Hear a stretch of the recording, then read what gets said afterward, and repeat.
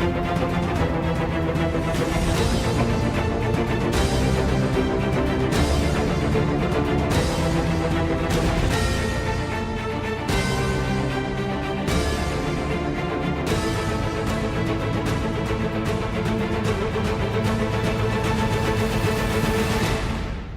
idea of doing it in Pune instead of, for example, Mumbai, is it something to do with the hotel, the venue, So sponsorship?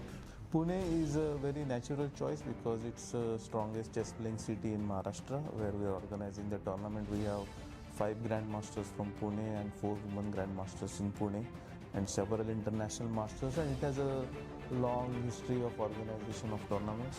So, and it has a good infrastructure, so we thought that it's a natural choice. Namaste. Welcome to round 6 of the FIDE Women's Grand Prix here in Pune, India. The players are rested after a wonderful rest day yesterday. The players got a chance to visit some beautiful temples, beautiful fort, beautiful everything, including a shopping complex. So they're well rested, had some fun activities, and today we have India number 2 and 4. That's Harika and Divya play against each other, a very interesting matchup. Other than this, we also have Zujiner leading the event by half a point, and today she plays against Vaishali Ramesh Babu. What's going to happen? Let's see.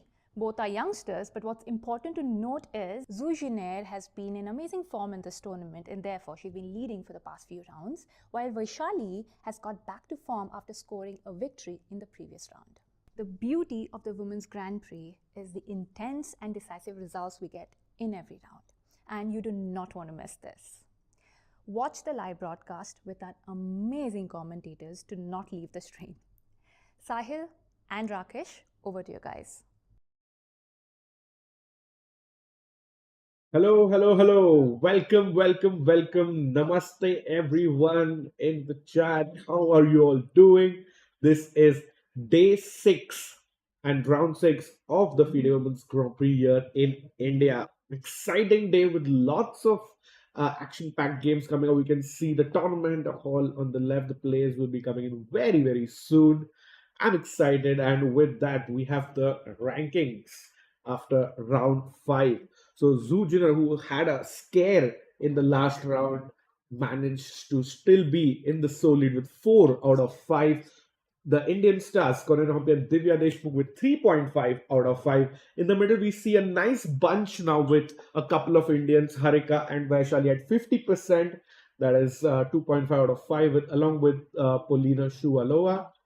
And after that, we have Salimova, Munguntul, Salome and Kashlinskaya round up the top 10. Kashlinskaya having just 1 on 5. We are hoping that she makes a comeback along with the others.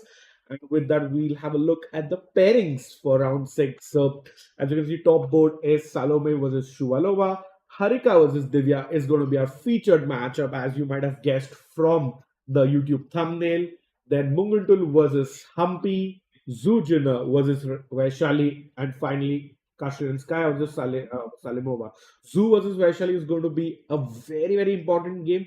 Can Vaishali get into the rhythm and gain momentum, after a very, very nice win in round 5, just before the rest day? So perfect timing there for Vaishali. And we're just seeing a few players enter.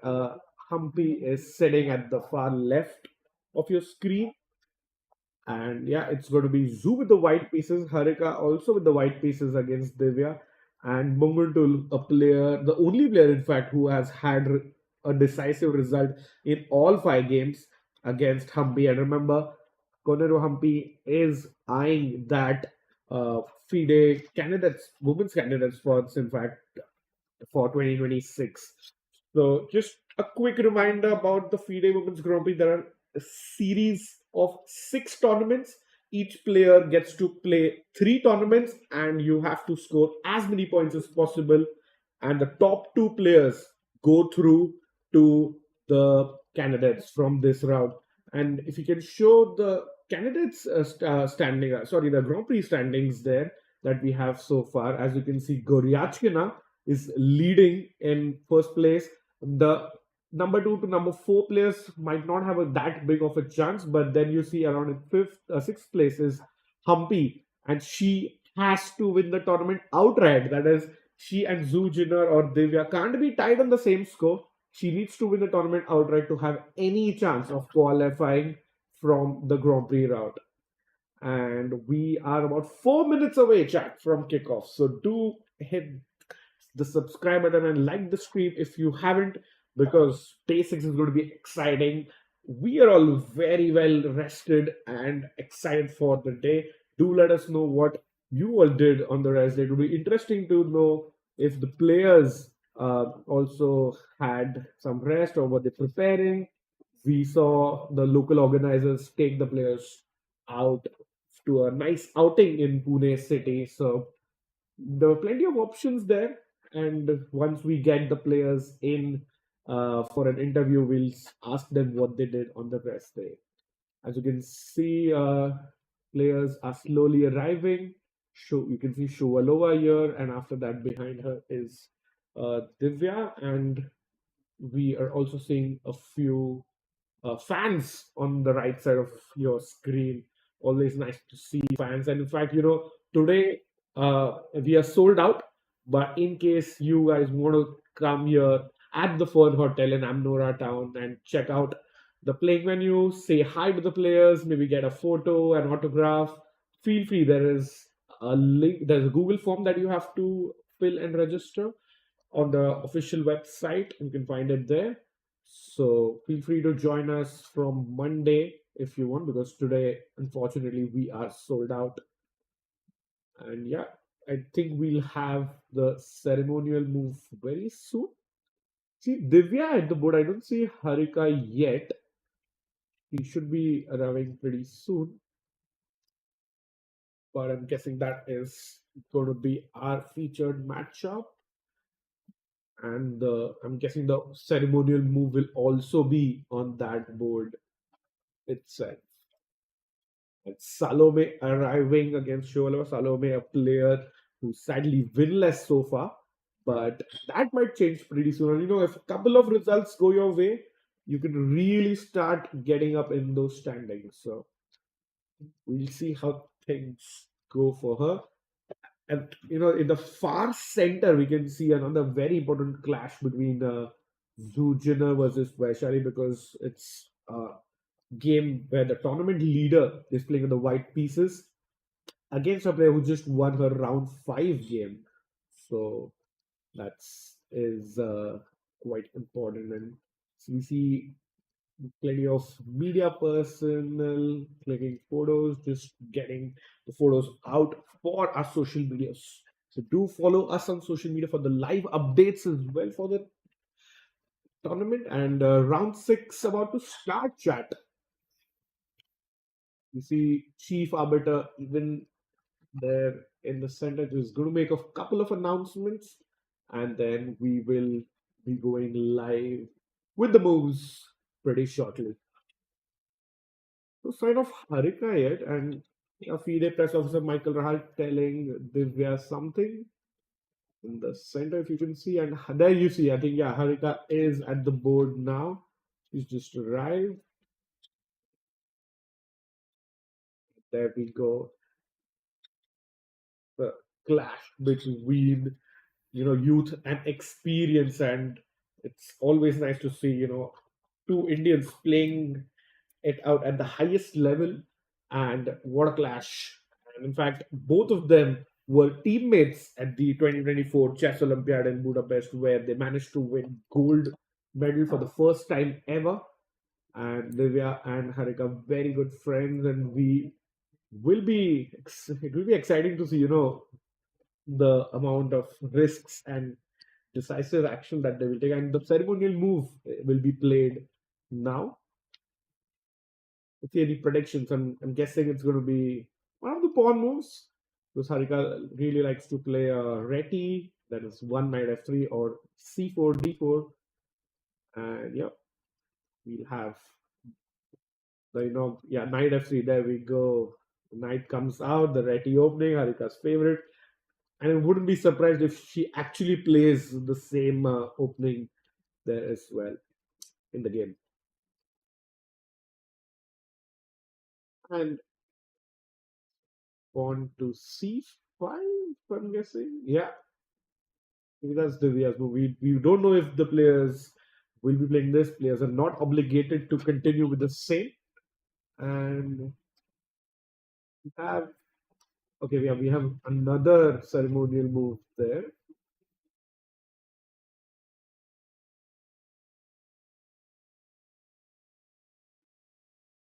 So yeah, chief arbiter stepping in. It's about time that we start.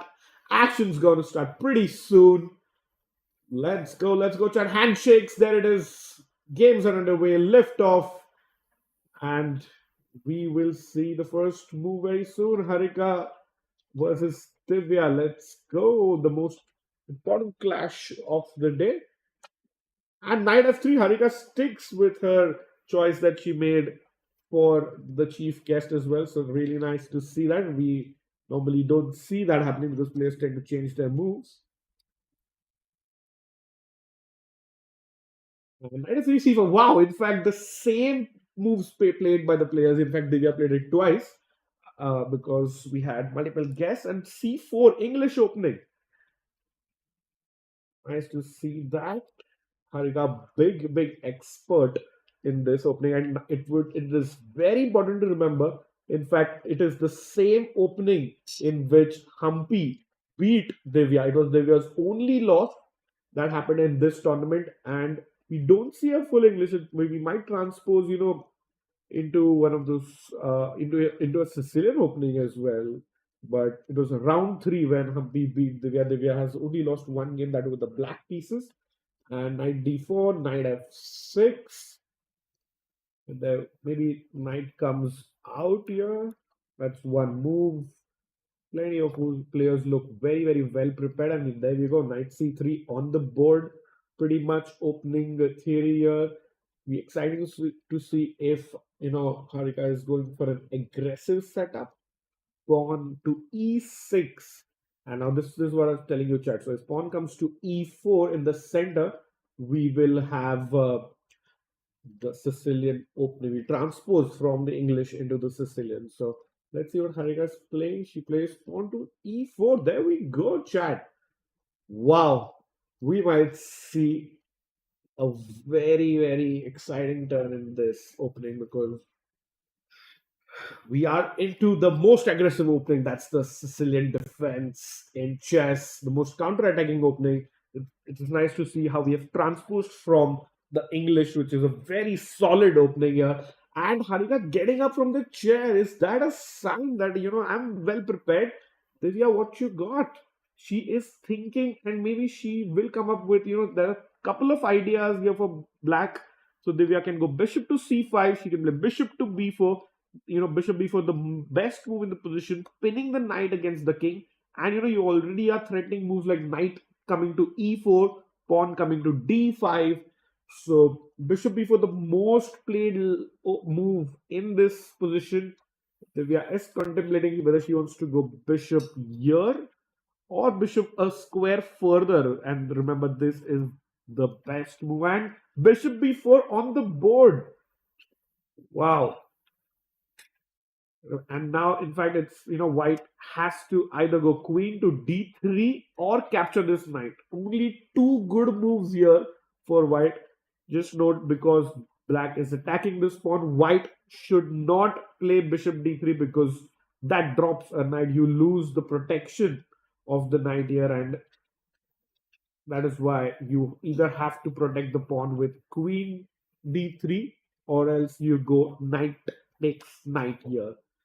Harika is back in her seat. We let her think about her next move. Let's quickly jump into Koneru Humpy's game, which is on board 3. That is Munguntul versus Koneru Humpy. Very important clash. Humpy having a chance to qualify for the Women's World FIDE Candidates Tournament. So very important event for her. She has to win the event outright.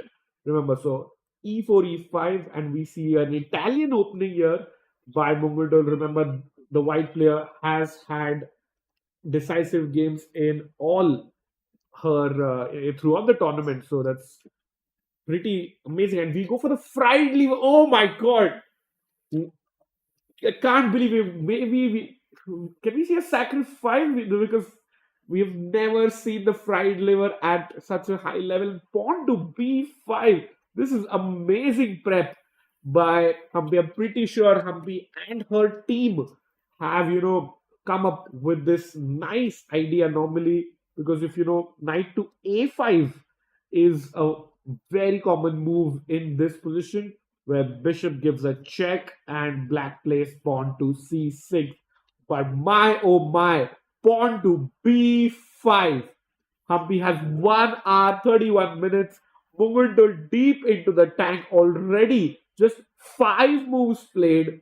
What a nice novelty. In fact, the best position, Chad, I know your coach wouldn't agree, even my coach wouldn't agree, nobody agrees, but the best move in the position is to come back with the bishop on its birth square. And she plays it. Wow! Munguntul has played the best move in the position, and it's bishop to f1. We've heard so many things about development, getting your pieces out, always never move the same piece twice in the opening. But here Munguntul does not drop back the bishop 1 square, not 2 squares, but where white could easily castle on the next move. But in fact, the bishop drops 3 squares back to its birth square, because it's important to always have the option of protecting this knight with pawn to d4. That's why you don't block it with bishop to d3. And we see Humpy playing knight takes d5 immediately. Remember, the queen is attacking the knight. In fact, if Chad is wondering, pawn to b5, what happens if black loses a pawn after white captures bishop takes b5? Black simply captures the pawn in the center, attacks the bishop, attacks the pawn, and it is good for black. So, white side is, I go back 1 move, no worries. You capture the pawn with your queen this time. Remember, now if you capture the pawn with your queen, white has this nice tempo, attacks the queen, attacks the pawn. So this was Munguntul's idea. And in fact, once Humpy is forced to take with the knight in the center, now the bishop is eyeing this pawn. Now, very likely we might see bishop takes pawn in this position. So nice opening idea by Humpy and her team. We'll see how successful this is.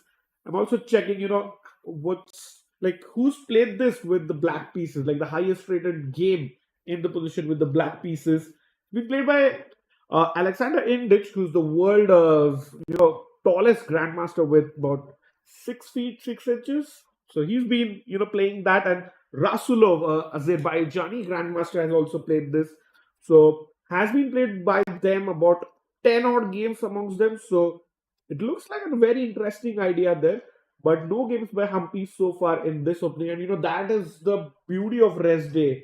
People, you think, what are the players doing on these rest days? But it's like working super hard, trying to come up with some opening idea, that will put your opponent in some problems. And we see Humpy doing exactly that. We see Munguntul play really fast, but if she's thinking already on the 5th and the 6th move, I think Humpy's opening was a success. So we let white think about her next move. We are anticipating that white should play bishop takes pawn, but while she thinks it's a good time to hop around and check out some other games, especially of the tournament leader Zhu Jin versus Vaishali, where we see a very solid opening. We start off with the Sicilian and then the Rosoli move. In fact, if pawn comes out to d4, this is the open Sicilian where white makes her intentions clear that she wants to play for a win or play attacking chess, whereas the Rosoli move is a positional line. White's happy to try and push slowly and just play a nice positional game, trying to make use of some solid chess, playing important moves, and a double pawn incoming for black. So bishop b5, pawn to e6 by Vaishali. Zhu Jin immediately takes the knight. Normally you do not give up the bishop for a knight, but the whole idea is because black has to recapture. Look at these two pawns; they don't look that great, and that is white's point that I have given up my bishop, but your pawns are not looking great. So pawn takes and Zoo plays pawn to b3. The idea is I want to get my bishop here, which is the longest possible diagonal on the chessboard for the dark squared bishop, and really happy with the bishop coming to b2. So if white plays the normal looking pawn to d4 or d, then it just undoubles the pawn. So why did you give up your bishop? And if you go pawn to d3, then this diagonal isn't that long. So nice idea by Zhu. She plays pawn to b3, getting the bishop to the long diagonal, and Vaishali plays pawn to d6. And now we're still in prep, still in opening territory, but Zhu Jina is surprisingly thinking after this, because it was her choice to play the Rossolimo in this opening, and I'm I'm actually shocked that why is she thinking now there should be some prep, otherwise you don't play the Rossolimo, you don't play pawn to b3 here.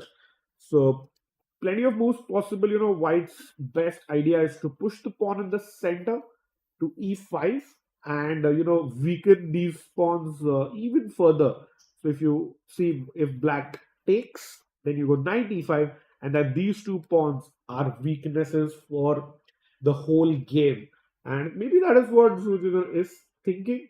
And let me check if d6 was the best move. It was the third best move. So knight coming out to e7 and pawn coming to f6. Like I said, this was the longest diagonal possible for the bishop, and black is trying to make a wall against it by putting the pawns on f6, e5, and g7. So Zujina still thinking 1 hour 24 minutes. It's the first thing of the game. Already 5 minutes down within 5 moves. So the tournament leader, who had very, very topsy-turvy game. She was close to lost, then she was winning, then it was a draw, then again she was close to lost, but she still kept fighting for the win, not even trying to draw the game. But finally against Salimova, the game ended in a draw, and she was in the sole lead. The tournament would have blown wide open if Salimova would have managed to convert that, but sadly she couldn't. Otherwise, we would have seen Divya, Humpy, and Zujiner on the same points. That is 3.5 out of 5. That is 3 wins and a draw out of 5 games. But it was good defense by Zujiner, and that is why she is on 4 points, half a point ahead of the trailing pack. And Zhu has 4 out of 5. She's playing the white pieces, and her next few games are quite tricky. In fact, she's going to play a hat trick of Indian players. Remember, Zhu beat Indian star Harika in round 1, but now she's playing Vaishali. After this, she plays Humpy and then Divya Deshmukh. So the task is not easy for Zhu Jiner. She's going to play 3 very, very strong Indians. It is almost like an India versus China match at this point, because Zhu has to play 3 strong Indians. And in fact, 2 of them trail her by just half a point, and she has to make sure that she still maintains her lead. So she's in the tank. So let's switch around to board 1. In fact, let's see a game between Salome and Polina Shuvalova and how that transpired so far. So if we can go to Salome's versus Polina, and there we have it. Alina is at the boards. No, the board one, not this camera. Salome versus Polina, please. Yeah, there we go. So in fact, Salome is not at the board. She started out with pawn to e4, the king's pawn opening. Sicilian here, plenty of Sicilian. It's looking great today. Looks like this is our third Sicilian of the day. So pawn to d6, the Alapin variation once again that we've seen. Remember, pawn to h3 is a nice waiting move by white, because if you capture the pawn in the center, it's a blunder. because always look out for these checks. A check, and you pick up the knight here on e4. So of course Paulina didn't do that. She goes pawn to g6. Bishop d3. Bishop has to protect the pawn, and then the bishop will drop back, and white will push the pawn. Castle, knight to c6, and it is white's move here.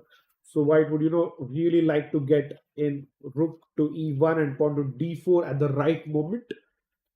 And she plays pawn to d4.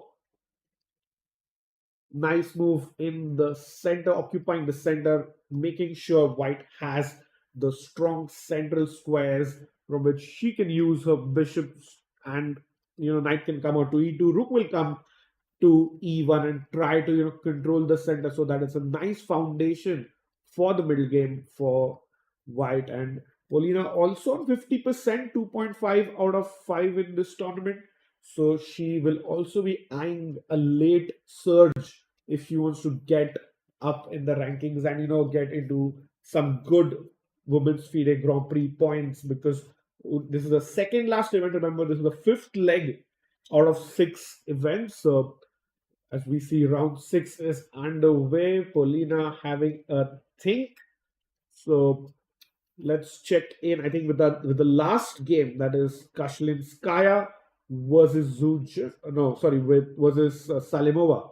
So if we go to that, it looks like a Petrov. Let's see the game from the start. So pawn to e4, yeah, as expected, the Petrov defense by Nurkiol here, showing that she is, happy with the draw, or just playing solid chess. No Sicilians here, but it is Kashlinskaya, who shows that she is in no mood for a draw. She has had a very slow start to the tournament, but she got a rest day, and now she wants to make a comeback. She just needs that one win, that will get her confidence right up. So making her intentions clear, she's going to castle on the opposite side. We saw this in a couple of games. It was Kashlinskaya did this against Munguntul as well, where she took extra risks, castled on the opposite side to get some attack going. And after knight to d7, there we see both the kings are on opposite sides of the chessboard. This means white is going to push her pawns here on the right side of the board, trying to get some open files and then deliver a checkmating attack. Whereas now Salimova also has to start pushing pawns on the left side of the board. So very interesting game. I'm predicting we are going to be having a result for sure in this game, because the Petrov, even though it's a solid opening, but once kings are on opposite sides, we are going to see some attacking play there. Interesting to note, Salimova has 1 hour 33 minutes on the clock. It's more time than she started out with, whereas Alina has been thinking for 11 minutes. So very standard position. Opening theory is well known about 4-5 moves after this as well. But she is still thinking. Maybe she has an idea. Maybe she wants to do something different. But white is, thinking something. First, I feel there has to be some idea that she wants to come up with, because rook e8 is the most standard play, and we have about 38 games where white starts on bishop to c4 or pawn to h4.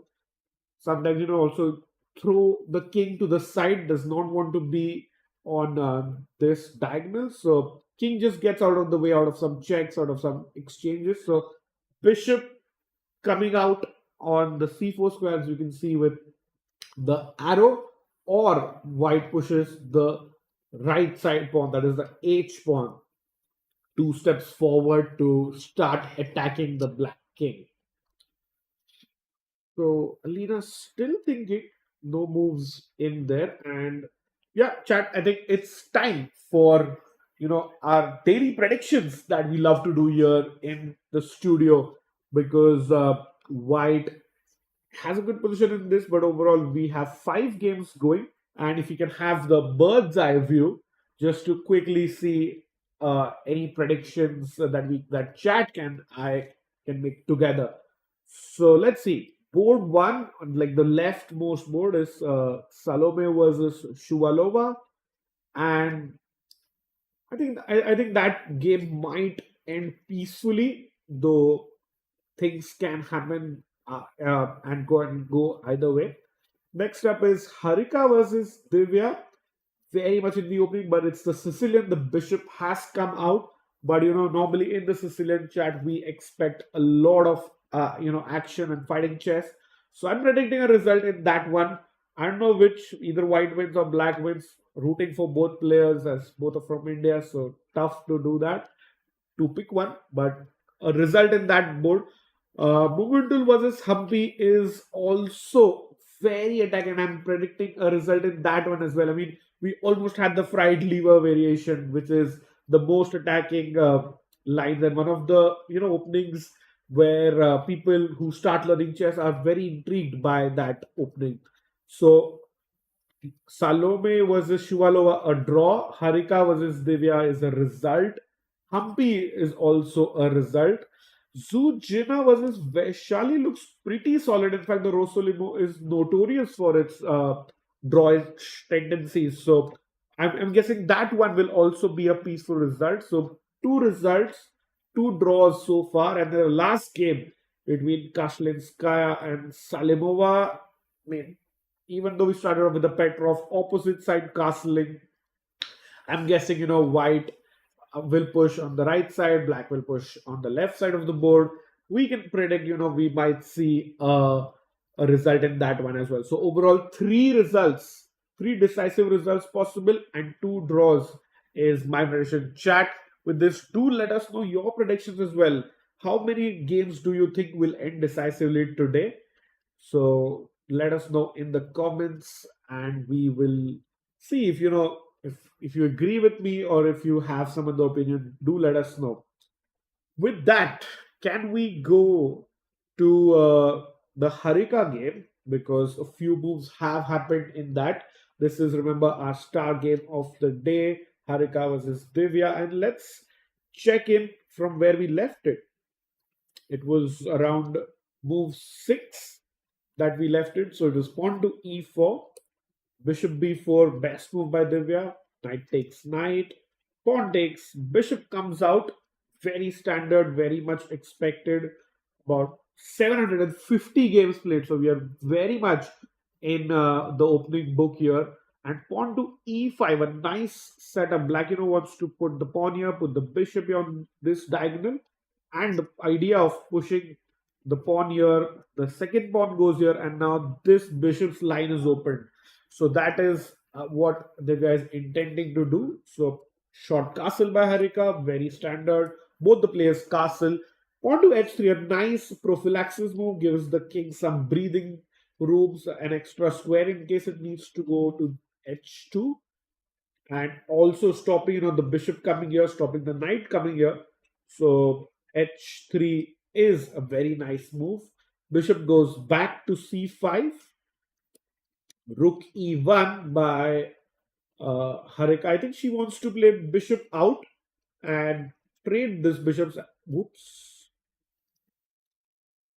White wants to play this, and once the bishops are traded, Harika wants to play rook takes bishop and maybe swing the rook across to the right side of the board.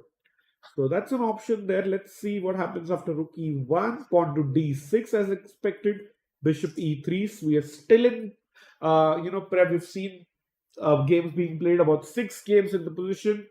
Divya captures the bishop on e3, and rook takes e3, and bishop comes to e6. And I think, yeah, that's the live position. We see Divya is walking around, Harika deep in thought. She's trying to figure what's the move. We have only one game where Alexander Fia, the Brazilian grandmaster, won the only game in this position so far, and it was played in 2021. So fairly new idea here, and I think White's intention is maybe clear. Maybe go here on the right side of the board with the rook, or just simply play queen up one square, bring the other rook into the center, and try and target, this pawn that's kind of backward and is alone in the center of the board. And white has a nice trade-off. These pawns are strong, so black cannot really push this backward pawn. So let's give it a different color, because there you go. So those two pawns are kind of clamping down on the d6 pawn, but because of these two pawns, our bishop, the white bishop on d3, doesn't have a good diagonal. So it's a trade-off between that which white has accepted, and white will be intending to just put pressure along the D line, because this is where the game might be decided. And we're about 13 moves in already, and both players have thought for about 5 to 7 minutes. So slowly getting out of prep in that game. Let's see. Oh, we have to go to Humpy's game very quickly, because a very interesting situation has arose, because Munguntul, who has played decisive games in every round so far, is you know let me chat. Can you tell me what is White's threat here? Let's say black plays something like h6, just a waiting move. I'll give you a couple of seconds before you figure out.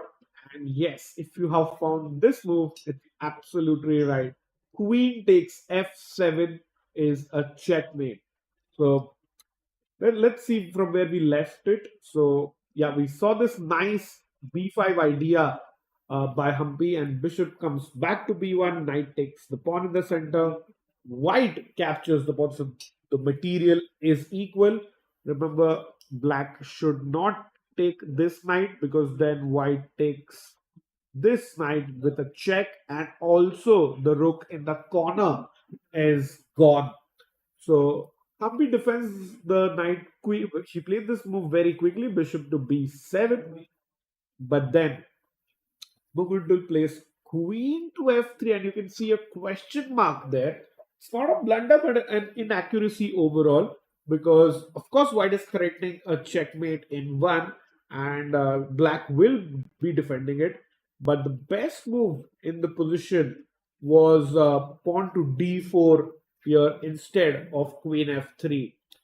So I mean, I don't think there have been any moves played after queen. No, in fact, there are a lot of moves. Wow, I'm surprised. Wait a second. Sorry.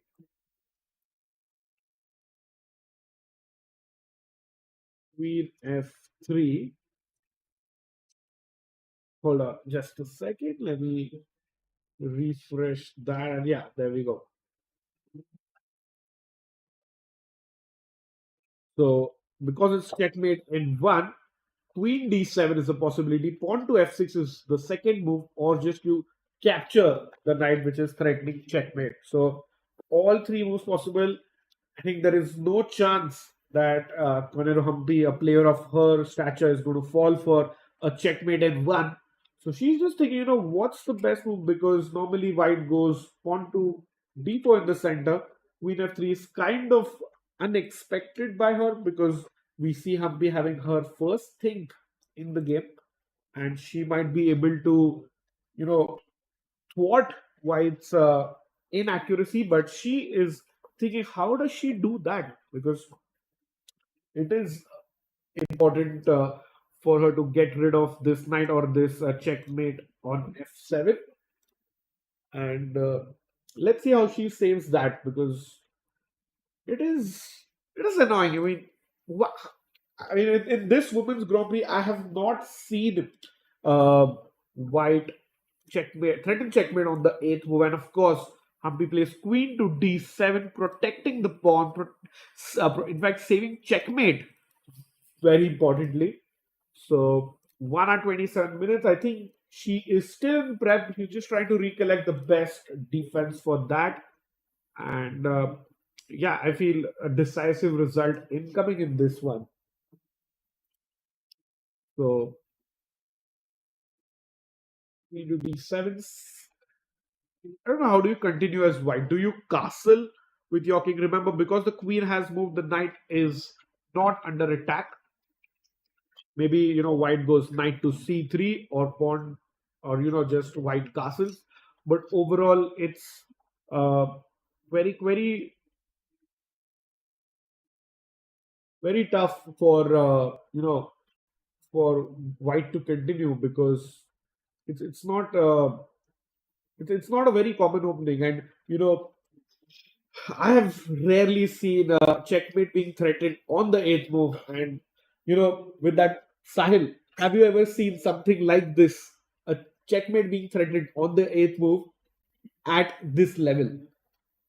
That is incredible. And what a day, what a tournament it's been, Rakesh. And just joining in, what important clashes. Harika against Divya, Salome against Paulina, Munguntul against Humpy.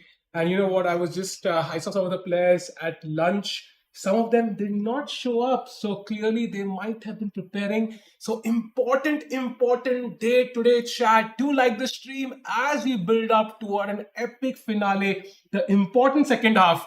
And Rakesh, whenever we can have the bird's eye view, would love to go through all the games once. Which game has been the most exciting so far, according to you? I think it is the one which we were already showing, chat, that is Munguntul versus Humpy, because we saw the fried liver variation. So Wow. I mean, and look at this idea, pawn to Oh. b5, very, very interesting there. A new idea by Humpy in the position. I remember seeing this b5 move somewhere. I don't know where it was, in a Gotham chess video or somewhere. But now bishop f1, knight d5, bishop b5. So this is very beautiful. You don't take instantly. You come back to f1, tempt knight d5, and now you take. This is top level chess. Sometimes it's so hard to comprehend for somebody like you starting out. Why did I not take it directly? This is just a free pawn. But if you take it directly, queen d5, and now both these, everything is attacked. So very, very tricky. And now we have queen f3, and it's a question mark apparently, Rakesh. Yeah. But I mean, it's an obvious threat, queen f7 mate. So queen d7, and it feels like Humpy, who only took 4 minutes here, is probably prepared with this. Pretty sure. I mean, it is her prep. And Sahil, as we can see, the bird's eye view. Yeah. So I know you're just joining in, but my prediction is 3 decisive results. And I'll just walk you through that. Uh-huh. So the leftmost board, that is Salome versus Paulina, I think it's pretty equal. Position is looking very stable. It was a Sicilian. 3 Sicilian games, by the way, which is very rare. Harika versus Divya, 2 Indian stars are featured clash. In fact, on our YouTube thumbnail as well. It started off with Reti and Sahil. It was a great clippable moment, because normally, players play tell the chief guest one move, and then they play something completely different. But in fact, Harika and Divya both played the same moves in the inauguration, in the opening ceremony, and also in the game as well. So that was really nice. Started off with a Reti English opening, but has gone into the Sicilian defense.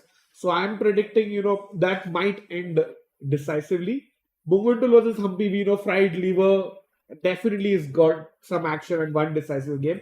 Zujina versus Vaishali is a game, again, a Sicilian, but Rosso liver, so kind of positional there. So I'm predicting a draw in that one. And lastly, Kashlinskaya and Salimova, 2 very attacking players, opposite side castling. So that's my 3rd decisive game, Sahil. Very interesting. You said, both players, kind of played the move which they mentioned for the inaugural move, right? Yeah. That's the power of light at the chess sometimes, Rakesh. It can change the perception of players. As of now, I kind of agree. I think I can see the bar already up and down in a few games. Game 1, Game 2, Game 3. So I am expecting, in fact, 4 results, because players are coming back after a rest day, where they actually, must have prepared heavily. We did not even see all the players go out for the outing and so on. So some stay in the rooms. That means they must have been preparing opening preparation, maybe tactical preparation, looking at the opponent's games, what they've played in this tournament, and kind of restocking the situation. Okay, what has happened so far? What weaknesses my opponent has? And I am going to predict 4 results yet again. So Rakesh, today we'll have a tiebreaker. Who takes the lead in predictions?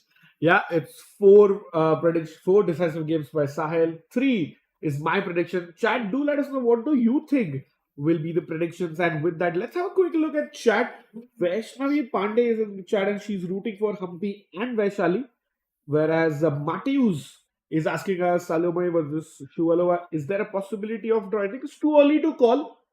We are almost just 30 minutes in, so all results are possible. And Nilesh is saying best wishes to all the participants for round 6. And yeah, Sahil, you mentioned the rest day. What did you do on the rest day?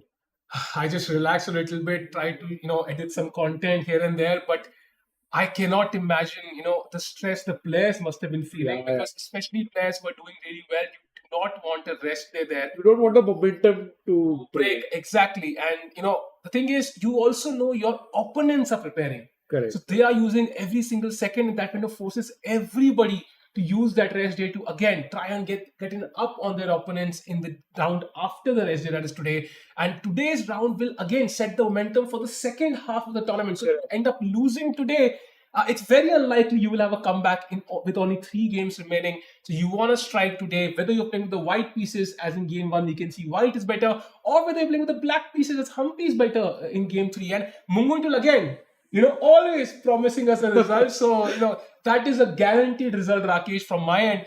And I'm again going to stick to my 4 result prediction. Yeah, sounds good. And with that, let's head into our featured matchup. Harika versus Divya. Sahil, your thoughts on this position currently?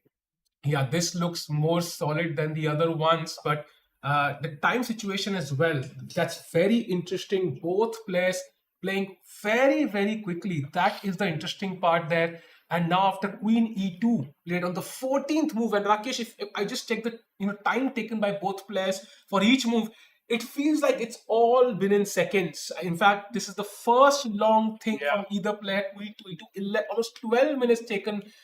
So I think we are set up for an interesting clash, even though this looks roughly balanced.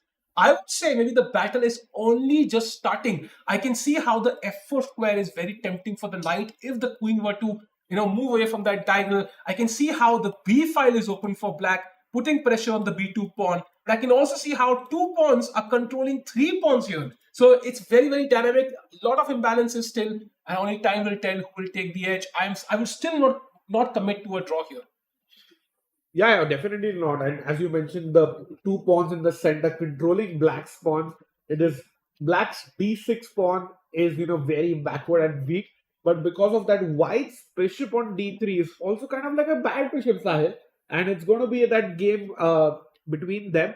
White's rook in the corner is going to come in the central file. So that will be looking good for Harika. And Divya having her first thing of the day, Sahil. Yeah, and we can see time situation is roughly balanced. By the way, Rakesh, so we look at the players coming up with better prep after a rest day. So, I mean, it's very difficult to choose, right? Somehow, do I attack here? Do I kind of play solid as black, as white? How much should I push? I already know if I lose a game, I have no chance of winning the event. So, how do you kind of approach this? Do you kind of say, okay, rest day or no, I just want to play normal chess? Do you kind of come more aggressively after a rest? I would choose more aggressively, because you're well rested. You want your tournament to end well, as they say, all's well that ends well. So even if you are maybe in Kashlinskaya's position, you bottom of the standings, but you want to end the tournament well, have good memories from your tournament. So, but if you're in Divya's position, you want to win. Sahil, you are at 3.5 out of 5, just half point behind the leader Zujina. So you really want to try and push, but with the black pieces against a stronger opponent. And so, Sahil, I don't know how tough is it for you, but Divya and Harika, as we know, part of India's gold medal winning team. It's tough to play your friend or your teammate, right? Yeah, I have no gold medals and no friends, Rakesh. So I don't know exactly what that dynamic is. But as of now, I can guarantee you that these two players are absolutely focused. They don't care who's sitting in front of them. They just want to win. Of course, I think they will end up playing in the same team potentially again in the Olympiad next year. But in that moment, you're in one team. You all can win together. But here, unfortunately, there can only be one winner. True. And let's try to think of some moves, for black here. If we just go back one move, Sahil, before you came in, I was, play bishop e6. So yeah, there were some trades in the position. So I was thinking about maybe playing queen up 1 square. If you just make that move, but just bring the other rook in the center. Yeah, putting pressure on this pawn. But once you came in, and as soon as you came in, you mentioned a very nice point that the knight wants to come to that f4 square.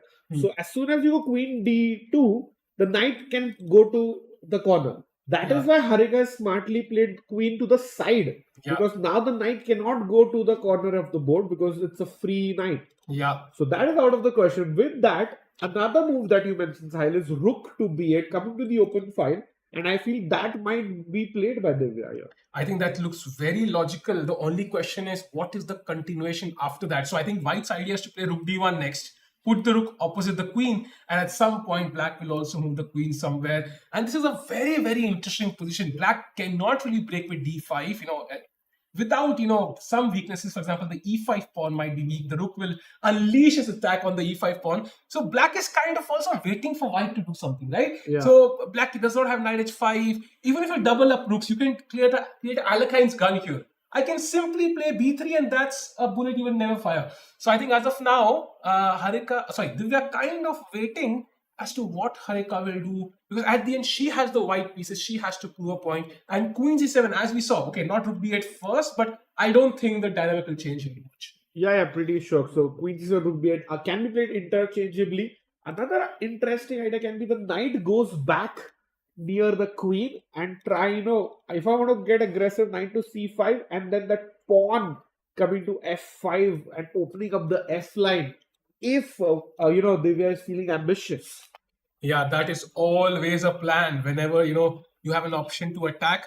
But of course, this center is quite open here as compared to a King's Indian setup. So Black will have to be extra cautious. Once you play f5, there can be weaknesses, but they can also be potential. So it depends on the position. As of now, Black developing the queen, connecting the rooks. Let's just develop all the pieces first. That's what Harika, Divya is thinking. So queen c7, very decent move. And now White has to place her rook somewhere.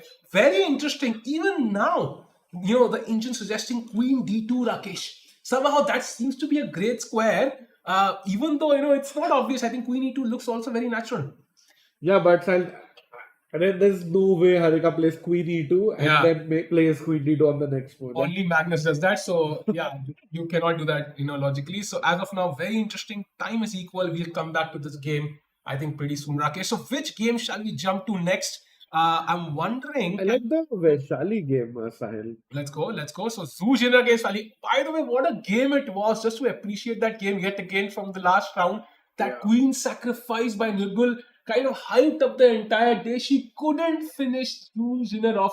Do you think every player in the tournament on the rest day had that thought at least once? Nirgul, you should have converted that game, yeah?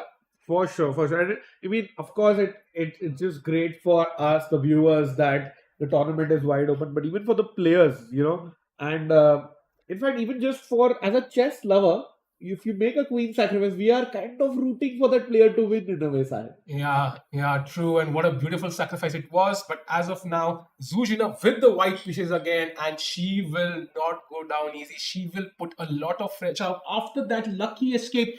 That gives you confidence, Rakesh. I can escape any position, even if I'm completely lost. I'm going to come back, and with the white piece, if she wins today, and if Humpy as well as Divya, other players cannot catch up, do you think with 3 rounds to go and a potential 1-point lead, this could just be a losing domination? I agree, Sahil. And if you just click, because on Chess.com events, it's a very nice feature. If you click on the player's photo, you can see the results in the past and look at those clashes in the next 3 rounds. Hat-trick of Indians for Zujina. Wow. He has to play Divya now with the white pieces, but then black pieces tomorrow against Humpy and then white pieces against Divya. Yeah. So 3 Indians, 2 of them who are just half a point behind. Very crucial games for Zujina here, Sahib. Yeah, very important. And today's game counts for a lot. So if she can have a good start, then that would really help her. The bigger the lead, the better the chances. Yeah. So very interesting game as well. And if you have a look, e5. So this is a very nice thematic idea. You kind of break this pawn mass that black has. If, for example, black takes, knight takes e5, you see how these 2 pawns look incredibly weak. And after white plays d3, this pawn is going nowhere on c5. Imagine, let's say, a normal move. I don't know. Just to kind of highlight bishop b7, pawn to d3. This pawn can never move. And now I will heavily pressure this pawn. Maybe knight comes to, e4. The bishop comes to e3. And I will just attack this pawn with all the force I have. And you will have to defend it for the rest of the game. So as of now, I do like white's position here. Yeah, and D5 is something what they call a positional blunder.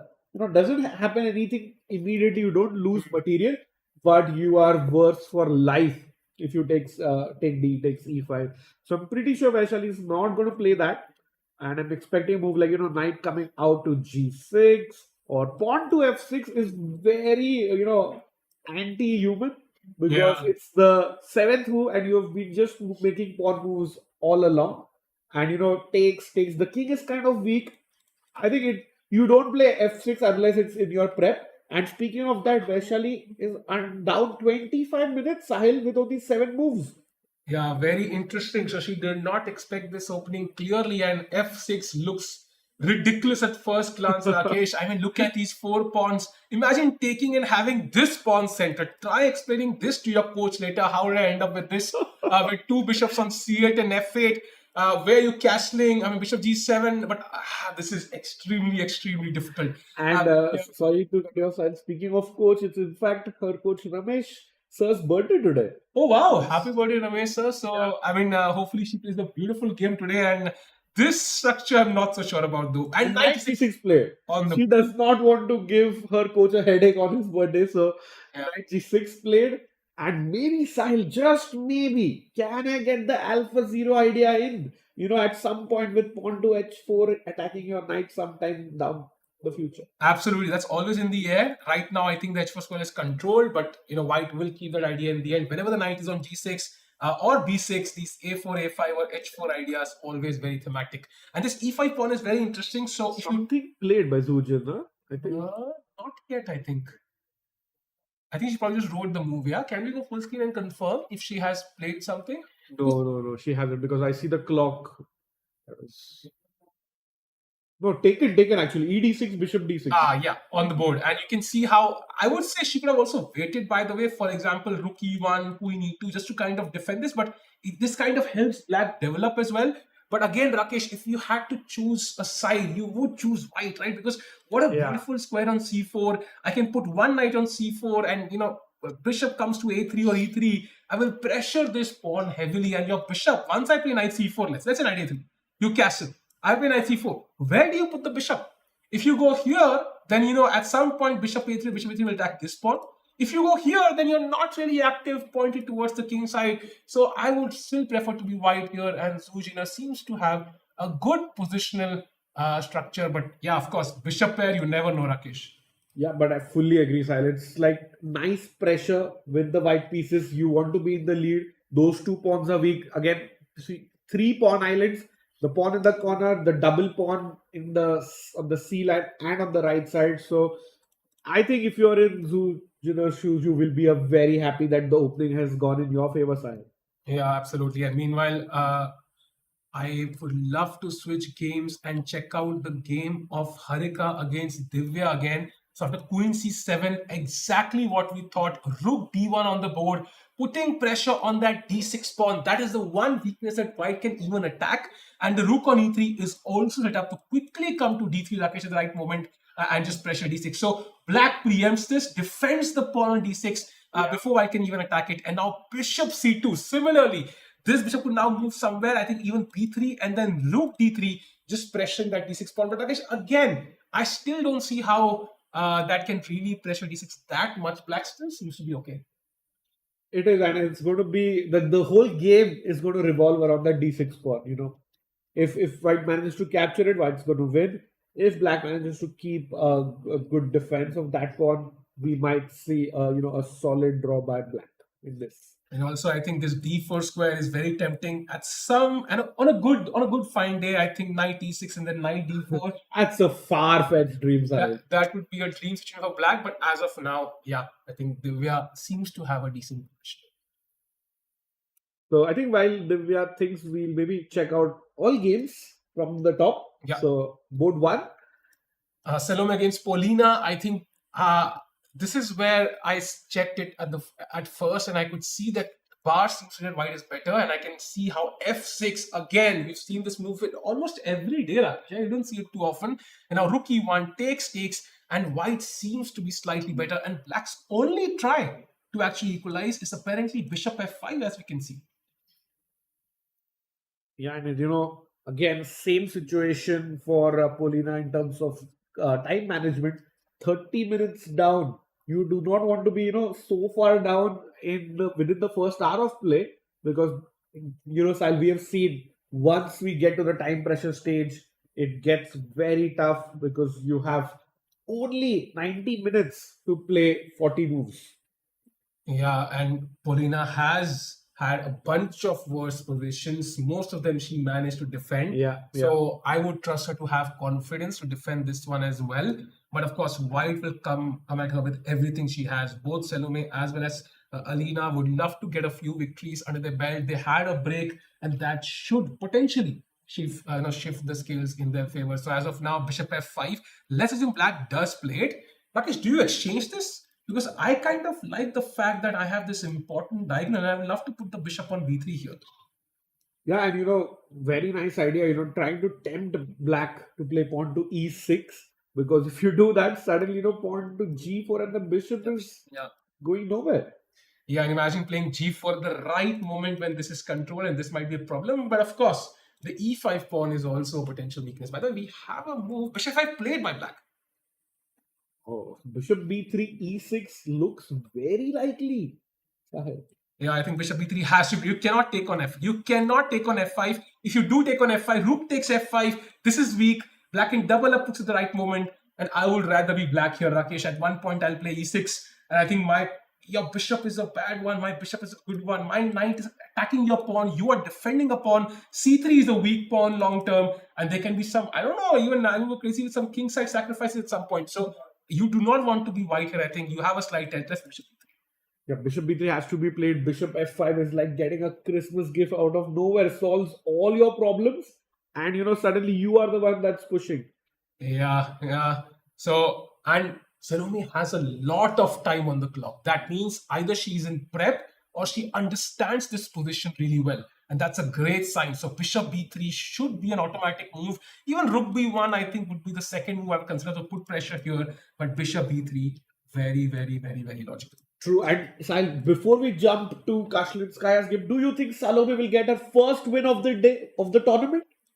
If she plays bishop b3, I'm going to say yes. So this move for me is the decider one because Black is 20 minutes behind. That's a lot of time right now. So bishop b3, putting on the pressure should be amazing.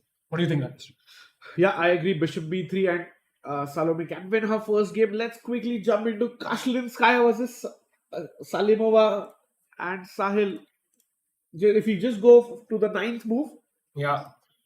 Why does Kashlinskaya always love to castle on opposite sides and give us a lot of, decisive games?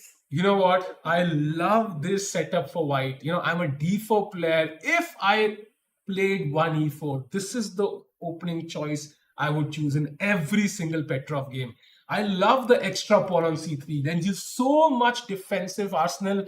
Any attack Black can throw at you does not open a file for you, keeps your king safer, controls some important squares as well. And I like how the bishops get in the game very quickly. You have a very free hand with some sort of attack. And I think Alina is absolutely right here, putting the king on the opposite side. She wants a victory under her belt. Now comes rook e8, bishop c4. Look at the f7 point. I can see it's oddly sensitive. Knight b6, bishop d3 back. Very interesting, okay? So why not bishop d3 directly, and why bishop c4, knight b6, and then bishop d3? So I think the idea was you were trying to hit the f7 square with bishop c4 and knight b6, and now bishop, you don't want to go bishop b3 now because c5 or a5 you get a tempo and the bishop is kind of trapped on the other side of the board. If you had gone bishop d3 immediately, Sahil, now the knight comes to c5. Yeah. And where does the bishop go now? Because bishop c4 now, Black plays bishop e6, challenging the bishop.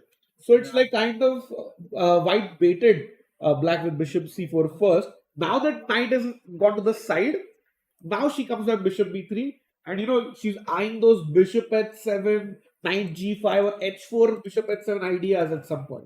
Yeah, that's a brilliant explanation. I think a brilliant idea from White here, just to keep that bishop alive. This is an attacking star for White. So now comes d5 and knight to g5. What a move. Of course, could have started with pawn to h4 as I well. like that. I love this move, and now black is under huge, pressure because bishop g5. First of all, bishop g5, your queen is under attack. I have the bishop pair for the endgame, and I still have open files. I still have some sort of attack. And for example, you play queen to d6, trying to save your queen. I attack a queen again. Your queen goes back, and now rook h e1, and white's position is so harmonious here.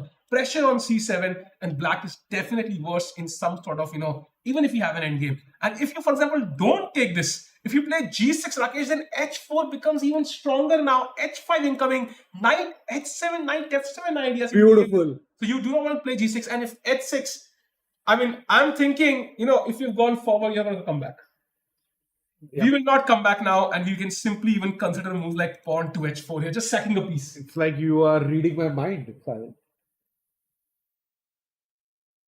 And I feel, things are going crazy everywhere because after h6, bishop h7 check can also happen.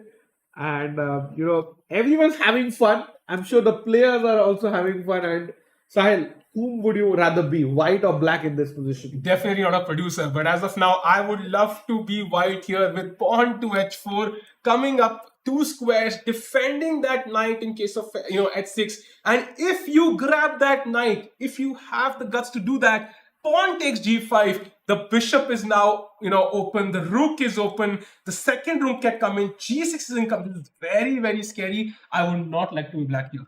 Absolutely silent. Salimova played that amazing queen sacrifice but couldn't convert. Maybe that's on her mind. Kaslinskaya had a disastrous first half, but she had a nice rest day and she might be, looking in full gear to come up with her first win of the tournament.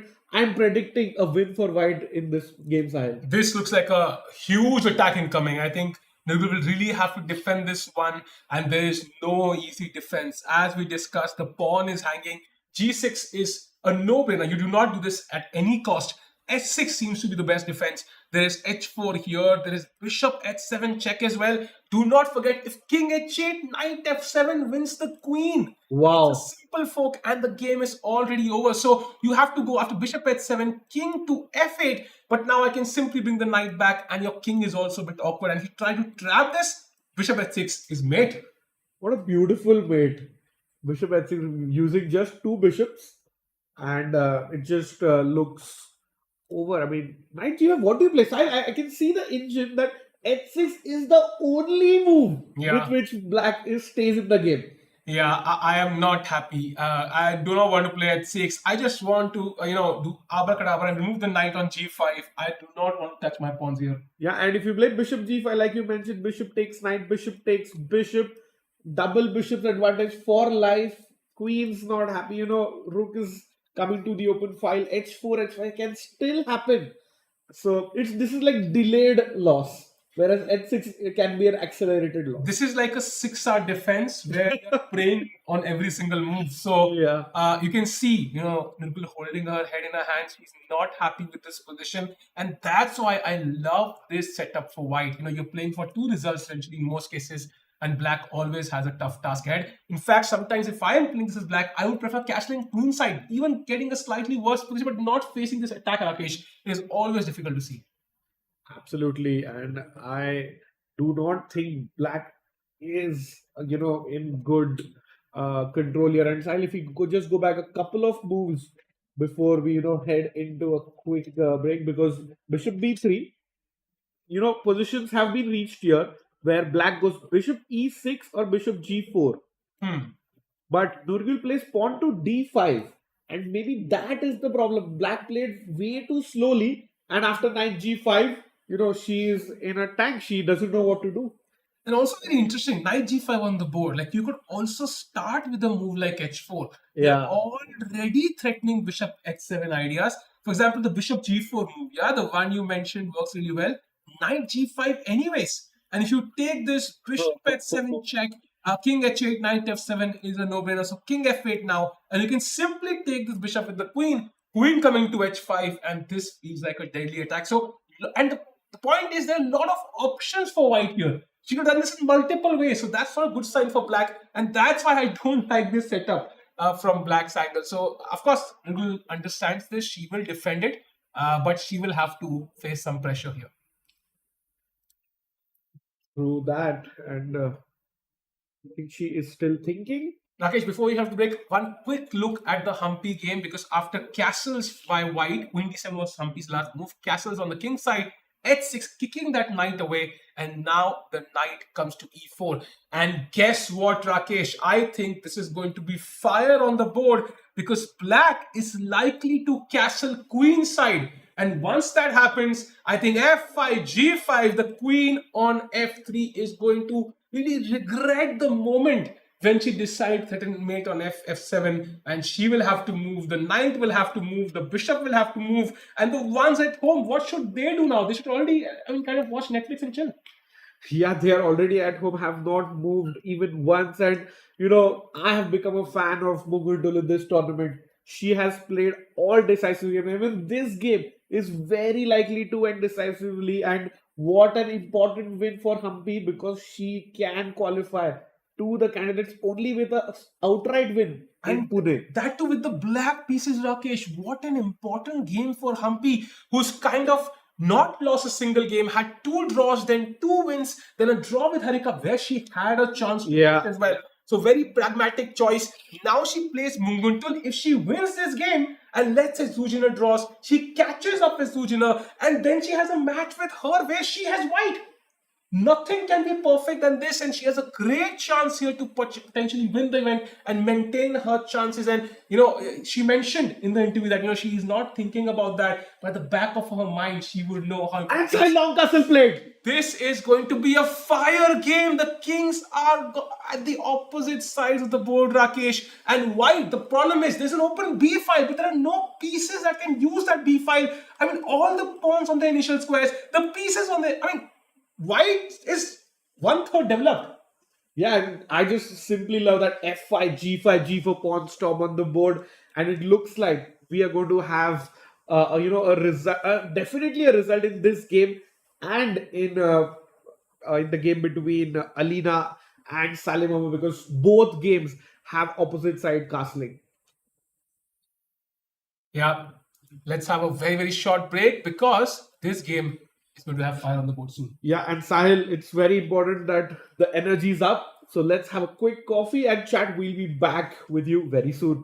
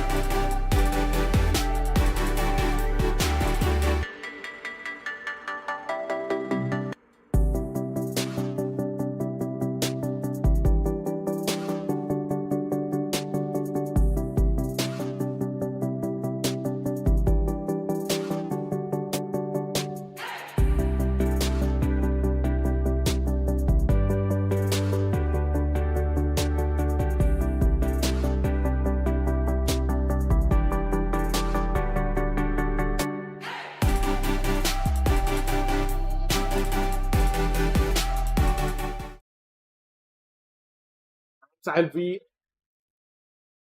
we are live after a short break, and action has not stopped because if we quickly jump into Humpy's board, we see N6, Knight E4 played. And wow, I think our plans, the arrows that you showed, chat, that might be happening very, very soon, Sahil. And of course, white has played knight b to c3. So she really wants black to exchange this on c3. And if black were to be cooperative, look at the bar jump up, Rakesh, in one move. Because now I have removed your active piece for my undeveloped one. I will open up my bishop with the tempo. And in fact, I can even take with the b pawn. And we were just talking before the break how there's no open file I can utilize. And now she does actually have one. So Humpy needs to be absolutely precise here. She cannot take this knight on c3. She has to keep that solid center. And in fact, she can play a move like a6. She can play f5. Very, very logical. But she can also play knight d to b4, which seems to be the best option here, avoiding all trades. And next you go pawn to f5, kicking the second knight away, and bit by bit, you can kick all the pieces and the developed ones away. So white will be in for a world of trouble. So I think as of now, Humpy seems to have an edge. She is behind by 11 minutes on the clock, so she needs to be, of course, fast, but I think she has a great chance here to win. And of course, Munguntul will always keep the game spicy, so we will very, very likely see a result here. Yeah, and knight b4 on the board, Sahil. The best move in the position. Yeah, Humpy understands this position very well. I think Munguntul had this as her preparation. In fact, she was walking up to lunch today when I was also in the restaurant, and she just walked past the restaurant, then came back. She was that involved in her phone, maybe preparing some lines or something. But yeah, she's very, very aggressive at the board, as we have seen. And knight d4. What's the best defense here, Rakesh? Because c2 is right now hanging. You cannot easily defend this pawn. You don't want to lose it because then the d4 square also becomes. Imagine knight c2, knight d4, or the second knight at some point after the spin has been removed. So I think you have to defend this. And maybe bishop a4 is the best way to do it. But now f5 attacking that knight, and things are going south for white, unfortunately. Exactly, and very fast. We are just 11 moves into the game. Yeah. I did not expect, this this position here, and if you are in Humpy's team or in Humpy's position, you will be very happy because it's been 2 games with the black pieces, one against Shuvalo, and now in this game that Humpy is getting those crucial wins, that too with the black pieces side.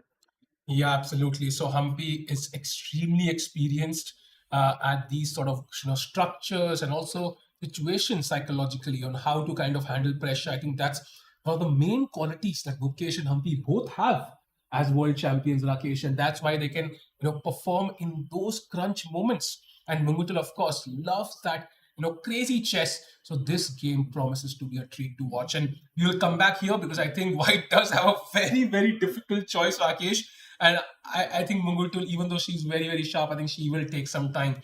Maybe it's time to go head off to the game of Zouj, against Vaishali, because why is the bar signaling that black is slightly better? Could there be an upset here? Vaishali taking down the tournament leader, and then we could have a new leader today, Rakesh. Yeah, very true. Vaishali giving her Indian teammate a big boost by beating the leader. In fact, it was this position, Kyle. Pawn takes d6 is kind of the start of the downfall in a way, because you allow the bishop to get developed for free, and then bishop comes knight to c3, short castle, pawn to d3, e5, and knight going back. And for sure, black is, like, we agree, those 2 pawns on the left side, the double pawns are weak, but look at black's next move, Sahil. It's not the move f6 that we normally see, but 2 steps further, and she has played it, Sahil. Wow, Vaishali on fire today. She realizes that dynamism is the thing on her side. She cannot play for structure. If you just sit tight and do not do anything, let's imagine black just waits. King h8. Then look at the bar go up in one move, Rakesh. There is no time for, if you give white time, let's say knight c4. Now again, that difficult choice. Where do I put the bishop? Do I put the bishop here? Then let's say bishop c7. Now imagine bishop a3. How do you defend this pawn? There is no way. So I think this is a very difficult choice, and Vaishali does not have time here. She has to strike, and that's exactly what she realizes. She is around 18 minutes behind on the clock, but I would say she has utilized that time very well. I absolutely agree, Silent. F5 making your intentions clear, and even though White has that double pawn advantage on the left side of the board, it is the two bishops where Black's counterplay lies. And Sahil, when you have two bishops, what should you do? That is, you should just simply open up the position as much as possible. So that is what Humpy is trying to do. And the light squared bishop is missing for White. So I'll guess what Vaishali is planning to do. Pawn to f4 and pawn to f3. And Wow. some sacrifices on the king side. If you are Zujina, you have to be careful because literally there are, except the rook, there are 0 pieces on the right side of the board for White. You're absolutely right. And also, just to keep in mind, Vaishali, in the standings is right now in 4th place at 2.5 points. She's 1.5 points behind the leader. So from her perspective, from everybody else's perspective, apart from the top 3 players, they need wins. Yeah. Imagine Zuzina loses all her 3 games. Even if Vaishali draws 3, she was still only tie with her. So that's the point. Somehow the top 3 players have kind of taken a huge lead here. True. So the remaining players have to strike. Be it Vaishali, Harika, Polina, Nirgul, Munguntul, Salome, Asal, they have to strike right now. So I think Vaishali is, if she wants to win the event, she's kind of playing at no risk and she can go for the initiative, go for the attack. If something goes wrong, it goes wrong. But if it works, she could potentially blow the tournament wide open. Exactly, and at least it feels like you tried something and you lost rather than just staying on the defensive. And this is a game that's starting to heat up. And Sahil, just maybe your predictions of 4 results is going to come true today. That would be amazing. And by the way, knight c4, I think, played on the board. Best move. And now the critical choice. You see, we have the same choice. You want to keep the bishop on this diagonal chat. Why? Because that's where the king is. So bishop can drop to c7 now comfortably. And if bishop a3, for example, Rakesh, the move we are worried about, now simply queen to f4. And if you grab this pawn, rook to d8. And this is more than sufficient counterplay for black, with both bishops pointed towards the king side. Let's say you play a normal move. You have scared of moves like e4, pinning the pawn. You play queen to e2, getting out. But what about e4 anyways? And look at the knight on c3 hanging, the knight coming to f4, the queen coming to h4. And somehow I feel black's moves are much more natural and they're much more deadly, even though white is materially up. Yeah, and it's like those 3 you see, there's almost everything covered on the c file. Yeah. 3 pieces for white, 2 pieces for black, and those 2 pawns. So there's like too many things on the left side of the board, but it's the knight coming to f4, the bishop that's open. I think it's close to losing for white. This exactly. Imagine you play d4, blocking this. Now you have defined the bishop, the knight. Now knight comes to f4. You have to move the queen somewhere. I don't know where you play it. For example, queen d2. You can see the bar go further down. I'm not shocked by that. Bishop e6, developing the last piece. Slowly but surely, there'll be a lot of tactics. And the idea could be just to take this, pawn takes, and queen g5. Yeah, let's show this to the chat. Yeah. Let's say I play rook a d1. Yeah, rook a e1. Let's say rook a e1. The queen is undefended. Now you take on c4. Yeah. Take on c4. Why did we give the bishop pair away? Because now there is queen to g5, threatening mate in 1. And if you try to defend this somehow, simply knight h3 check, and there's a discovered attack on your queen. So there are a bunch of tactics. And if you don't play g3 at some point, there will be also pressure on this diagonal at some point. So there's a lot of tactics in the air. And knight c4. White is pressuring this pawn, and also this pawn and this pawn. But maybe the king is the main problem of white. Exactly, and that is why bishop c7, preserving that bishop on that diagonal. You can of course go bishop back, to its more timid square style if you show that to the chat. Bishop e7, but this, equal. Yeah. There's like nothing happening here. You block the queen's path to the king side as well, and the e5 pawn is now potentially weak. And I think it kind of really is like, you're Superman, but you're throwing punches. I mean, you have lasers, bro. True. And Sahil, speaking of crazy chess, Can we go to Kashlinskaya's game because it looks like she has messed it up? Oh, that game where we were, so excited about White's chances. Knight F3 back. Why do I'm you so that? shocked. I think she wants to take on H6, Rakesh. Maybe that's the idea. She thinks that's winning. But Black, brutal force plays pawn to C5 and says, you want to grab that pawn, you're free to grab that pawn. But now if you do grab it, apparently C4 intermediate move is the problem. The bishop has to move from this diagonal and hence there is simply no attack. And Black will, of course, win the simple bishop f8, bishop g7, queen coming to f6, bishop coming to f5, and White will lose this game. So there's a lot of problems. And c5, what a beautiful find from Nirgul here. Yeah, Sahil, as they say, if or a flank attack is initiated, open up the center. You have to start counter-attacking. And that is why, Sahil, we were saying, do not care about the material. You go pawn to h4, try to attack, and because of this retreating move, looks like the tide has turned. And Salima, who played a great game in round 5, couldn't convert that one, but she looks on course to, get some counterplay and win this game, Sahil. Yeah, and following up, g4 played by White. So still going all in now. I think she realized that, she has made a mistake. So she does not wait for anything, pushes the pawn. If Black were to take this, that is possible. But I think simply, one of the rooks to g1, I'm not sure which one here. Let's say rook hg1. And if bishop f3 happens, then bishop h6 and the White is back in the game. So Black ignores this, does not capture this. I think that would be the best strategy forward. You do not want to give White an open g file. Maybe the pawn move d4, as the engine seems to suggest, is the best plan here. Not super natural though, Rakesh, playing pawn to d4. What else is Black's option here? Yeah, I think pawn to c4 is one, like continuing with her c5 idea. Of course, not looking great as we can see on the bar. But I like pawn to d4 also because, they say open up the center, because the idea is White will play on the right side of the board trying to open up some files. In turn, Black says, wait a minute, I also want to open up those files. What do you do against that move? I'm threatening to capture a pawn. I'm also threatening to play pawn to c4. And let's say you ignore my threat, you push the pawn on h4 side. And here, I simply have options like queen to d5, hitting your knight, hitting your pawn in the corner, and also threatening checkmate in one.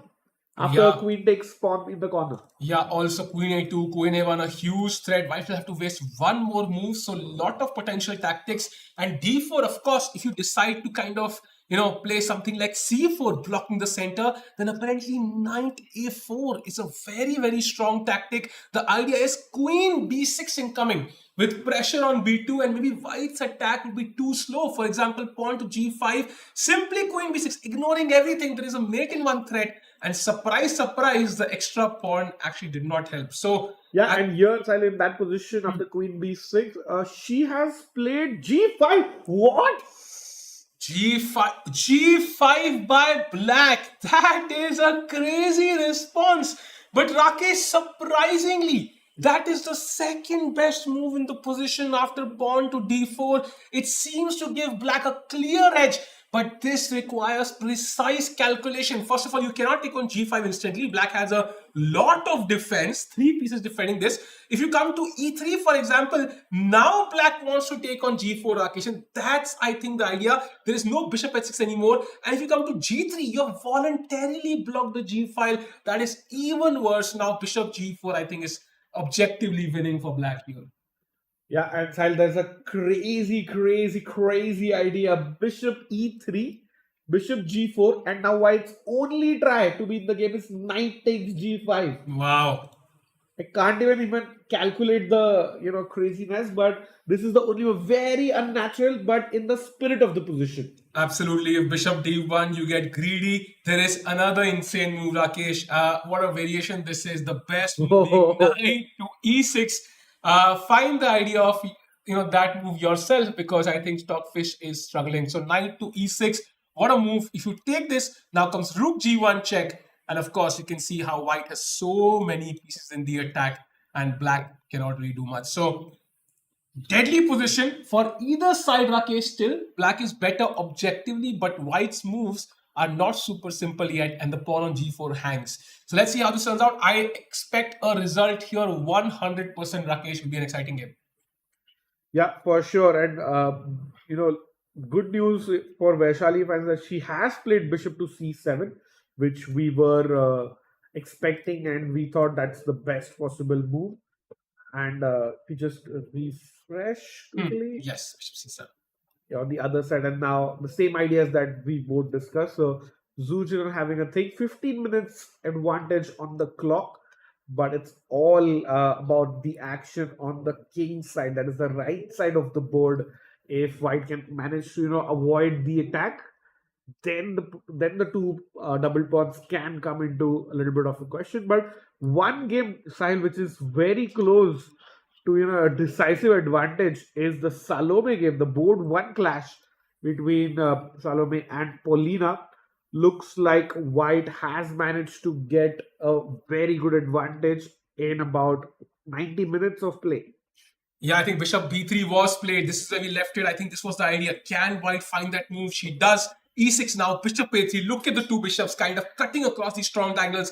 Bishop f7 now, bishop d6. What a beautiful square for the bishop. Literally sitting in black's camp. Yeah, I mean, it's like taunting your opponent. You can't do anything. And this is very, very difficult for black to handle. King h8 getting out of that, bishop's diagonal just for that comfort zone. Yeah, you can expand on the king side maybe now. But again, just queen d2, normal position, connecting the rooks, controlling these pawns as well. And I don't know, maybe knight g5 could be in the air. And of course, c4 is one option, blowing open the center completely. So I would say white clearly better. Definitely, white is clearly better. Queen d2, idea is knight g5. You bring the other rook to the center of the board. Then you want to maybe blow up the position with pawn to c4. And Sahil, it's a very subtle idea. Let's just make a couple of moves here. Like let's say h6. Yeah, avoid knight g5. h6. We bring the rook a d8. Rook a d1 you mean? Yeah, sorry, rook a d1. Black, let's say, plays rook c8. Now, my intention is to play pawn to c4. You take. Bishop takes. Now, suddenly that e4 square is missing for the bishop. And the idea which we saw like an hour ago, pawn coming to g4. And looks like Shuvalova might be in big trouble after this. Yeah, you have to take care of tactics here. But black's bishop literally has no decent squares. And I also like this diagonal. What a diagonal this is. Look at the bishops. Beautiful pieces. And black's pieces are not as impressive. So of course, this would not be the end of the game. White will of course push for a long while and likely get a result. But as of now, this is the position and both players using a lot of time. So we'll come back to this, Rakesh. Very interesting. And maybe it's time to also look at the game of, I think, which game was it I was taking? I think it was the game of, Harika against Divya. Just to kind of go back, this is where we left it, right? We left it after bishop to c2, where Harika was trying to maybe bring the other rook to d3, defend this pawn with b3, and now comes knight d7, your maneuver. The knight wants to come to c5, a great square, pawn to b3, pawn to a5, keeping an eye on this, kind of minority attack, so to speak, trying to open up the a file, rook d3, and of course the d6 pawn hangs, so we have to defend it. And if you go knight f6, maybe there can be ideas of queen d2, simply pressuring the pawn even more. So knight comes to c5, gaining a tempo on the rook. Rook comes to d2, and now pawn to f6, defending this weakness on e5. And now comes queen e3, bishop f7. And this is the current position. Still pretty even Stevens. But which color would you choose, Rakesh, if you had to continue this game? Oh, that's a tough question. I think I would prefer white just because I have the open file. Rakesh, this was a maneuver, a far-fetched maneuver. It seems to be coming, into action pretty soon. True. It wasn't looking, ideal back then, but now knight to e6 comes in, knight into d4, knight f4 is also a good square. So the only maneuver for white to, block that is play knight e2 herself and, try and avoid that somehow. And, in some variations, because I want to push, I am also thinking of moves like pawn to f4 to get access in that way. And in case you do not capture, let's play knight e2, knight e6, f4, and you make a move like rook b8 or something. Now I can also push pawn to f5, and now your knight, which was on a very good square, suddenly cannot come in the center. And knight e2 about to be played, Sahil. Yeah. Wow, we are predicting correct moves today. 92 played, but what happens if I decide, you know what? You have 4 pawns on the light squares, even if I exclude the ones on the king side. So maybe you have a bad bishop, Rakesh. And in 100%. that case, I can play bishop to h5, trade this knight for my bishop, and then put the knight on d4. So how do you tackle this maneuver now? I think that would be a real nightmare for white if black manages to do that. So maybe white pushes pawn to f3 or pawn to g4 is a little risky, but I like pawn to f3, maybe having the option of pushing. And sometimes in some universe, I can see white taking the king to the h file, swinging the two rooks across and doing the g4, g5 maneuver. That is definitely possible. Also, Rakesh, the bishop went from bad to worse. Now you have all your pawns blocking light squares. So if I manage this exchange somehow, oh man, this will be this will be a party for black to enjoy for 3 hours. So I think Harika has to be careful, and bishop h5 could be a nice try from black. And as an idea, do controlling these two weak squares, that could be the idea. And black could try 96, could try bishop h5, or could try something else completely. She plays 96 side. Yeah, knight e6 on the board, and now white has to choose. Maybe she's waiting for f4, and maybe then she plays bishop f5. But then you also have g4. G4, yeah. I think f4 has to be played if you are white.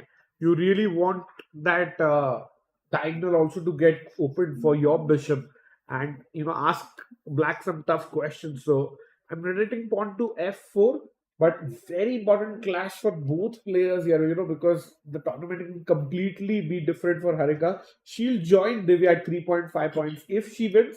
Otherwise, if Divya wins, she goes into the lead, maybe with Zhu Jinner at the end of the round. Maybe even sole lead if Vaishali also helps her out. So as of now, lots of possibilities, and maybe she and Humpy join a joint lead. So lot of options, and she seems to be motivated. 96. I love this d4 square. And just to point out to the chat, what are we dreaming about? Why is that bishop h5 move so good? Let's try to play king h2, bishop h5, and king g1. Just to show you. Now bishop e2.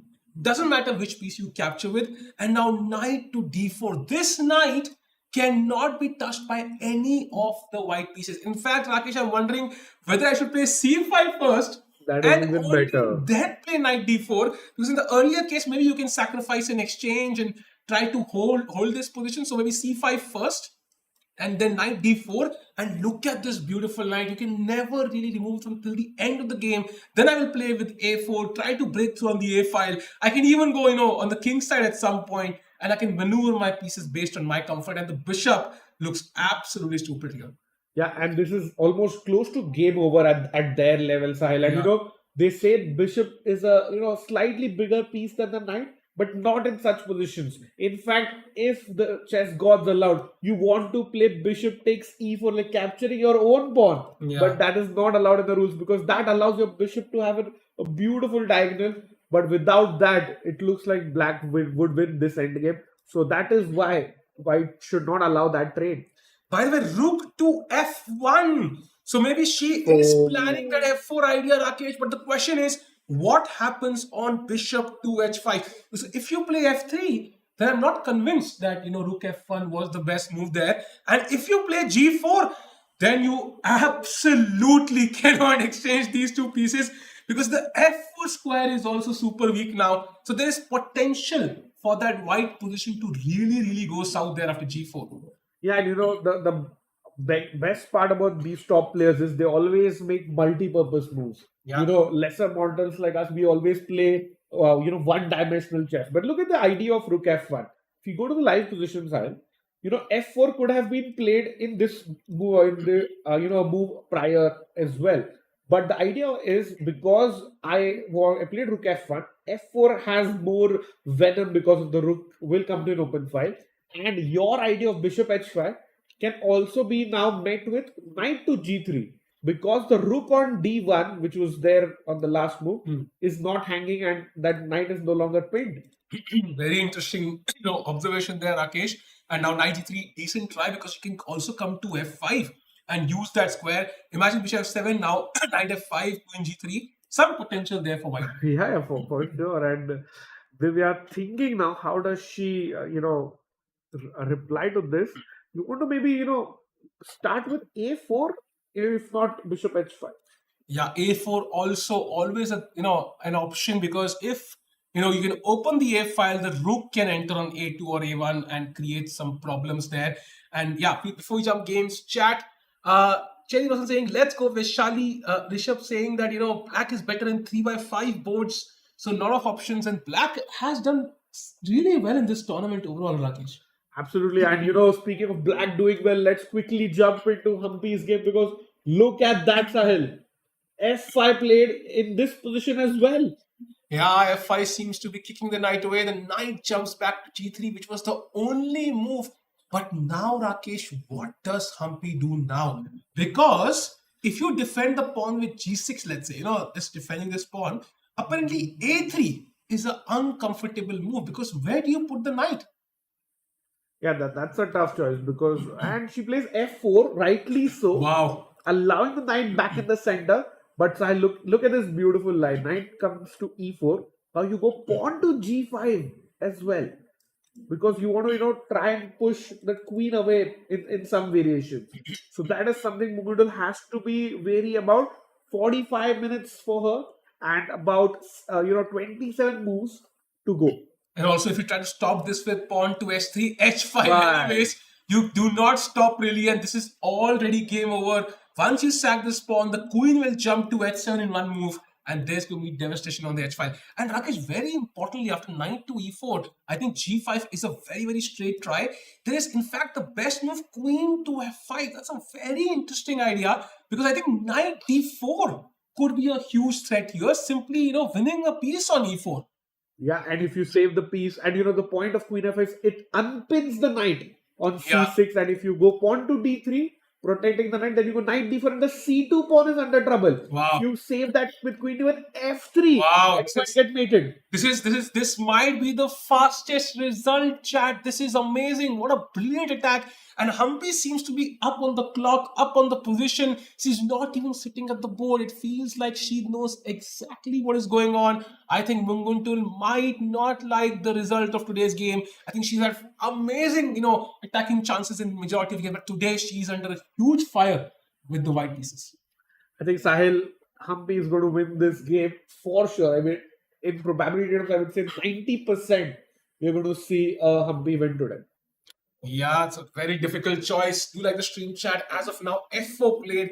There don't seem to be any better squares. I mean, knight e2 controlling the d4 square is also a possibility. But again, queen f5 or even just g5, Rakesh, your move playing g4 seems to be very, very natural and very, very effective. So, difficult task for Mungutul here. I think Humpy would be very happy with the opening position. I think happiest among all the games, I would say. For sure, Sahil. And this is what we love to see, good, nice attacking wins. And in fact, when you ask the question that how is black winning so many games in attacking, I just did a quick stat check, and it looks like there are 8 wins with the black pieces and only 6 wins with the white pieces in the tournament. Wow. So black doing really well. And Rakesh, there are a couple of very important updates in the other games. So first of all, Salome against Paulina, after king h8, queen d2 was played. But after h6, white did not break through with c4 or rook d1. She played knight d4. I think she was worried about bishop h3 tactics here, because the knight can be hanging. But I think it was maybe it was better move. Maybe queen e3 defending the knight if she was worried. But knight d4 really removes the pressure. Now comes knight takes, and white, regardless of how you take this, I think for black the worst is over, because knights, the knight that would be a very, very effective piece on f3, and now it's simply gone. That is very true. Sahil, when Harshit was here with us in the community, he was mentioning a term called paper tiger, which our Russian coach taught us, because look at that bishop on d6. Yeah. Let's say c takes d4. Yeah. And the paper tiger on bishop on d6 is called because it looks very powerful, but it can't really do anything, because I'll play rook to c8 on the next turn. Your bishop is, controlling the f8 and the b8 squares, which is in fact a very narrow diagonal for the bishop. And it's doing absolutely nothing. And in fact, I'll play pawn to h5, king h7, and bishop h6. And your bishop needs to be on the other side of the pawn chain to block it. This is embarrassing because the opponent pieces will actually tease the bishop while coming to the game. Hey, you can't do much, buddy.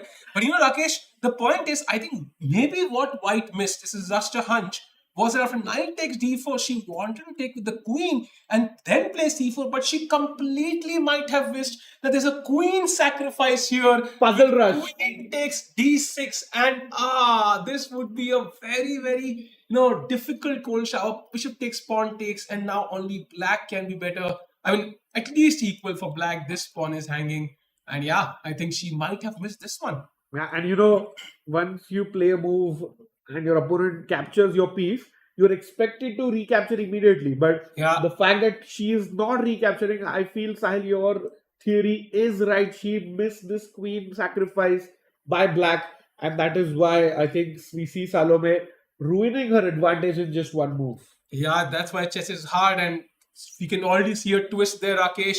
So talking about twists, let's go to the game of Alina against Nurgul, because we just talked about how bishop g3 would block the g file and the attacking chances would reduce. But that's exactly what she played, Rakesh. And now bishop g4. What's wrong with that move? Simply pinning the knight, winning a pawn. I feel like Nurgul has another opportunity to get a win under her belt.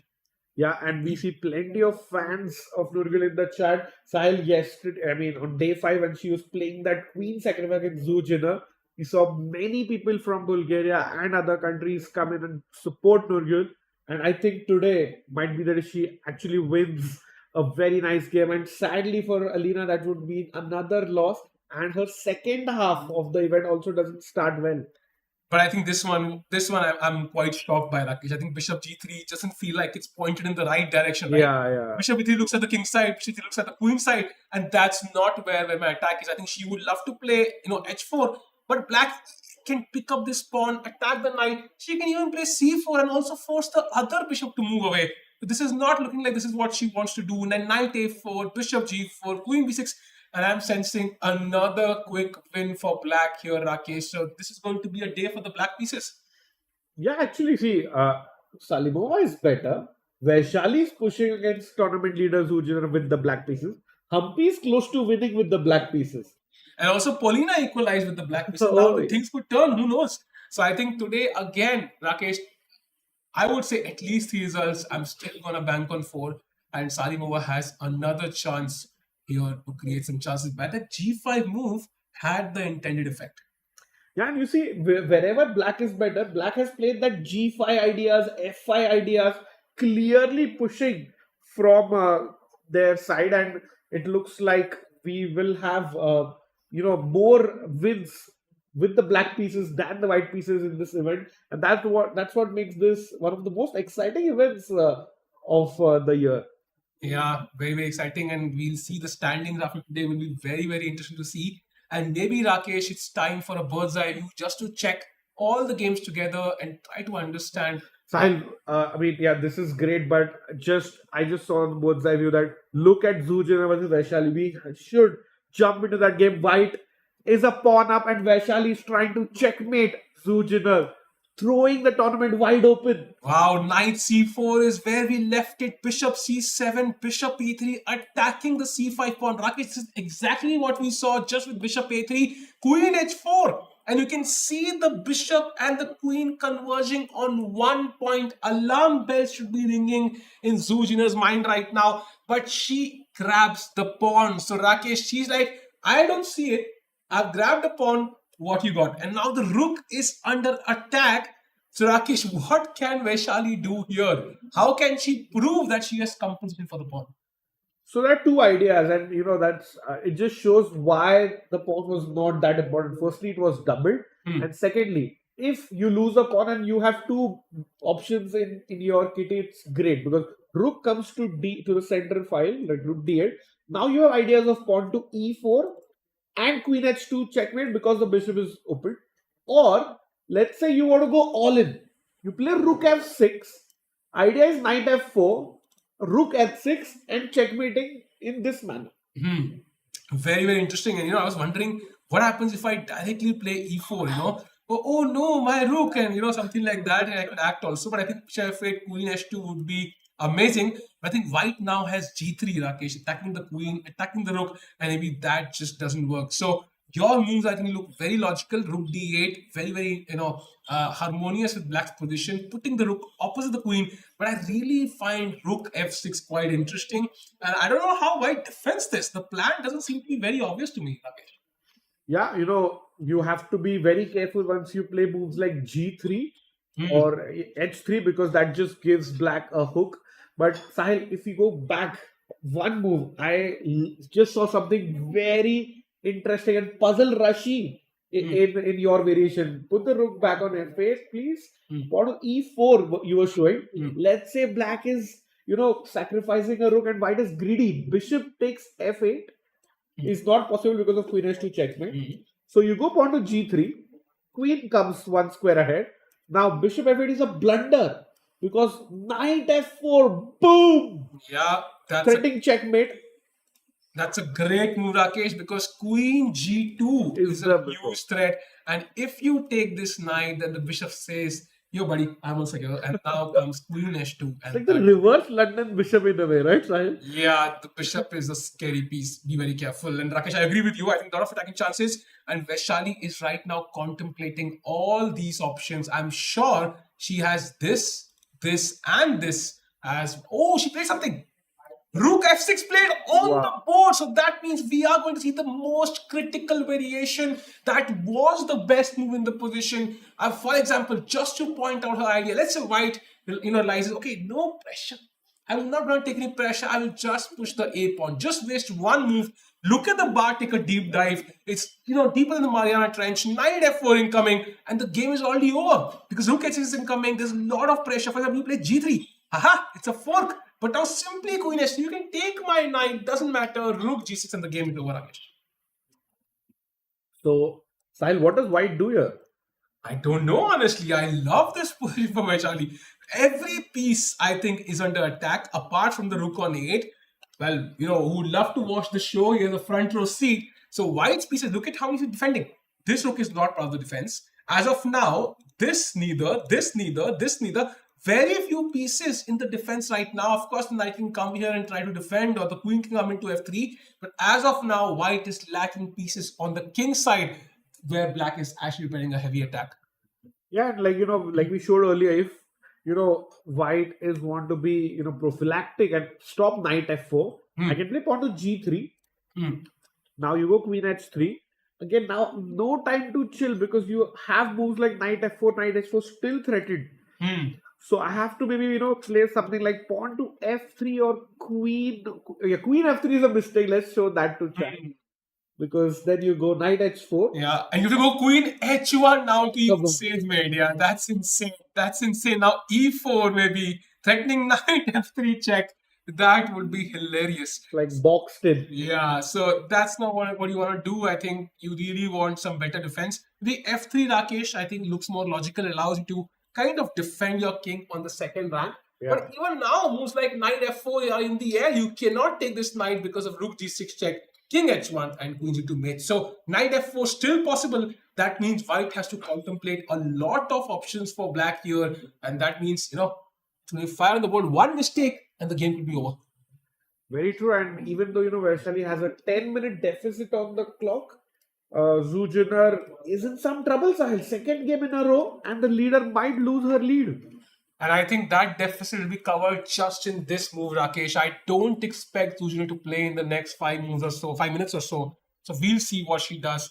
Meanwhile, somebody chat saying Zu will win this. That is totally possible. Vaishali has to be on point. She sacked the pawn. And if she makes a mistake, doesn't take advantage of the development that she has, the piece placement that she has, then things could go south for her as well. Yeah, and Sal, more than 300 people with us in the chat. Do like this stream if you haven't, and subscribe if you haven't yet done that. And Sahil, all results possible. And Flap is saying, I genuinely love the energy of the commentators.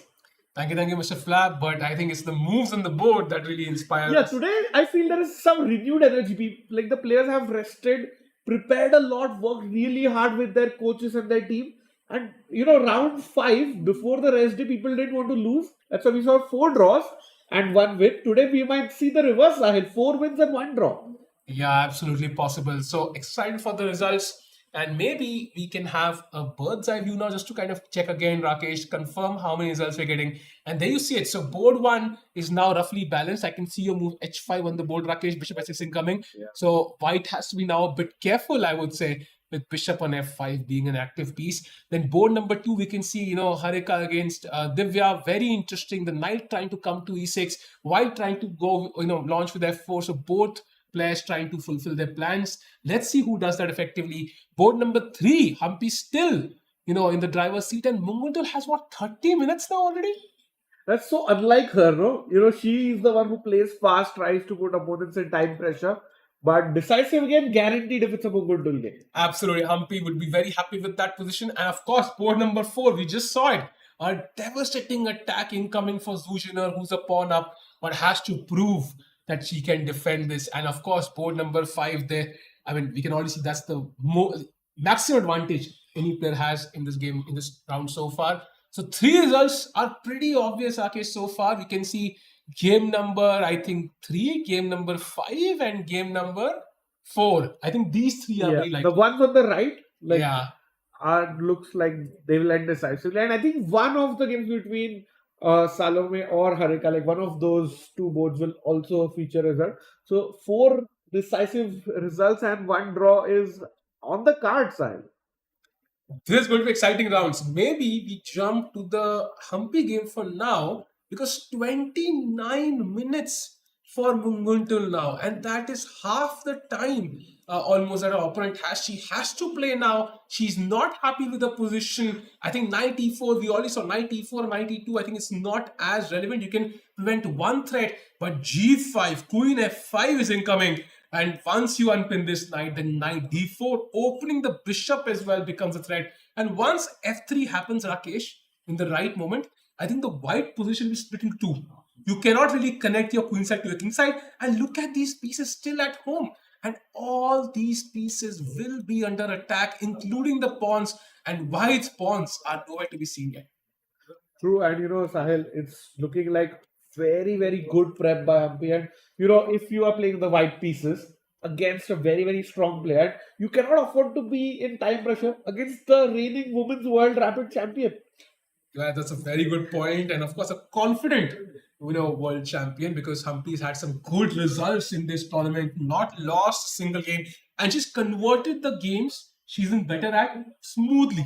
No issues there whatsoever. So she's not shown signs of weakness in this tournament, and that will not be a good sign. 28 minutes now. What do you think she'll play, Rakesh? Because knight has to move. I can't imagine knight not moving. So knight e4 or knight e2, what will be her choice? I think like we saw, knight e4 allows queen f5, then knight coming to d4. Yeah. So it just doesn't add up. So what she is afraid of? Knight c4, she sees that idea that you just showed. Knight e2 stops knight d4 as well. But the problem is you're allowing that bishop to open up, and we know queen and king are afraid in front of a bishop or a rook. So she's confused. Knight e2 doesn't look good because bishop is attacking the queen. Knight e4 is bad because knight d4 is coming in. So she's just confused. It's very difficult if you're white in this position. And the worst part is 27 moves to be played in 27 minutes. Yeah, difficult. And also the only drawback of the f4 move is that the e4 square is available. So if you can't even take advantage of that, that means your position is just really bad. So you really want to plonk that knight on e4, block the bishop. But as we saw, after queen to f5, knight d4, g5, g4, it just feels like the game is over. Look at the bar. It's already minus 1.8. So I think white, I don't think she has a defense here, Rakesh. And this should be another victory for Humpy. And now it all depends whether Zuziner can win and maintain her lead, or will we have at least a new joint leader? Yeah, the bar might not be saying it's like decisive, but looking at all the factors, the clock situation, the prep, Humpy's confidence, and so much pressure from Munguntul, it looks very unlikely that she'll be able to save this game. And if Humpy manages to win this, it's just great news for her, because then it's one thing that you just play the tournament leader, but it's another thing, maybe, you win with the black pieces and now you're playing the tournament leader, or maybe you are in the lead with the white pieces against a strong opponent like Zujana. Yep, and somebody starts saying Humpy seems to have a crushing position. Absolutely agree with you. And the weird part is 26 now, 25 minutes almost for white, and that's the lowest time anybody has in this round. Second lowest is actually 38 minutes. And that's a difference of 13 minutes, Rakesh. So that tells you how little time White has. And it doesn't feel like White is ready to make a move. So make a prediction, Rakesh. How much time will White have when she will make a move? I think she'll have around 20 minutes left. Because, if you don't play, then you just will lose on the clock. So you have to play Yeah. at some point. And the sad part is, if you're not convinced with either move, then you're basically taking a gamble and hoping for the best. So let's see what happens. Humpy piling on the pressure. And of course, we've not seen any moves in... Oh, Alina. Can we go to Alina against Nurkul? Because after Bishop G3, no Bishop G4, but C4. And again, this is a very, very logical move. You remove the second bishop. So earlier, look at this position. Both bishops pointed towards the king side. Now, first of all, one moves away, and now second moves away. So it's somehow the tide is turning. And Rakesh, where do you even put the bishop? Maybe bishop f5 would be my go-to position here. Yeah, you kill two birds with one stone. G4 is attacked by the opponent's bishop, so you want to kind of trade it with your bishop, and in case you capture, then it allows me to get an open file against your king, even if it's at the cost of a pawn. So Yeah. I can go h4 and have some ideas there. Yeah. So I think if you are white, you have to go bishop f5 and hope for the best. And there is also a freaky move here, Rakesh, which I think if white were to find, I'm going to fall off my chair literally, because that makes no sense. And that is bishop to h7 What? check. No way. So, if Magnus Carlsen is in the chat somehow, maybe they can take a guess as to why this move is best. But this is insane. So, first of all, if you were to ignore this bishop, let's say play, I don't know, king g7, apparently h4 is already winning for white. So you cannot ignore this, because now I'm opening up the h file, I've given a tempo, and your king is rather weak. So you have to grab this bishop. But that means the king and the rook are on the same file. That gives one important tempo for white here. And now pawn to h4, basically threatening to open the h file, is a huge threat. And if you, for example, take this, it's already lost for black again. So there are some tactics. Let's say you defend with pawn to f6, keep it solid. I think I can open the h file like this. Of course, h takes is pinned with because of the rook. You take with the f pawn, and now you can double up rooks and basically say, you know what, I'm lost, but I'm going to pile on the pressure, put pressure, try to checkmate you, and just go for the best. But of course, this is so Indian-like. I'll be shocked if a human finds bishop h7.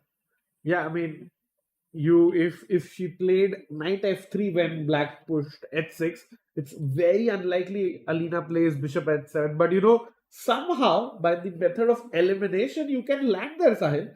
But it's like you have to sacrifice a piece. If there was a pawn on h7, the chances would have been much higher of that. But with the pawn on h6, it is possible, but I would say just 5%. What do you think? I think this is the kind of move, if it works in the game, kind of lifts up your morale to such a height that you would end up winning the next 3 games. I think this is just a insane move, but I agree with you. I think it is so difficult to find, especially when you have an alternative like bishop f5, which is so logical. I think she will end up playing that move. But bishop h7, definitely a crazy candidate move. So let's see what Anya. She has 34 minutes. She has the second lowest time in the entire round for any player. So she also has to hurry up a little bit.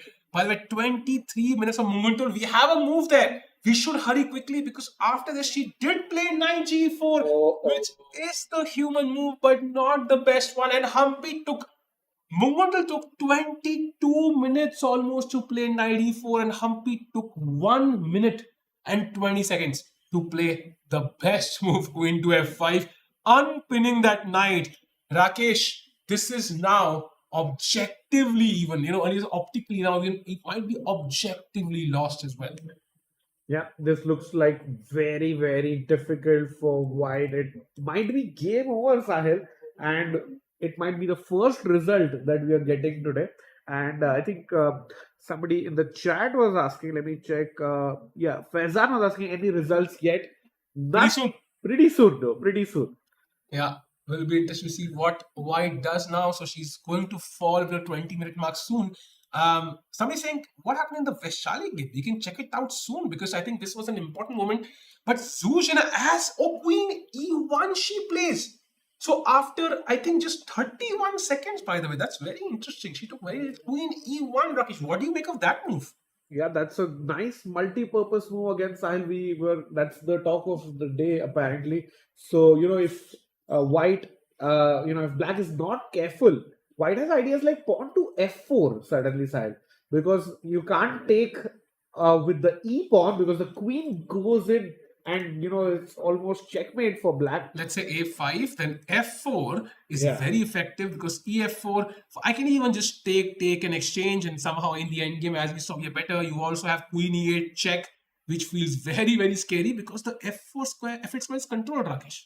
True, and so Queen Evan's idea is that the best way to stop f4 is to plant something on f4 yourself by pushing knight f4 side. Yeah, and of course not the pawn, because in this case you can see how knight e4 controlling that square similar to the monumental game might be very effective. So you push knight to f4, preparing rook h6 ideas, rook g6 idea, knight g2 ideas, Rakesh, who knows, knight h3. And so many options to think about for both players. In fact, on knight f4, there's only one move for white to even play the game, and that is pawn to f3. And then question for the chat: should Black just exchange queens, Rakesh? What do you think? Chat, let us know, yes or no.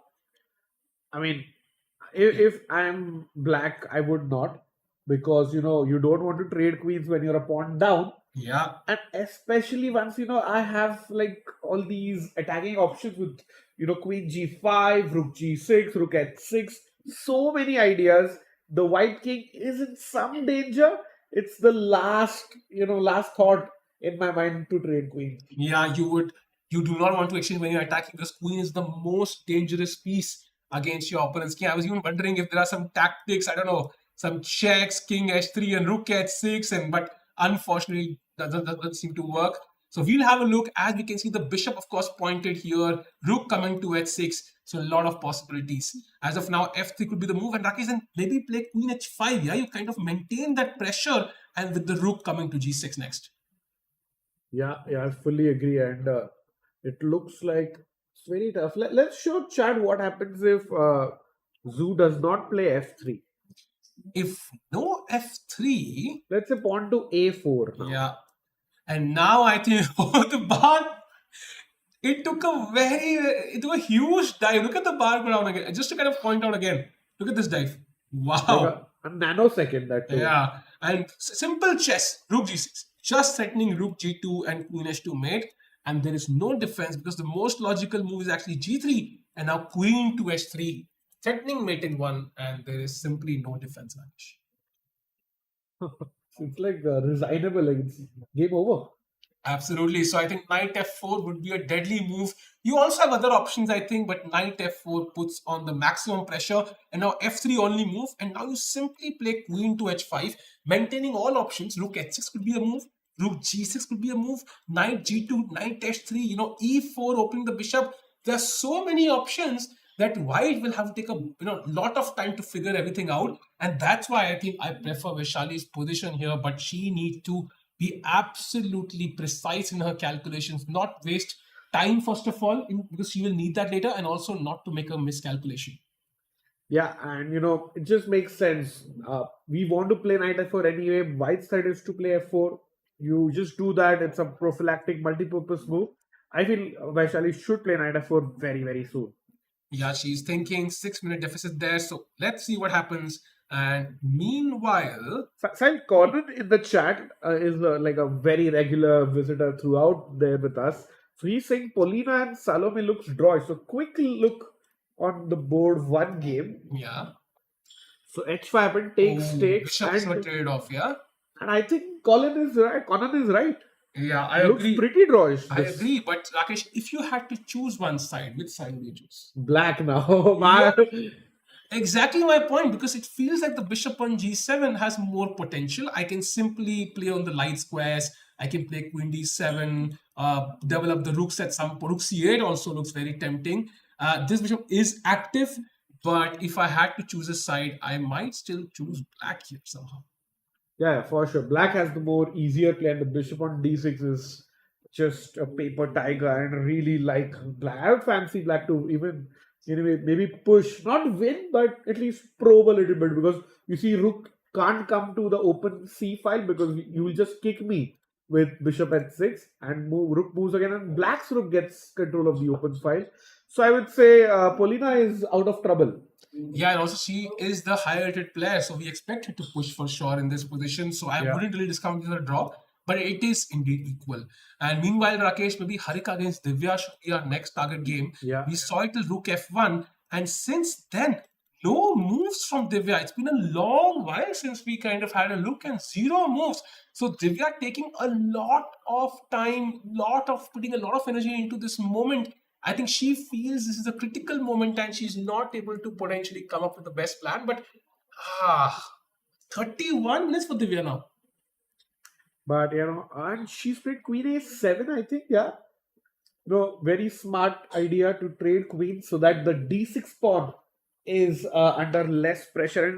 Once the queens are traded, Sahil, I agree. My pawn on d6 is is kind of weak, but I can get king f8, king e7 to protect the pawn, so that one of my rooks are free to play around and do some damage. I agree. I think once the queens are traded off, just to point this out, let's say takes. I think only black can win this.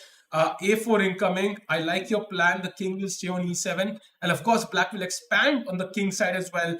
Could potentially use these squares now, d4, f4. There is no attack anymore. And I sense Divya would be very, very happy with this position. So I think queen a7 practically might be a great move, especially because the queen doesn't have a great square. For example, queen g3, which looks active. It's not really doing much. If the knight was on f5, that would be a different situation because now you've also taken the square away from the knight, Rakesh, and now black can simply play queen c5, now threaten a4 slowly, and she might be on the queen side as well. And still, you cannot move this knight because knight d4, knight f4 is very scary. So I would say I prefer Divya's position, Rakesh. I agree, Sahil. It's like whenever we have these discussions, I always think if it was a blitz game, which side would I prefer? It's not like I don't want to think and play, but it's like when I have the least amount of time, the easiest moves that are coming to me that would come in a blitz game is with the black pieces. And I would not rate Divya's chances to win this position very high, but the easier moves are for the black pieces. For example, just to point out, the best move for white is rook fd1. That itself tells you that allowing these double pawns, if that's your best move, then clearly, of course, your task is a bit more difficult. So let's see what happens. Rook fd1 could be played, and in that case, maybe Divya might have to again move the queen back to the defense of this d6 pawn. So very interesting as of now. Divya, less time on the clock. Harika right now thinking maybe this is the perfect time to go to the Humpy game again, where Mumutul has 20 minutes. And after queen to f5, knight to e2 played by Munguntul, controlling that d4 square, but the knight was defending the knight on e4, Rakesh. And now whenever this knight moves, it's going to create havoc. And now maybe just g5, your idea, threatening g4. Where is this queen going to go? That queen trapped. B3 or C3, like come on, but Sahil, it's just disappointing to be wide in this. Yeah, this is like a attack you face. I mean, when this is very, very difficult actually to produce. So simple now. Black has found all the best moves, and now she's just kind of play. She can play this in bullet chess. Yeah, and it looks so bad for white. Sahil, I don't even know where things went wrong. Yeah, I think it was the point when she played queen f3, Rakesh, going for that attack. Maybe this was her prep. She didn't expect maybe Humpy to know this line, but Humpy knew it pretty well and she played it flawlessly. And, the current position just tells you, you have to be sure about your preparation. And just to point out, accuracy-wise, White's accuracy is 85.3. So not a happy day for Moon today. And Black's accuracy is a precise 98.7. So absolutely no mistakes there. Yeah, and Sally, in fact, it would be nice to, hear from Humpy herself about her thought and her prep once she wins. So if we could get her in the studio after the win, that would be nice. And, Sally, preparation proves so vital because 15 moves in, you are practically winning with the black pieces in a women's Grand Prix. I mean, things can't get better prep-wise for Humpy in Yeah. this position. Yeah, and also point out she plays Zuziner tomorrow. Then she plays Alina, who's not in great form, Rakesh. So that could be another chance to get a victory there. And then she also plays Nurgul. So she has, three very strong players lined up, but she also has the potential to get a streak of victories there. So very interesting. Let's see what happens in this game. And meanwhile, which game shall we jump to now? I think there was an update in Kashlinskaya's game with she did not go for your Bishop Etzer idea. Very tough, Yeah. understandably so, but that would have been, a moment to cherish for life. But you know what? Apparently, after that trade, knight a4, as we can see with the blue arrow, great feature on chess.com. That's the only move for black to push here. And, black plays the logical move, bishop f6. Getting her king a bit safe because now the bishop can go to g7 in case of any attack. It also points towards the queen side where the white king lies. But apparently, that is a bit slow. And now the position is again equal. Sahil, why it was the only move is because knight coming to a4, you think that's a mistake, you lose the important central pawn, but queen takes d5 is a howler because queen b6 and the checkmate in one move on b2, you have to play pawn to b3 or b4 and the position is completely over. Knight c3 check incoming, you lose the queen, you lose the game, you go back home. That is why Queen d5 was a blunder. I think Salimova missed Queen b6. Yeah, it is possible. I think knight a4, not a very normal pattern because you kind of feel white is very solid. But I think, yeah, bishop f6 it also feels like a human move. But Rakesh, now Alina has to be precise because if let's say she plays pawn to h4, yeah, just a normal move, knight a4 is again possible. So maybe, Nurul missed it once, but she might not miss it again. That might be her idea. Knight a4 anyway, because her bishop is placed perfectly for that. Yeah, true, and it is important for Kashlinskaya to play, rook e1 in this position to maintain equality. And the idea is if knight a4 now, I can distract your queen and you no longer have queen to b6 and I can simply play queen d5 and also control the b5 square. So there is no way for the black queen to get to the b file in time. And now white is even better. So there is potential for both players in this position. And black did play pawn to g5, but in any sort of, later on when white's king is safer, then that might be a problem as well. So as of now, anybody's game, both players have the equal amount of time as well, Rakesh. So I predict the result, but I don't know who wins. Likewise, I think result for sure. Opposite side castlings always give us that, but I would say still Salimova would be 60-40 in my books. What would you predict? I would also go with that. 60-40 sounds pretty fair. And maybe it's time to also check out the game of Harika against Divya again, because she did find rook f d1. That's a great move.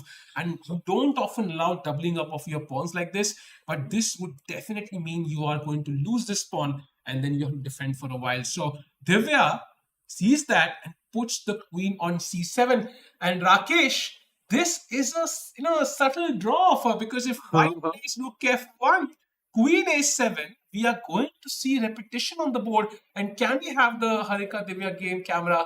I think this will be very interesting if Harika does play rook f1. Rakesh, yes or no? Does Harika repeat? I think she does. She's already done it twice. So wow, they have repeated once, yeah? Yeah. Oh, wow, so rook f1 is a draw already. Correct. Oh, in fact, the game, it has repeated thrice. Oh, wait, so why are they not claiming it yet? I mean, they both are fighting, but it has repeated Oh, they have already repeated. So this was the position, chat, 92, right? So this happens for the first time. Now 96. Yeah, this happens for the first time. This is the first time position. Yeah. Now they move around with the rook. Second time. Yeah. And now third time, and neither player has kind of claimed it. That's very interesting. Can you go full screen for a second? I mean, is this like just the fighting spirit of the player, Sahil, or do you think somebody has missed the draw claim? No, I think this is the fighting spirit. Both players hoping that the other decides to change their decision and they get the edge. Because of course, if Divya takes on E3, then Harika gets a pawn. Yeah. And if Harika doesn't play Rook F1, then Divya potentially might start playing A4 on the queen side. So a critical moment, both players, nobody, kind of claiming the draw. Maybe there's some psychological play at hand. Yeah, and as we can see, the position has repeated thrice. The arbiters can step in if there is a repetition for 5 times. So arbiters won't step in unless it's absolutely necessary. They are also appreciative of the fact that players are fighting it out. But more often than not, if it has happened thrice, I predict we'll see a repetition. But Rakesh, I'm going to ask you a question. Okay, so you repeated the position thrice, right? Yeah. Both players kind of know that's the most likely result. If you reject the draw now, right, it will play on the mind of both players then. Because one side had to take that decision to refuse the draw. So they will have the right, I refuse the draw. Now I have to prove a victory here. Correct. And the person who has repeated thrice is wondering, should I have claimed it? Did I make a mistake by not claiming it? And it really messes up the psyche of both players to some extent. So if you're the mentally stronger player, maybe there is some sense to playing on here because this is difficult. Yeah, and Harika looking at the side, not very excited, but Sahil, this is psychological warfare. You're really playing with the opponent's mind if you push on. But you have to take a risk, a big risk at that if you are continuing to play something else than Rook A1, Rook F1, and I don't see an easy second move, right? Like what the players are playing are the best moves here, Sahil. Yeah, true. And I think your idea F4 could be a close second move, but that is hugely committal and really, White has to be absolutely sure before even touching that F pawn. So we know how dangerous the position can get for White if Black manages this trade. So Harika, from her angle, I think repeating might make sense. And from Divya's angle, I think she's kind of stuck, right? Because the D6 pawn is just weak. She lacks that one tempo to trade off queens and then try to push in the endgame. So that would be a fair result. Let us know, chat. And she's playing Rook F1, Sahil. She has repeated moves. So will Divya now claim a draw? Will she also play on? Very interesting. Oh my god, both players know it's a draw. It is repeat. It might, if Divya plays Queen A7, it will be the 4th time that the players have done that. And after that, I think arbiters will be like, guys, one more time and then we are stepping in. Arbiters will take one step forward for each move there towards the board. Now Harika gets up and now the pressure is on Divya. Do you want to push? And Rakesh, honestly, she can. She can. Apparently, even according to the bar, there are moves. King H8 could be the way to push, just to kind of put the king on the corner and potentially expand on the king side later. She can also play Queen E7. I think, but the thing is, what's the next plan here? So I think maybe a draw would be fair enough. And Divya, of course, by the way, not to forget, in second place. So draw with the black pieces does not sound too bad. And in the next 3 games, she plays Munguntun, who will guarantee her a result either way. Then she plays Zuzhina. So she will directly get a chance to beat the leader, but she will have the black pieces there. And she also plays Alina, so she knows she has a chance to beat Alina with the white pieces who's not been in great form. So a draw would not be so bad. Absolutely, silent. You take a draw in this, then in the last 3 games, she has a chance to score 2 wins with the white pieces against weaker opponents and maybe, win or at least have a draw against the leader Zujiner. So 2.5 out of 3 in the last 3 games. Sounds good. I think if you are in Divya's position, you are also thinking that at the back of your mind. You're trying to figure out the best move in the position for sure. But a draw, not such a bad result for Divya here. Rakesh, do you think this is the moment when you go and check Zujina's game? It feels like she heard a commentary. I was like, these guys don't know stuff. Why you guys Yeah, but do you think this is the moment when some players would go and check like Zujina's game? Okay, is she winning? Like if she's winning, then maybe I have to push. But if she's drawing or losing, then maybe a draw is good enough. I think it is possible, and players have an idea, but you could see that Zoo was struggling against Vaishali in that game, and Vaishali has didn't play the best for knight f4. But if it's your move, it's not good ethics to get up from your chair, especially when you're sitting. So I feel she has to take a decision, Sahil, like either you accept the draw or you have to start pushing. I mean, if she doesn't want to get up, she can repeat, and maybe Harika will anyway not claim it. So, I mean, that's sort of problem. And by the way, just keep the different board just to show after Queen E1, Queen H6 was played by Vaishali. Keeping the same camera, by the way, I still feel that black is potentially better there. So we will come back to that game soon. And going back to the Harika Divya board, I think we are likely to get a result. We have repeated the position thrice, and it's all about one player claiming a draw now or making a different move. So, Sahil, I'll ask you this. Which player will claim the draw? See, once you don't claim it on the third chance, right?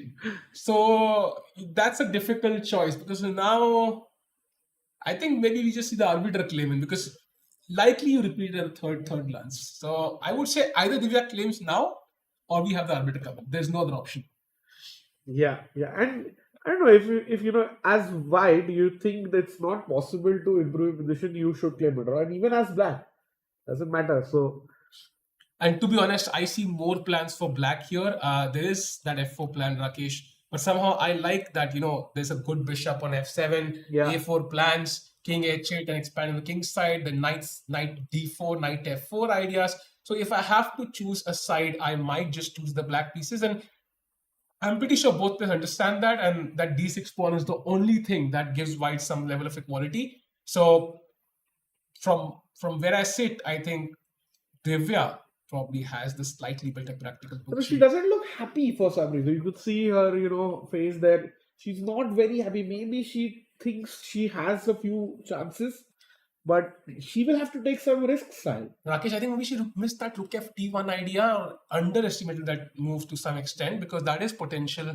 That is a potential miss because it's not a normal move, right? You allow doubling of your pawns, and if she missed that move, that would definitely justify her expressions. And the point here is, Rakesh and Chad, that she has all the time in the world. She can at any point stop the clock, call the arbiter and tell, okay, I'm going to play Queen E7 and this would be a repetition. So she can take her time to figure this stuff out.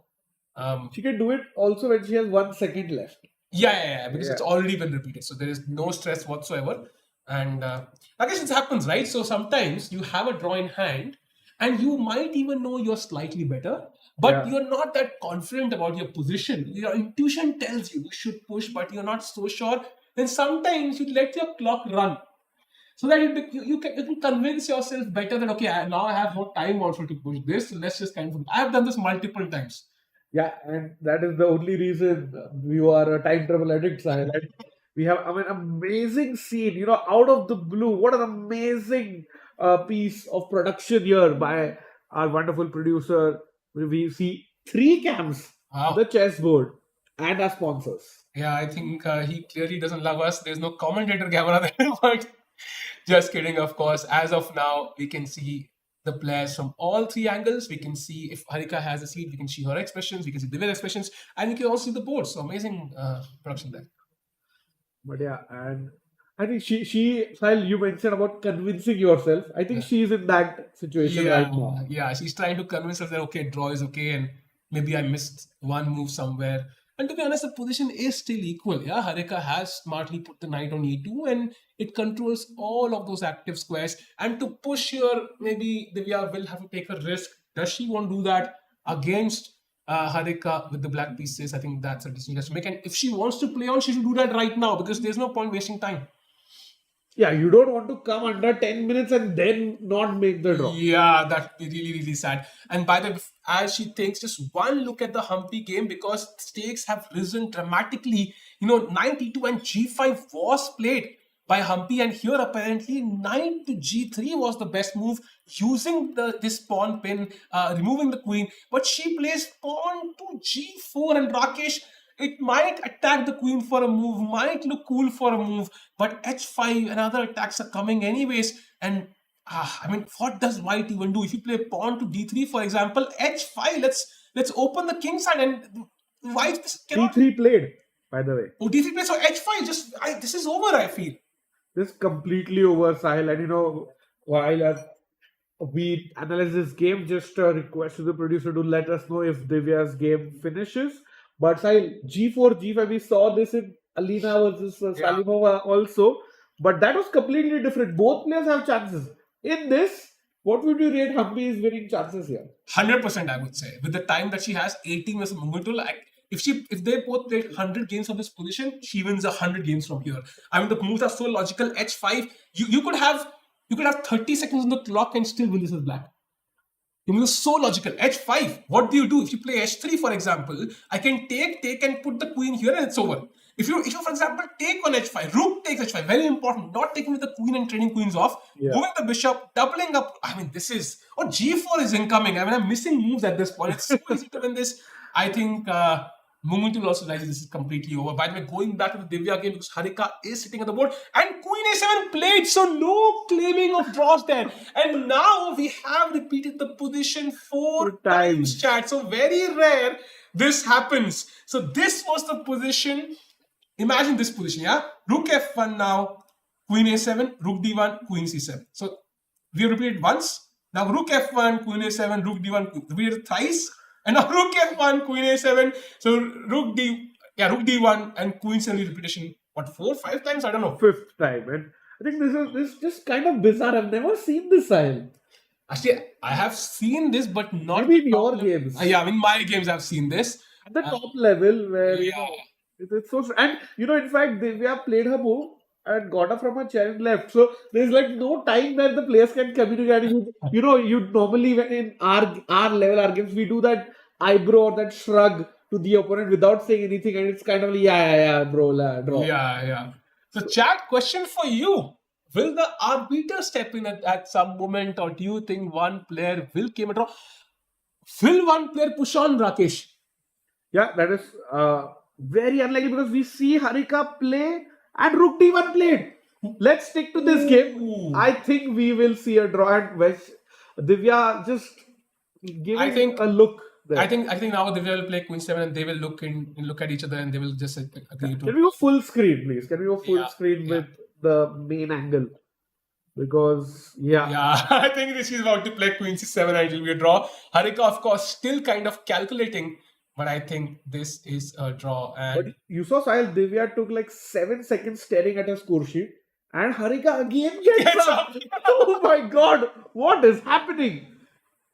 I don't know if Divya she's even smiling, I think, a little bit there. So very, very interesting. And if she plays on here, that would be hilarious actually to watch. Like, I would love to see this game if she just plays on somehow. He's kind of smiling there. Like, we've repeated moves 5 times now almost. I think 4 times is done, just to kind of show you chat again. This was the position once. Now here twice. Here is thrice. And here is 4 times. So coincidentally 4 times repetition. I mean, Sahil, what's happening here? I mean, 2 players of the gold medal winning team from India. Actually, it's just strange. I would. Saw that look. We saw that.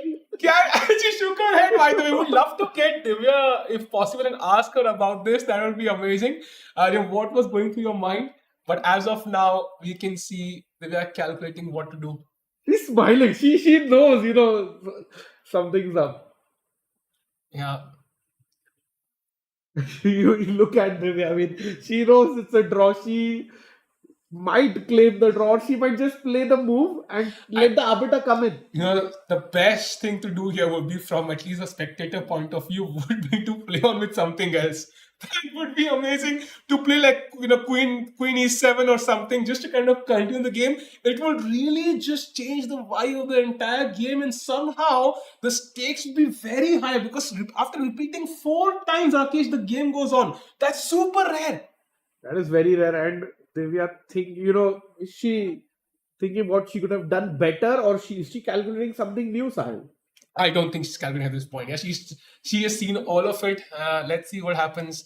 And that's the funny part. We always see only one player sitting, so there's this resistance to kind of offer a draw as well. There's no time. There's no contact between the players. Yeah, we do see one player trying to maintain eye contact, and the other doesn't maintain it, and it's just both of them are not at the board at the same time, so it's really strange. And I mean, Divya is at least smiling or being a little expressive. Harika, not at all. I mean, she's locked in. She's pretty serious. Yeah.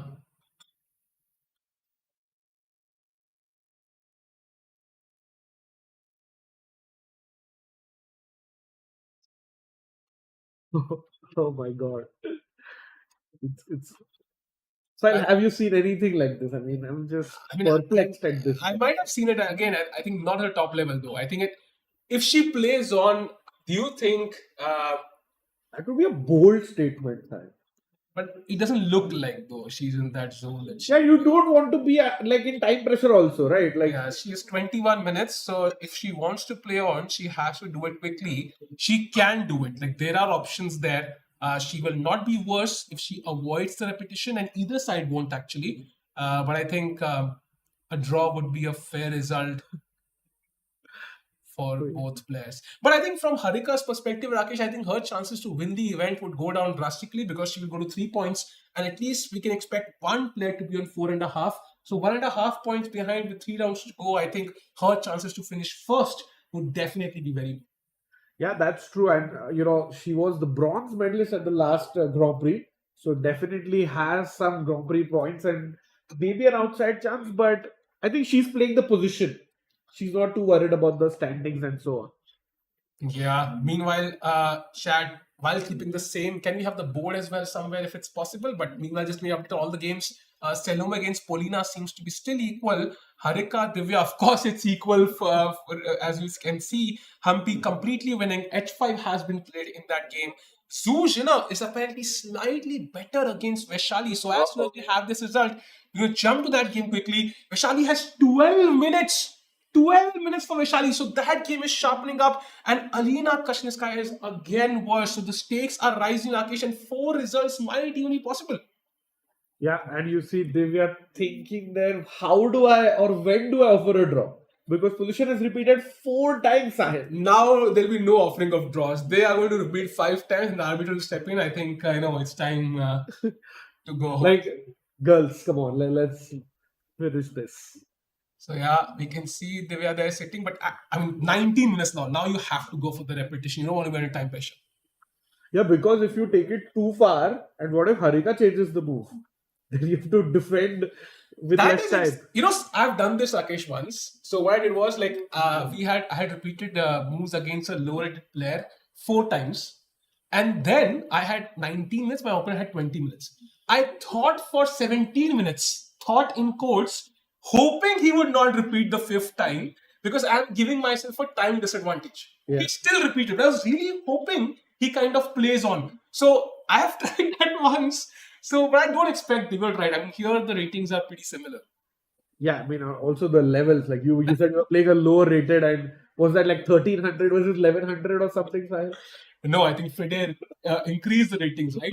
It starts in 1400, Rakesh. But yeah, she stops the clock. She is claiming, Sahil. She is going to claim a draw. I think she saw the clock, realized that not claiming could give a chance to Harika to kind of play on. I think a very practically a decent decision, I think. And finally, after repeating 4 times, the game will end in a draw.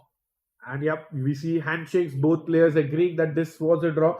Correctly done by Divya, pausing the clock, writing down the move on the score sheet, and then There you go. The first result, a rare 4-time repetition, but officially Sahil, Harika versus Divya has ended in a draw. Yeah, it's a draw, and we should quickly jump to the Vaishali game and then quickly to the Humpy And game. we see players analyzing. Or we No, I think setting up the kings setting up there. the board. Okay. So first of all, quickly, that's the first result. I think that puts Divya in the first place right now, tied with Zuzina. So let's go to Zuzina's game and let's see what's happening there. I think Queen at 6 is the last move we saw. Queen E1 was the try. Queen at 6, F3, bringing the Queen to the game. Bishop E6 was the slide terror because now White plays Bishop D6, Rakesh, exchanging that attacking piece. Bishop takes, Knight takes, Bishop D5, Knight C4, and White seems to be slightly better. Yeah, and it looks like Vaishali had things under control if she had played knight f4. Yeah. But now after knight c4, it looks like white is back in the game. And so Vaishali, 10 minutes on the clock, by the way, and also Humpy. H5 played by Humpy, A3 played, kicking the knight. Knight comes to D5, and now pawn to B4. Pawn to B4. I think this game is about to be over soon as well. Yeah, and another game. This pawn to B4, H into G4 incoming there for black, and looks very, very tough.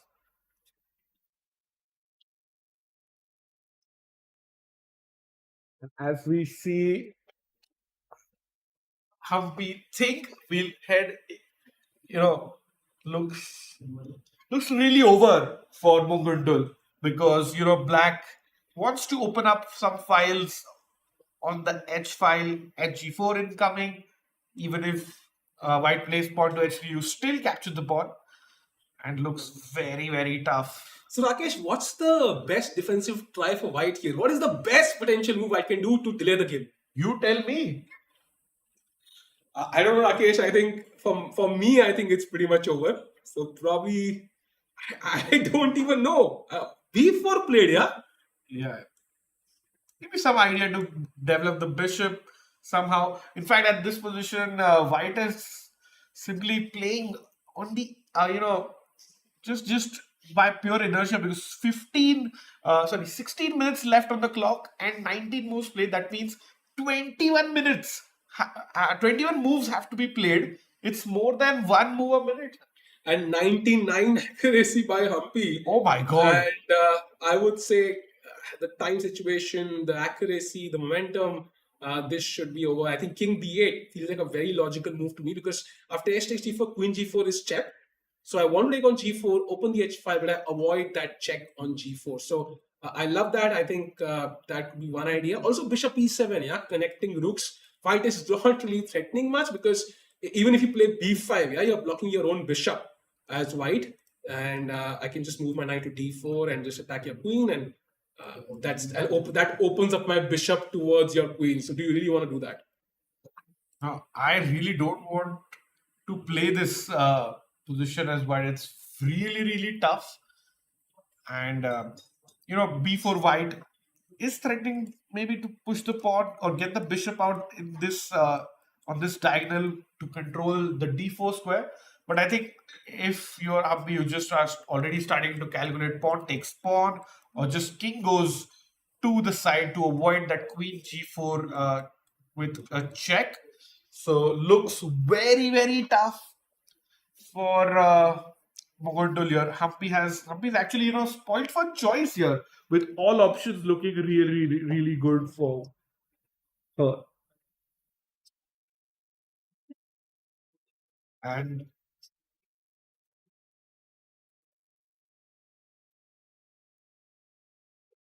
yeah, with that we have we have a very special guest. Divya is here with us with the first result of the day.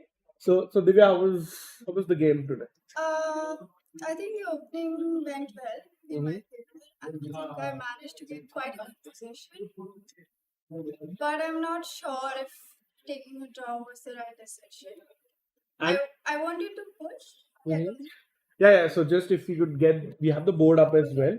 So started off with the English, we switched to the transpose to the Sicilian. So till where was your prep? I didn't expect e4. Mm-hmm. So I checked it like extremely briefly. She placed 10 different openings. on Yeah, openings.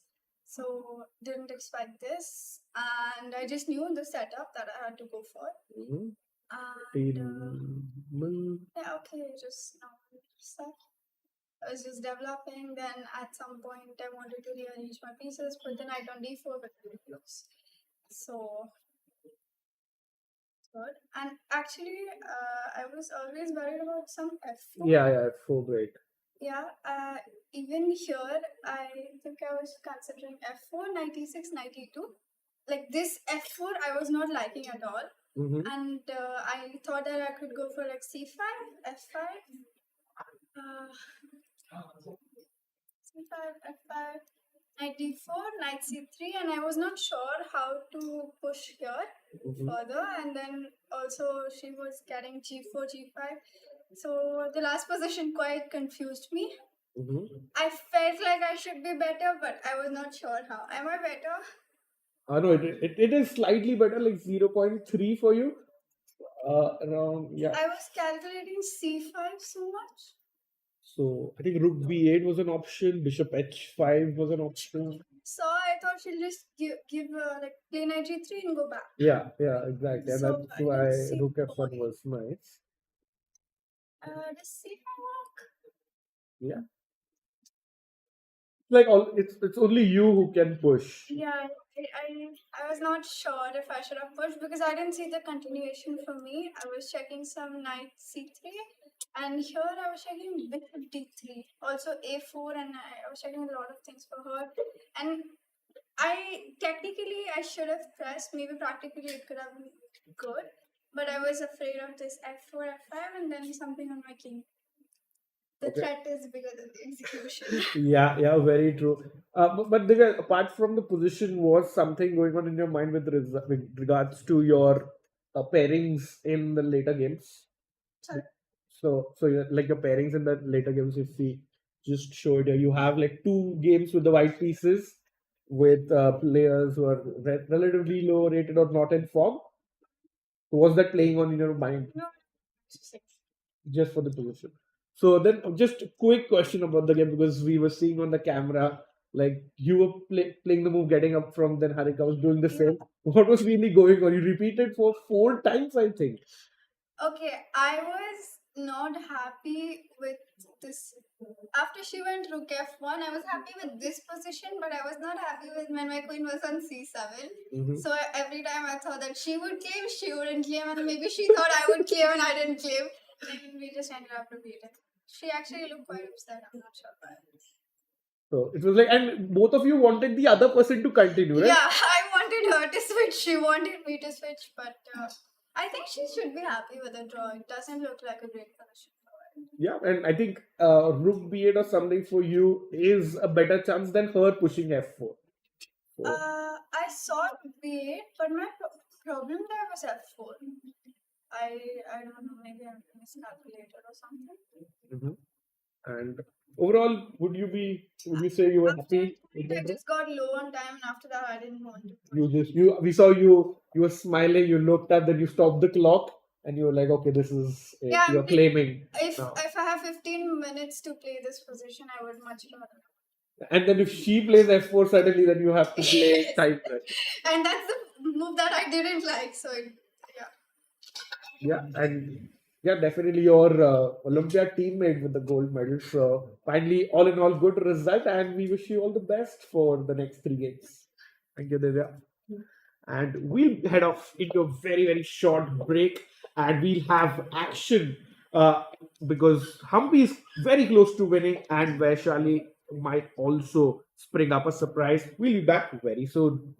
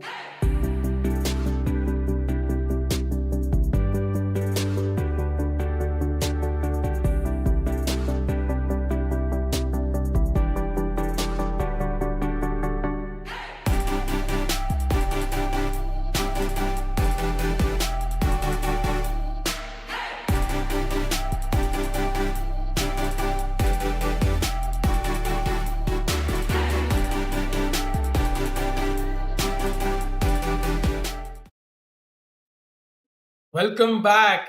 What a day again. Exciting games. We've already had one results. Even a draw was eventful, Rakesh. Four times repetition, and we had Divya there in the studio, and she clarified some doubts. They both wanted to play on, but then she had less time and she claimed a draw. But the games go on. And as of now, as we can see, Humpy fighting it out. She seems to have a crushing position right now with the black pieces. And she did play that move king to b8, getting out of any checks. The king is very safe, no open files towards it. And Munguntul, who has 11 minutes to play 21 moves, doesn't feel like she has a great plan here. Rakesh, I think simple chess would be just to take on g4, bishop e7, queen h, or even just queen h7 and pressure h2 heavily. And there's no easy way for white to defend here. Absolutely, and king b8, the idea was now Humpy wants to capture pawn takes pawn on the right side of the board so that queen takes pawn does not come with check. Yeah. So a very nice prophylactic move, thinking of the future and acting accordingly. -4 says our Silicon Master. That means Humpy is almost one piece and one pawn upside. Or even just a rook up almost, Rakesh. Yeah. And now rook h4 attacking the queen again. Imagine the queen goes back, pawn to g4. F3 incoming, simply forking the queen and the knight. I mean, this is like resignable, to be honest. If you look at the position objectively, what can white even do? How do you avoid this fork, Rakesh? I mean, there is absolutely no way. You can go f3, but take Rakesh, f3, there's knight e3, oh my God, ending the game on the spot. And if I mean, queen, I can't imagine that. Style, I would rather resign with that player. So knight c3, I think, is the other option to try and avoid this fork. But then you give control away of the d4 square. So knight to d4. Oh God, this is just over. I think if Munguntul resigns right now, I would not be surprised. And she has a very, very difficult task at hand. Below 10 minutes now. This likely to be the second result of the day, Rakesh. Yeah, and the first decisive result, and very importantly, puts Humpy into the sole lead, albeit temporarily. Yeah, very interesting. We had Zujinder in first place, Humpy and Divya in second place. And once Humpy wins, as of now, because Zujinder's game is still on, Divya and Zujinder are tied in first place. Humpy will go half a point ahead. And then everything depends on Zu's game, what happens there. So as of now, the game is not over yet. 16 minutes for black, 9 for white. And we saw the same situation in the last game. Moon was under time pressure, position pressure, when she lost to Vaishali. And things have not turned in her favor even in this game. And what a crushing victory with the black pieces, Rakesh. Absolutely, amazing prep, a great attacking game, crushed her opponent with accuracy of 99.1. Sahil, that's like a dream day at office. Absolutely. And something, come on, guys, it's not TV drama. Let's see some chess. We have some chess for you now, Mr. Niranjit, and you can see there's a devastating attack on the white king. And yeah, I would not expect Humpy to slack down even a little bit. Rakesh, I'm going to predict a result in the next 3 moves. I think I also agree. And Dr. Shay is saying, Rakesh bhai, voice is muffled. Let's check that if the audio is okay from both sides. And Cherry Blossom says Vaishali will win. So I don't know about Vaishali, but Sahil, you know who's going to win? That is Nurgul Salimova. Wow. That game looks almost over, Sahil. Really? Can we head off to that game? Because that was so many updates have happened. Comeback option for Alina, but she got a chance after bishop f6 to come back. Rook e1 played, queen d7, and here she had to find h4, trying to go for the attack, but she played knight d4. This feels like it's going in the wrong direction, trying to defend the pawn, Rakesh. But now rook e1, and rook e8. And somehow, the white king feels a bit awkward on c1 now. You can imagine some backrack issues as well. Rook g1. This is looking like it's going down the wrong path. And bishop d4, cd4, queen f5, gobbling up the extra pawn now. h4, f6, simply defending everything. Takes. Oh, this is not good. I mean, after g4, look at the bishop on g3, looking at that pawn, and the e4 square is available. I can imagine some, c3, knight a4, queen e4, rook e4, a lot of possibilities for black. Yeah, and the problem was Alina was banking on the counterplay on the g file, which has been very smartly blocked by Salimov, and the bishop on h4 isn't really helping. You can't move it forward because there's no threat. Black can simply play rook e4 and queen f4. Yeah. So the whole point is white's counterplay is going nowhere. And she goes from the G file to the H file, and maybe the idea is queen to H2 next, and that does feel scary at first glance. But maybe black will have an easy defense. For example, Raksha, I'm considering, what if I just play king G7? And if you play queen H2, now is there a real threat? Because this queen H6 maybe, that is the only threat. But what if I put the king on F7? What's your next move? Yeah, and she plays it. In fact, she doesn't wait for queen h2, and we are seeing some rapid moves there. Rook h4 played instead. Maybe she wants the queen behind the rook. She puts some slight pressure on the g4 pawn. But I am just waiting for knight a4 and c3 from black. In fact, why not c3 directly? That also feels very tempting. Sacrificing that pawn, opening the c5. But even knight c4 might be a great tempo on the queen.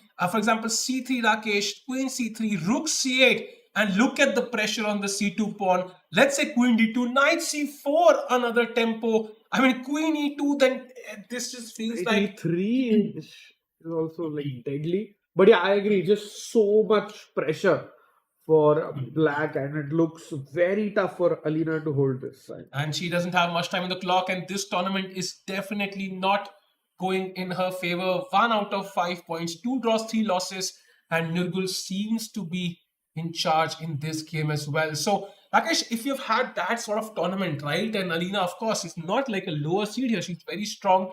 How can you kind of finish off on a high? Because it really matters for your next event, for example.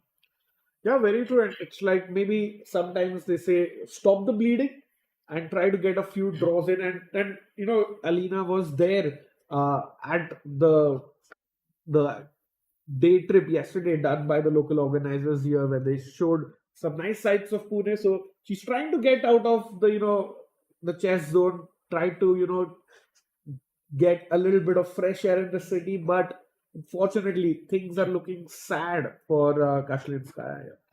By the way, rook h4, black still thinking, so maybe it's time to head off to the Humpy game where things are about to end pretty soon. That's exactly what happened. King d8, g takes h5 played by white, and now rook h5 on the board, Rakesh. g4 was incoming as we discussed, so queen g2, but I don't see why not g4 anyways.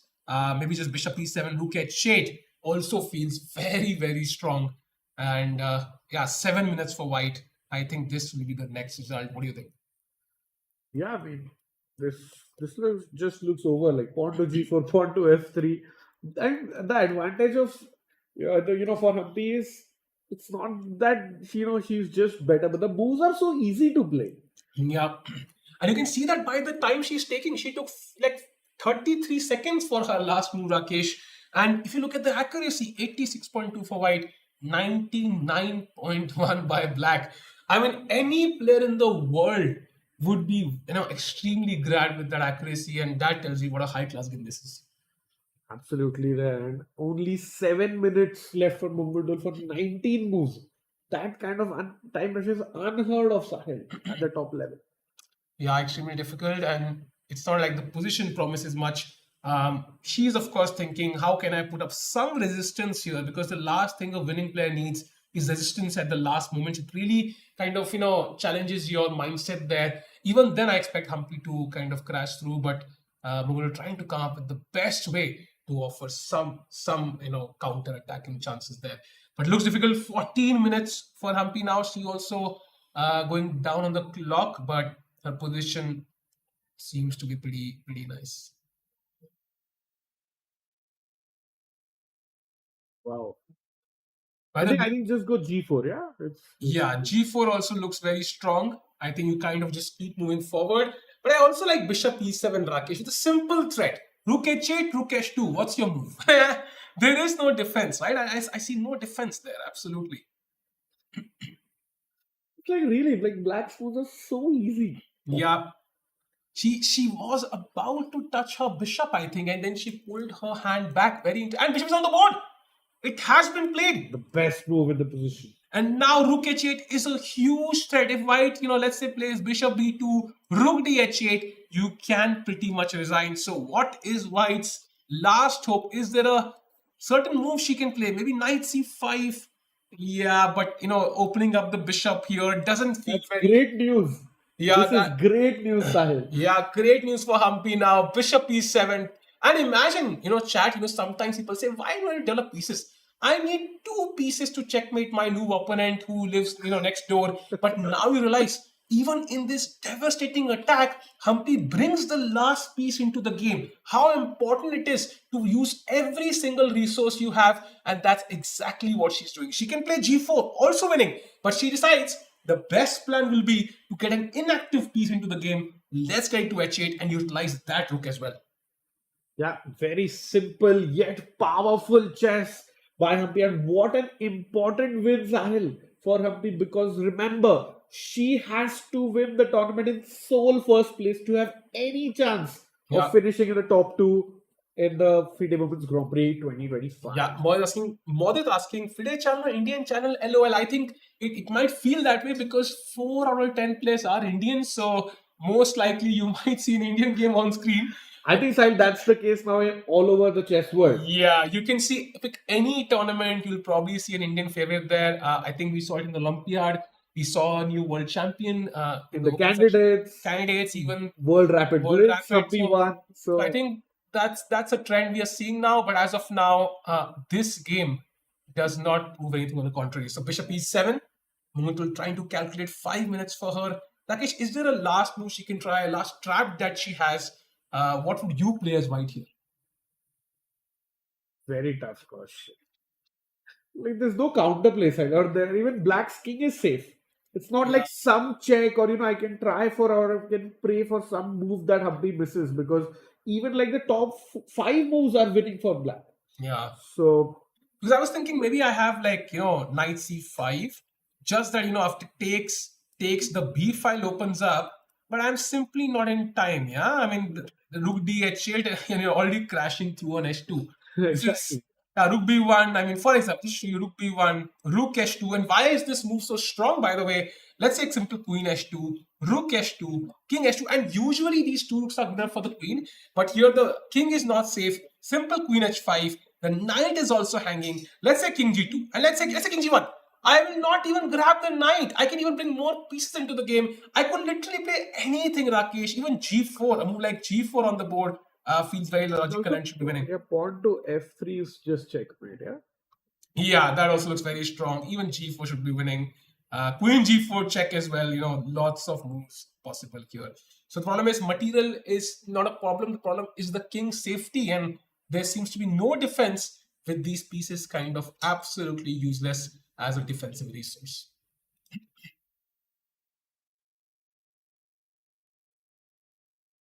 Fujiner is hard to stop from victory. I agree. Maybe it's time to also have a look at that game because he seems to have a better position now. This is where we left it, right? I think bishop d5. So one bishop was traded off. And now this knight is hanging. So knight c4 back, rook e8, king h1, queen h5, trying to prepare rook h6 maybe. And queen e3 was a mistake from Zujiner.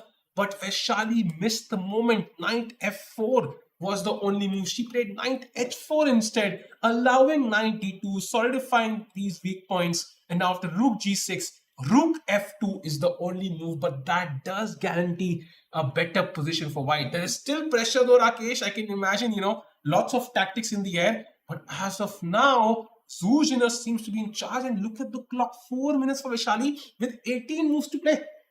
That's big time pressure that's coming up, Sahil. And you remember, white can defend everything with rook f2. In case, if it feels a bit too much, Zhu can always chop off the bishop on d5 with knight takes d5. Yeah, and if you imagine, trying to checkmate on h2 here, I mean, white can just take this bishop, as you said, even chop off the pawn, Rakesh, and there is simply no threat because you will have to move the knight to then checkmate, and now simply knight f1, Rakesh, and the knight is the best defender of the king. The rook moves to give the f1 square to the knight, and to be honest, I don't see an attack here anymore for Vaishali. So Vaishali will need to come up with some very tricky ideas to put pressure here.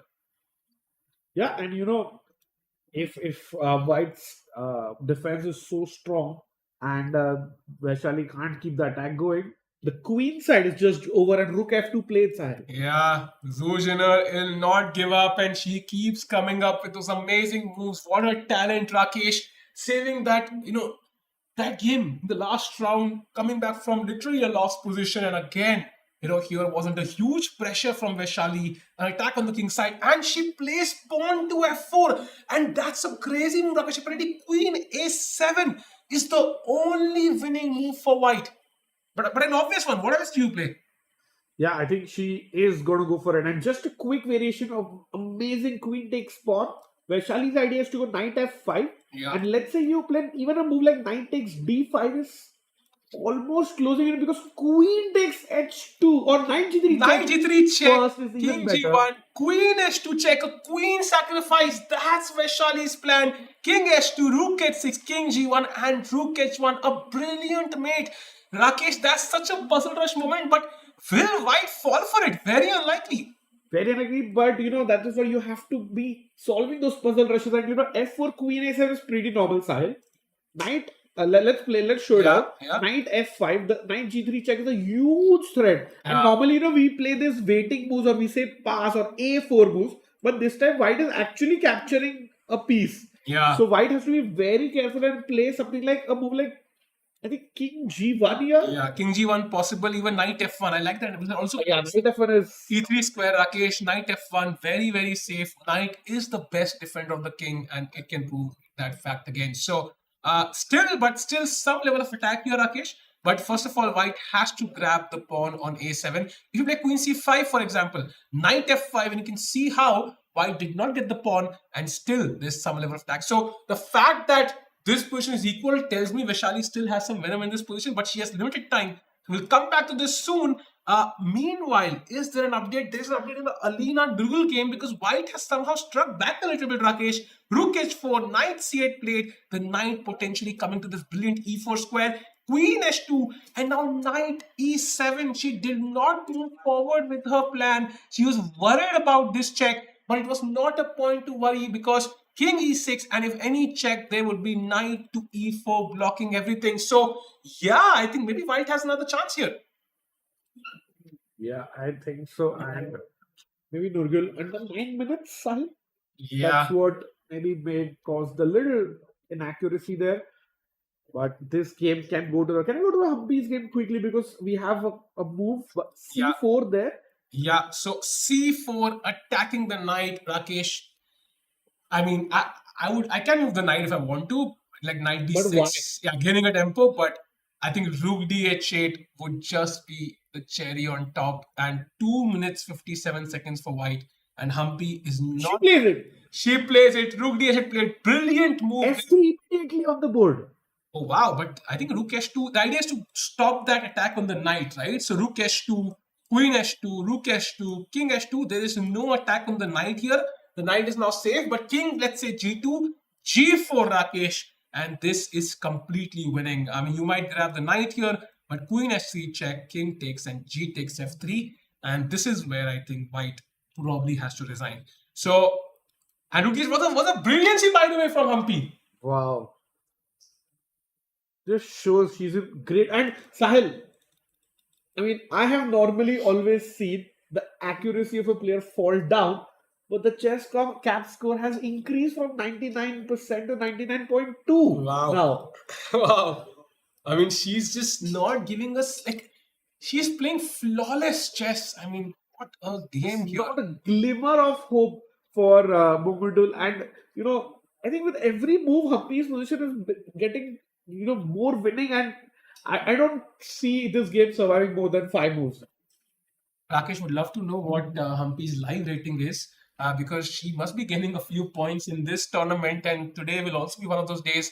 And as of now, f3, the defensive try, but also weakens the e3 square for the knight. So knight e3 is also possible at the right moment. And yeah, this should be. Yeah, Humpy getting about 5 points so far. It should be getting 2-3 points more in this game.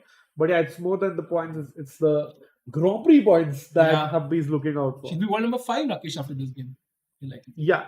She'll overtake the challenger of the Women's World Championship, Tanzongi. Yeah.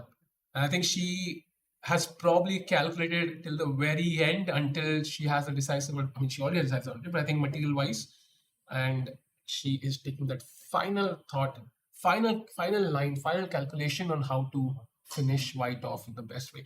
Rakesh, would you kind of take on H2? Would you just play queen at 7, let's say, trying to pressure H2? I would just take on H2. It just feels so natural to open the king up. It's just the smoothest. What would you do? I mean, I would just play queen at 6. I'll play rook h2 once is absolutely forced. That's nice. Rook f2, then knight e3. Yeah, and Wow. your position is extremely bad because after bishop e3, pawn Wow. takes, the computer is suggesting rook a to f1, like giving up a rook. That is so beautiful, by the way. And look at this. Yeah, you play queen s6 to finish the game on the spot. White's only defense is rook f2. Yeah. And now knight e3 attacking the queen. The queen has no squares. If it goes to h1, then g4, and you are lost. So you have to take, but the rook is trapped on f2. That would be such a beautiful finish, Rakesh. Yeah, and if we just continue with White's best engine move, that is bringing the other rook, I mean, as like you don't even need to capture the rook because it's trapped. Yeah. Wow. What a game. But I think we will not see this. White will have resigned by now, very likely. Yeah. So pawn to f3, and we are waiting for the final blow from Humpy to seal the game, and a game which has just been splendid to watch. Yeah, absolutely. And good news in the Vaishali game, if you are a Vaishali fan and a tournament standings perspective, Zoo did not play queen takes a7. Maybe Sahil, she was scared of those knight g3 tactics. That is a huge update because after this, king g1 played, and Rakesh, the best move here is queen to h3. Wow, setting up some traps. The idea of the queen h3, if white just passes a move, it's over. Uh-oh. And g2 is falling apart, and now Zhu Jinner under pressure here. Sahil, what are the chances we see queen h3 by Vaishali with only 3 minutes left? Oh, that's the difficult part there. 3 minutes with more time. I think Zhu Jinner would take on a7 and Vaishali would find VC second. So let's see what happens here. Is there some other plan here? Potentially 93 anyways. Looks also decent, right? You want to pressure g2, and that's very, very logical, Rakesh. Yeah, that's also super strong. But I like queen h3, keeping my idea of knight e3 hidden. Yeah. In a way. And very important, rook h6 looks very deadly, but there is knight to f1. That's the problem.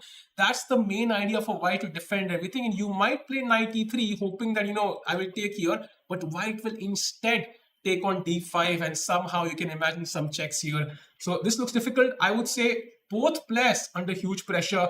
But going back to the Humpy game, we've had a few moves there. Rook h2 has been played. Queen h2, rook h2, king h2, and now we're going to see, I think, g4 or queen h5 check, and both of those moves completely crushing. So Humpy about to win another game, and what a tournament it's been for her. Yeah, absolutely flawless game this one, and a nice third win, I think, and 3 draws. Yeah. For Humpy. And Rakesh, tomorrow she plays Zhu Jinner with the white pieces. She plays queen h5. Let's go. This tournament is heating up. Perfect drama. Queen h5 check played. We might just see resignation from white here, regardless of where the king goes. g4 is incoming, and white's pieces on the queen side cannot really lend a hand. And this should be only 2 knights kind of offering some support, but it's simply not enough against a queen. Yeah, this looks completely over, Sahil. Yeah. I would still expect, white to play maybe a couple of moves before resigning. I mean, yeah, I think once you see g4, I think then you pretty much realize it. So I think you will play king g2 probably. Share, by the way, do like the stream. I think this has been a spectacular day, spectacular games, lots of drama on and off the board, and king g2, king g1, Rakesh, where does the king go? I think king g2, you just maybe have that rook h1 chance. That's a nice idea. So king g2 and g4, rook h1 attacking the queen, but there is G King takes G1 played. F3 check. Yeah. King, sure. King Yeah, G1 King played. G1 played, and doesn't matter. I think G4, anyways, should be pretty awesome. And very importantly, also the F4 pawn is defended, so there is no, like random sacrifice. Black can even just take the knight, and there's nothing there. You know, taking a lesson from his history, Bobby Fischer used to call this rook on a1 and bishop on c1 on their birth squares as the losing structure. And this is where, if you do not develop your pieces, you might lose the game very, very quickly. And that is what happened with White. She focused on a lot of queen moves and opening moves, threatening mate in one on the eighth move was Mugundul. But now we can see that's the reason. So you need to develop your pieces, chat. Yeah, that's the thing. No, I think it was definitely preparation from her, which backfired. And Humpy just kind of played flawless. I mean, 99 accuracy, it doesn't get better than that. Yeah, absolutely. And King G1, about 5 minutes, but I think a very comfortable 5 minutes there.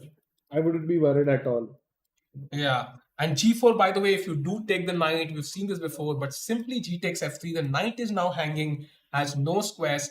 You can pick up another knight here. F takes E2, and you can see how this is turned. I mean, you can take this one as well, but yeah. You might even have this on the board, who knows?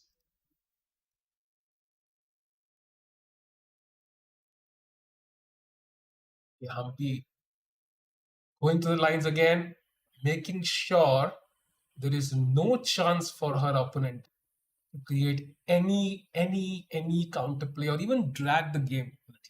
She wants to finish it off right now. And let's quickly go to the Vaishali game, please, because only 15 seconds left. King G1. And she has blundered, Sahil. No. What? She blundered the game in one move. That is how did she miss 95? She thinks there is 91. I think. Give Vaishali camera, please. Oh, that is. Oh, she blunders for the second time in this tournament. What's the idea? And Sujina grabs the piece in 1 second. What an upset. Vaishali captures the rook, but Sahil, knight into F4. And she what? White also blunders. What's happening here? Oh my god, knight F4 was winning on the spot from White. Oh my god. She had 9 minutes. The tournament leader could have gotten a bigger lead, but she misses it. Chat, look at this. This was the position, right? Black is equal after rook h6. It's roughly balanced. Knight c2 was a huge blunder. White finds a best move, brilliancy. Knight takes d5, sacrificing the rook. Vaishali takes it, and now knight takes f4. The pawn is pinned because the queen is high. Queen. If you take this, then queen takes h5, loses the queen. You cannot take this. Queen has to move, and now you take on g6, queen g6, and of course this knight. And she blunders again. Vaishali, no. Knight e7, king h8 was the only move. She captures, rook takes knight. Queen comes in, mate in one threatened. This is blunder after blunder. Knight e7. White misses that. She had a golden opportunity with king h8. Knight g6 check, queen g6, and the game would have gone on. But she plays rook takes e7. That's a blunder again. Queen e7, h6 played, but Rakesh now rook e2 just seals the deal, I feel. After rook e2, if you play knight to c2, there is rook takes e5.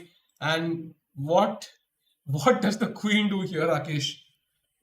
That's very tough. And Sahil, if you just go back one move, rook e2, it looks like you have a free pawn on knight takes d3, but queen d8 check and you capture the knight. And that is curtains for Vaishali, and Zujiner will go to a 1.5 point lead until Humpy wins.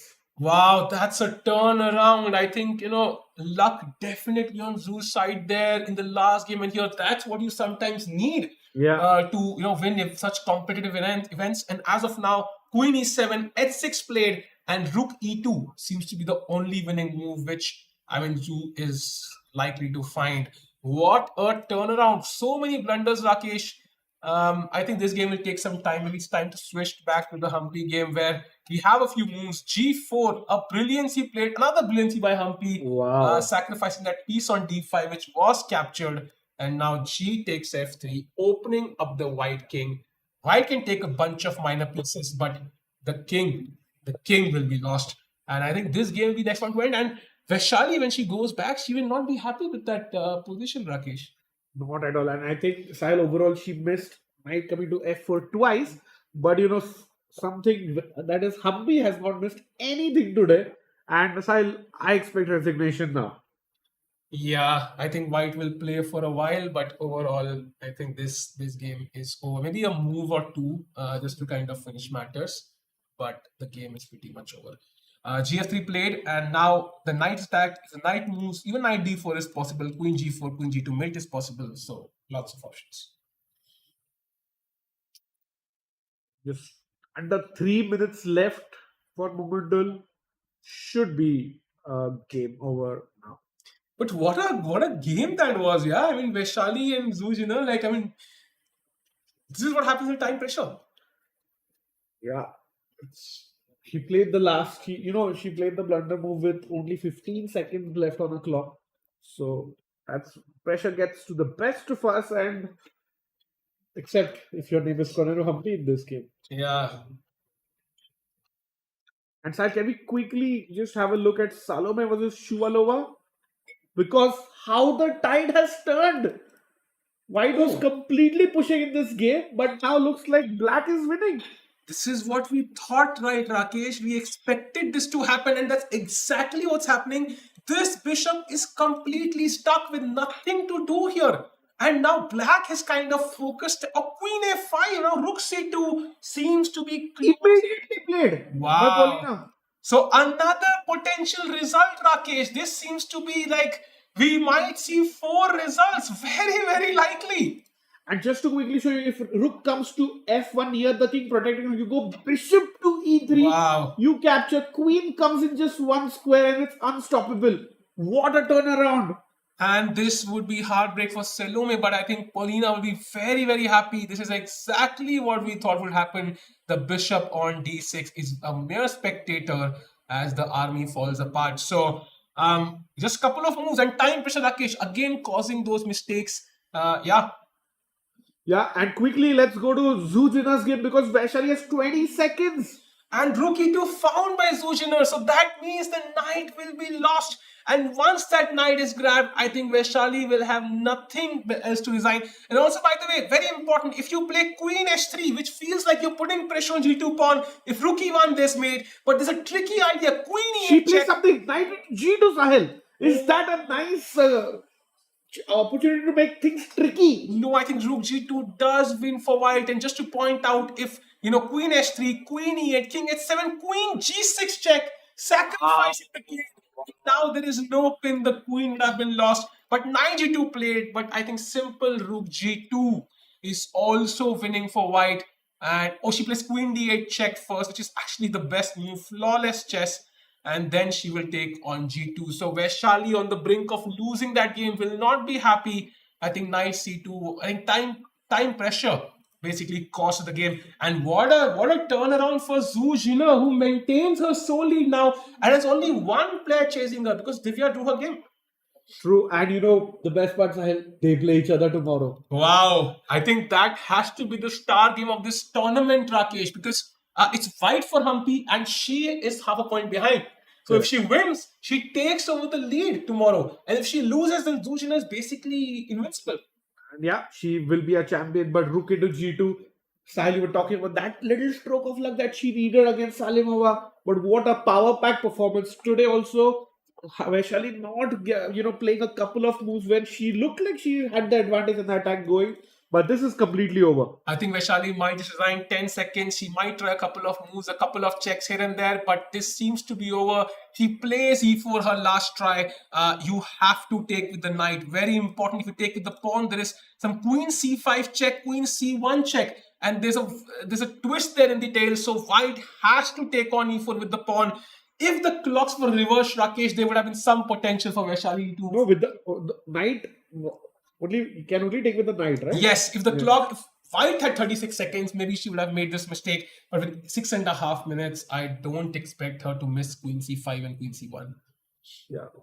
Touching any pawn would be a blunder there for Zujina. Knight into e4, the only winning move in the position. Sahil, what happens if I capture the rook? Is that even a blunder? Yes, if rook takes, queen takes, it's check on the king on g1 and king f1, e3. And that's the beautiful part. This is easy to miss though, Sahil. Yeah, it is. Knight This comes. is very easy to miss. Yeah, and then Queen H5. Suddenly, Black is the one who's pushing for a victory because the Queen is offside, Rakesh. So as of now, E4, very nice last try from Vaishali. So Knight takes E4, seals the deal for Zuzhina. She has to find that only move in the position. And after Knight takes E4, Queen takes F3 might be the idea. But Rook G6, and now I think, there is no defense. Yeah, But let's stick to the live position. Can we get a zoom in on the players, because it looks like this is the last crucial moment of the game, Sahil. Yeah, if she finds 94, the only move, Zuzhina will maintain her sole lead after a tipsy-turvy game where both sides could have won, but she comes out on top yet again,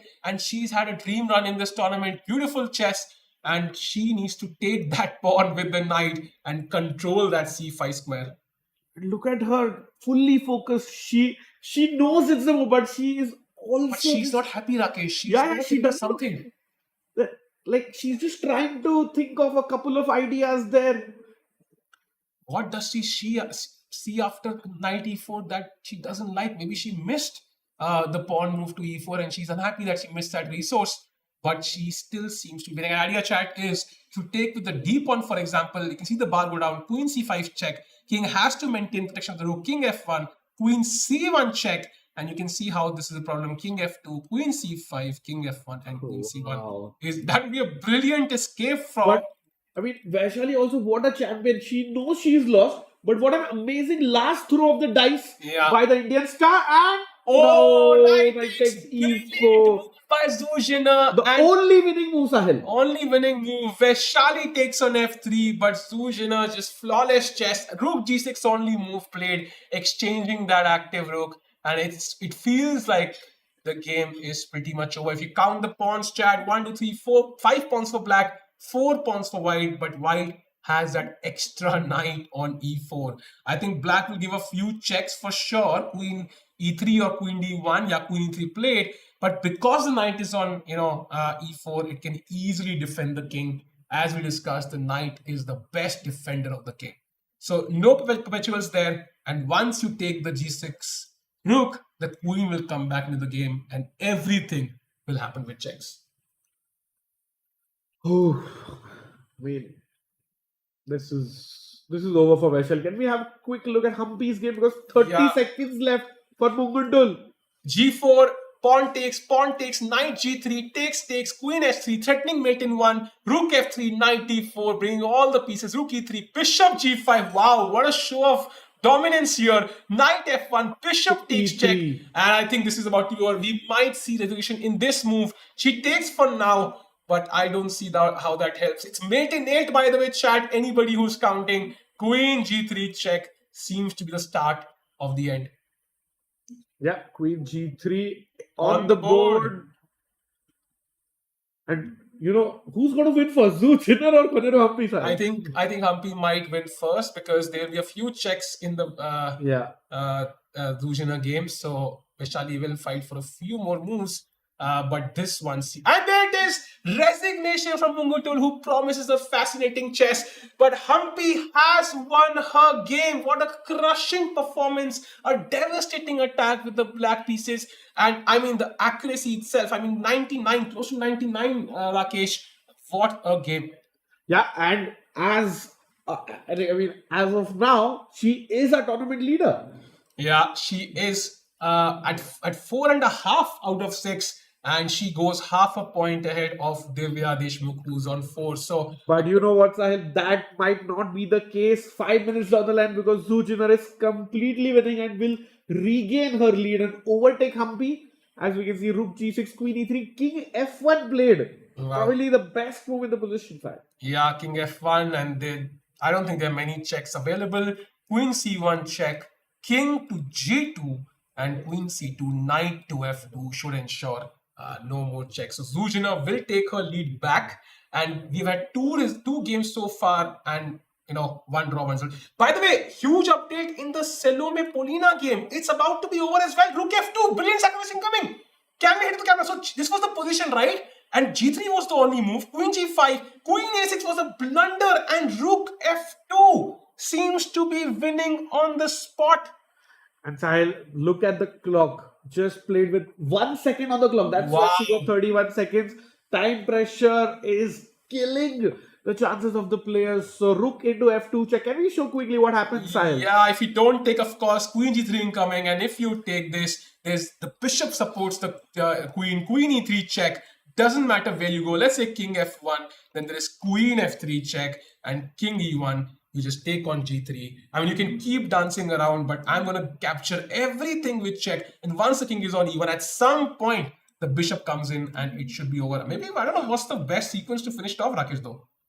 Yeah, but you can also take on h3 at the right moment, bishop e3 coming in. But Sahil, if we go back to the live position where Polina has just 2 minutes to find rook f2, what would white give to have that give her bishop back to e3? Yeah, I mean, it would be winning, by the way. So she would love that. And that tells you, sometimes the paper tiger term is actually pretty true. And Polina has to find rook f2. That's the only winning move, by the way. Because do not forget, white has kind of entered your camp now. And camp threatens some stuff. And of course, the bishop now can be useful in that case, Rakesh. So you better find rook f2 or the tide can also turn pretty quickly. Yeah, and she has only 1 minute 30 seconds. Meanwhile, Vaishali has taken with the king. So this game will likely finish earlier, Sahil. If she finds rook f2. Yeah. So Okay. 1 minute 20 seconds. Wow.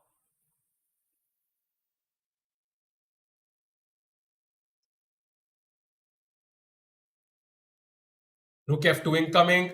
She has 1 minute. She has to find it. Not the most obvious tactic, of course, because you have to calculate a bunch of checks. You have to be sure it works. And with time pressure, you might think, you know what, I don't need to commit to this. I can find something else. But this is the only way forward if she wants a winning position. Yeah, and rook f2 looks game over. She has 45 seconds. Can Polina spot the only winning idea here for black? As you can see, 31 seconds for Salome. That means she played the last move with only 1 second left. Polina under 30 seconds now. She has to play. She has to find the win with rook f2. Or else the position is completely equal. It's 0.00 according to the computer. If rook f2 is not played and she plays it. No. Rook f2 on the board. Wow, a brilliancy there. Salome has only 18 seconds left. Remember, if you capture with the rook, the queen comes in to the central file and she plays queen a3. Which is completely lost, Sahil. Yeah, but now I think it's giving up. I think you just can move the rook anywhere, actually. Your queen is not threatening much. I would just play rook e2 with the idea of rook e3 and it should be resigns. So Polina coming up with victory and, Salome losing yet again. So the bottom two in the table not really catching the break even after the rest day, Rakesh. And rook e2 played, of course. And I think we'll see resignation. And that would be heartbreak for Salome. But what a game. I think Polina kind of figured out that, she had the better chances. And she was worse at one point. That, knight trade in knight d4. Remember? That changed everything. That changed everything. That changed the momentum. Momentum is very, very important. And yeah, rook e3 incoming. And the problem is you might play rook d3, but you are weakening your first rank in that case. I think you will not survive. 7 seconds, Sahil. Oh, she plays bishop e7. What? Okay. I mean, what if I just straight queens, Rakesh? Even that should be winning. Queen e3. I'm 1, 2, 3, 4, 5. 1, 2, 3, 4, 5. But all your pawns are weak. All your pawns are on the dark squares. It's going to be very tough for white to save this. Yeah, queen e3 seems to be a decent try. Apparently, the best move is b4, which is... she plays queen e3. It's a more practical try. Very practical. And now the only active white piece will be traded off. Bishop e3 check will happen. And then I think the rook will grab the pawn on a2. And I think that should be over. Something which should have been over is the Zhu Jina versus Vaishali game, Sahil. You can go there. Knight f6 check was played on the earlier move. King g6. Knight g4. Queen h3 by the important this knight is defended. So queen s3 check, maybe just, I don't know, king e2, and it should be all good. So Vaishali will of course give a few checks here if possible. Is also maybe playing until the 40th move, so Yeah, on this move 38. yeah, because in time trouble anything can happen, and you want to play till the 40th move. So that's what she will do. By the way, in the Salome Polina game, she has grabbed the pawn on a2. So now I think d4 is also weak. And once d4 falls, Rakesh, e5 will fall, and then g3 will fall. And now you see the problem of having all your pawns on dark squares, and black's pawns are just untouchable. I mean, rook a4 is incoming anyways, if I really want to grab that pawn, or I can just even push the b pawn if I want to. Slowly. Yep, this is completely 18 seconds left.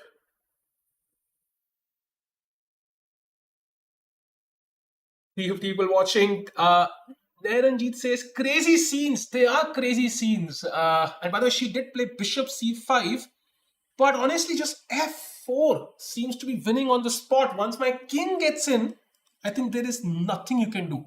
That's rook c2 played. Okay, also works. Rook c1 maybe is the idea. Yeah? I don't know. No, not really rook c1. Why do you need rook c1? I mean, yeah, your rook is so active, it's cut off the king. So I think f4 has to be the plan, just to get the king in. I think f4, king f5, and that should be over. Yeah, and I think there's plenty of support for Nurgul as well. So Ozjan says, sure, Nurgul, let's quickly check in on her game as well. That game is a complete craziest game of the day. This is 97 was the mistake from Nurgul. A3, rook g8. We had the king come out to e6. Apparently b5 was the only move for a victory. Both players making slight errors. f5 opening the bishop's diagonal. Look at the king on c6. And bishop b8 was a mistake. Check. g3. Black has a passed pawn. Queen h4. Rook b8. Queen f6. King b5. Rakesh. Queen d6. And this is the current position. Apparently rook b7 is the only move for Nurgul. And this is incredibly Please note, this is the 40th move. Salimova has to find rook b7 with only 40 seconds left. But you see, Kashlinska has taken her break because she's going to get 30 minutes more. And not to forget, after rook b7, there is a4 check and king a6, rook h8, setting up some mating patterns there. So the battle is not yet over. Yeah, but still, you get 30 minutes, Sahil. Yeah. There is time to think, but can she find rook b7? The only winning move for black in the position. 18 seconds now. Oh, she has to play 12. 10 seconds, Sahil. 5 seconds. She has Mistake! She doesn't find it. She doesn't find it. Rakesh, I wouldn't say this game is over yet. Because if you take the rook on b8, then you take on h5. Black still has a passed pawn. White has a passed pawn. Lots of checks. Maybe not right now. But yeah, I mean, that was a mistake objectively. And the game still anybody's game. And Zujiner has won her game against Vaishali. Tournament leader goes up to 5 points out of 6. What a power-packed game by Zujiner there, Sahib. Yeah, there was a moment when either player could have won. There was a very strong attack on the king side from Vaishali, but Zujiner just exchanged that strong dark square bishop, and now it feels like the game is over. So it is over actually. So Rakesh, how does Vaishali take this loss, and how does Zujiner take this win? She is now back in the lead. She's 5 out of 6 in this tournament, and we have Humpy on 4.5, Divya on 4, Harika on 3. So that means tomorrow her game versus Humpy is the crucial game in this entire tournament. If Zujiner wins that, she's essentially almost guaranteed of first place, and if she loses, then Humpy has the best chance with 2 rounds to go. Yeah, I think tomorrow's game between Humpy and Zujiner is kind of like the final before the final. Yeah. It's a very, very important clash, and all results are possible there. Humpy playing the white pieces, so having the first move advantage. But I mean, what a tournament this has been so far. That is a mouth-watering clash, Rakesh. I mean, imagine, having the white pieces but being half a point behind. This just feels flawless to me. Amazing. Do not miss that tomorrow game, chat. It is going to be a spectacle. So we have three games so far, Rakesh. One draw between Harika and Divya. That 4-move repetition. We've had a win for Humpy. We've had a win for Zujiner. And now 2 games remain. Let's go to the Salome against Polina game, which is likely to finish next, where Black has just played, bishop to c1, and now I think it's time to basically bring the king in, and that should be over. And Sal, both players reaching 40 move, the time control, getting 30 minutes each. But if you are Salome, you wanted that 5 moves before but now it's too little, too late. She just plays rook to b3, and the amazing idea that you showed, creating a path for your king by sacrificing a pawn to f4. I'm pretty sure Polina is going to find that and get her win today. And the main point is, Rakesh, even h4 does the same job. If you take now f4 and you get a pass pawn, the king comes in, and even just kind of rook b2 seems to be winning for Black. And if that is winning, that means it's going to be a very, very simple conversion for Black. And very luckily, she has time now, so she's not in a hurry. She found that rook f2 move under time pressure, and I would say fully deserved victory there for Polina, but heartbreak for, I think, Salome a little bit. Absolutely, she was completely better until that knight move in the center that really caused the problems, and that really left the bishop alone in enemy territory. And now she is absolutely lost because of the white king being blocked on h1 and the black king coming in. It's like, Black is a piece up. It's just feeling like that, right? Yeah, this tells us power of the rook on the 7th rank. Simple. If you don't believe that principle, rook should belong on the 7th rank. This is great demonstration for that. This is like an endgame masterpiece, right? Because you see how pawns in the same color for the bishop are not great. So that tells you how the bishop endgame should be played. And you see the rook on the 7th rank. That tells you how rook endgame should be played. So and now how pawns can be sacrificed to activate the king. So activation of the king. So a lot of endgame principles we can learn from this game. Yeah, and also look at Black's pawns, Sahil. Each and every one of them are on light squares. Yeah. So your bishop is controlling the dark squares, and all the pawns are controlling the light squares. What a textbook endgame win here by Shuvalova. Sorry. Yeah. So and now they have time to calculate. So this will and she is about to. Oh, she plays rook b2. So offering that rook trade, I think. And she has calculated that endgame is just winning for her. If this happens, I think if you don't play off rooks now, I think Black can even consider pushing the pawn. So if let's say you play rook f3, for example, b4, and that seems to be an elementary win. So you have to kind of trade rooks here. But now after bishop b2, let's say you play king g2, trying to hope for something, but simply bishop c3, king f3, b4, king e3, b3, king d3, and even just b2, and the king has to stay stuck on c2 now. You cannot even grab this bishop because the pawn will queen, and now you try that idea of pawn to h4, let's say this, and pawn to f4, and white cannot stop both these passed pawns, and this is just a forced win essentially, which I think Black has already seen. So what a result there. Both games, the remaining games, heading off into that 40th move mark. I don't know if we can have the bird's eye view once. We'd love to see all the 5 games. What crushing games today we saw. First of all, it was not a quick draw, but a relatively quick draw between, I think, Harika and Divya. 4-time repetition there. And then we had that devastating attack from Humpy with the black pieces. 99 accuracy, insane chess. And then we had Zujiner and Vaishali with that tipsy-turvy game where both sides blundered a couple of times, and then Zujiner came out on top and she maintains a sole lead. And 2 games remaining, both sides having some time on the clock now. So I would expect deeper thing from both players. So let's have one look at both the games. Let's see who's kind of winning those. First of all, this game, I think rook b2, white might just even resign in a couple of moves, but she might play on until Black shows how she's queening. And also in the other game, on the 40th move, Nurgul kind of made a mistake with queen e2, and now the game is roughly balanced, but it's not a draw yet. So you can see how queen c2 is a threat Queen h5 is a threat. Queen b8 is a threat. So a lot of tactics. The black pass pawn is on g3. So a lot of possibilities. Let's say you take the rook. Black can take the rook. Now, if you try to play f6, for example, knight c6 wins for black. And now you see how difficult. You might even grab this pass pawn, but queen to f5 instead of queen c2, knight d4, queen f6. You try to save this, for example. I think black can probably just take on c2 already, and c3 and queen b2 is made. So a lot of tactics there. Black has an extra piece on e7. That's the trump card there, but white has some attack on the king. So let's see who wins this. And I expect Leah to have a long thing relatively. So maybe this is the perfect moment for a very, very short break. We'll be right back in a couple of minutes with hopefully another result for you.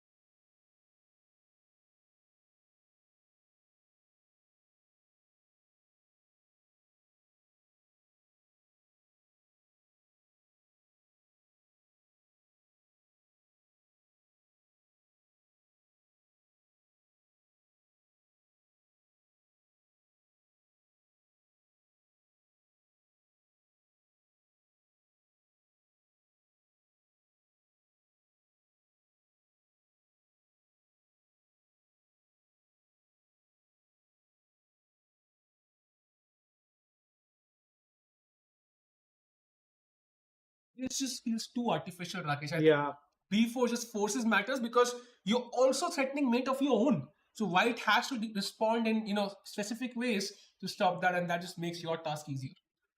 Queen E3 feels like a very artificial move, like you said. And it feels like it's a study that we see normally see. Yeah. And I can already sense, some moves like Rook H1, Sahil. Hmm. Pawn to G2, let's say. You want a queen. I go Rook to A1. Yeah. And it's suddenly like, what did you do? And of course, no time to promote and make a queen because now I capture the queen, and if you capture my rook, Sahil, remember Yeah. pawn to I B3. will play B3, not Queen A3. It Yeah. doesn't matter, mate in two, but mate with the pawn. Yeah, mate with the pawn is always fun, and the black king is embarrassed. So as of now, Queen D6, the current position, a huge threat on A3, and black has to find one of these moves. I think just moving the queen here, controlling the A3 square, or pushing B4. I think B4. B4 has to be played, Being Sahil. the cleaner choice, just forces matters and takes the game into black's favor. So very interesting 14 minutes for Nirgul here. Maybe it's also time to check out Alina again. Salome again. And if something has happened, but not really. So white, I think, just sitting there trying to contemplate this in one last try. But I don't see. I think we'll see resignation right now. Yeah, this game, we should be seeing resignation very, very soon. And yeah, I mean, just a recap for the chat. If you are joining us late, or you would just remember the results. So Harika versus Divya was a draw, the first result of the day. The second result of the day was Humpy winning a very, very nice game with amazing prep uh, against Mungundul. And lastly, Sahil, I think the most important result of the day was tournament leader Zujiner beating Vaishali in a very dramatic game, which could have gone either way. Yeah, absolutely. And dramatic games have been the the norm for this tournament, Rakesh. Yeah. Overall, apart from the fifth day where we had only two results, and it was a really calm day. Every single day has promised some spectacular games. And now Zuzina maintaining her lead. It's been a great tournament for her. But tomorrow is when she faces that crucial clash. I don't know if we can have the pairings for tomorrow once, because we know she's in first place, we know Humpy's in second place, and both the players battling each other. So an important game tomorrow for both those players, and also for Divya. If she wants to win the event, she has to strike tomorrow, I feel. And it's the perfect choice of opponent because, as we know, Mungundul, very, very strong player, but has had decisive games throughout in 6 games. Yeah. 2 wins and 4 losses. So, I mean, Divya wants a fight and she's going to get one tomorrow. Yeah, board number 3, board number 4, the matches we look out the most for, but of course, board number 3, the crucial clash.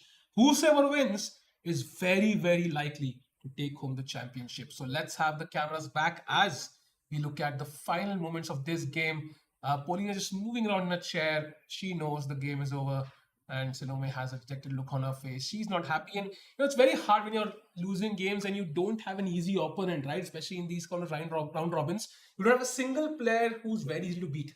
So in an open tournament, you lose a game, you get an easier opposition, you get your confidence back. But here, you might lose a game and get a stronger opponent. So that's sometimes really harsh. Very true, Silent. Also, chat joining in on the action, and they are saying, Ruan Pablo says Zoo is very strong. Habibi says Zoo versus Humpy will be a great game. And I'm pretty sure, Humpy and her team will be working super hard to get some novelties going for tomorrow. Yeah, that will be the clash of the tournament. And with this, by the way, Paulina, I think will also, is it her first win in the event? No, she's already won. Yeah, she won against, I think, Alina. So she's the second win of the event. And she's at par score. So she will also kind of gain a few points there. And she will, I think, go to 3.5. And she will be in fourth place, Rakesh. So not a bad tournament for her as well.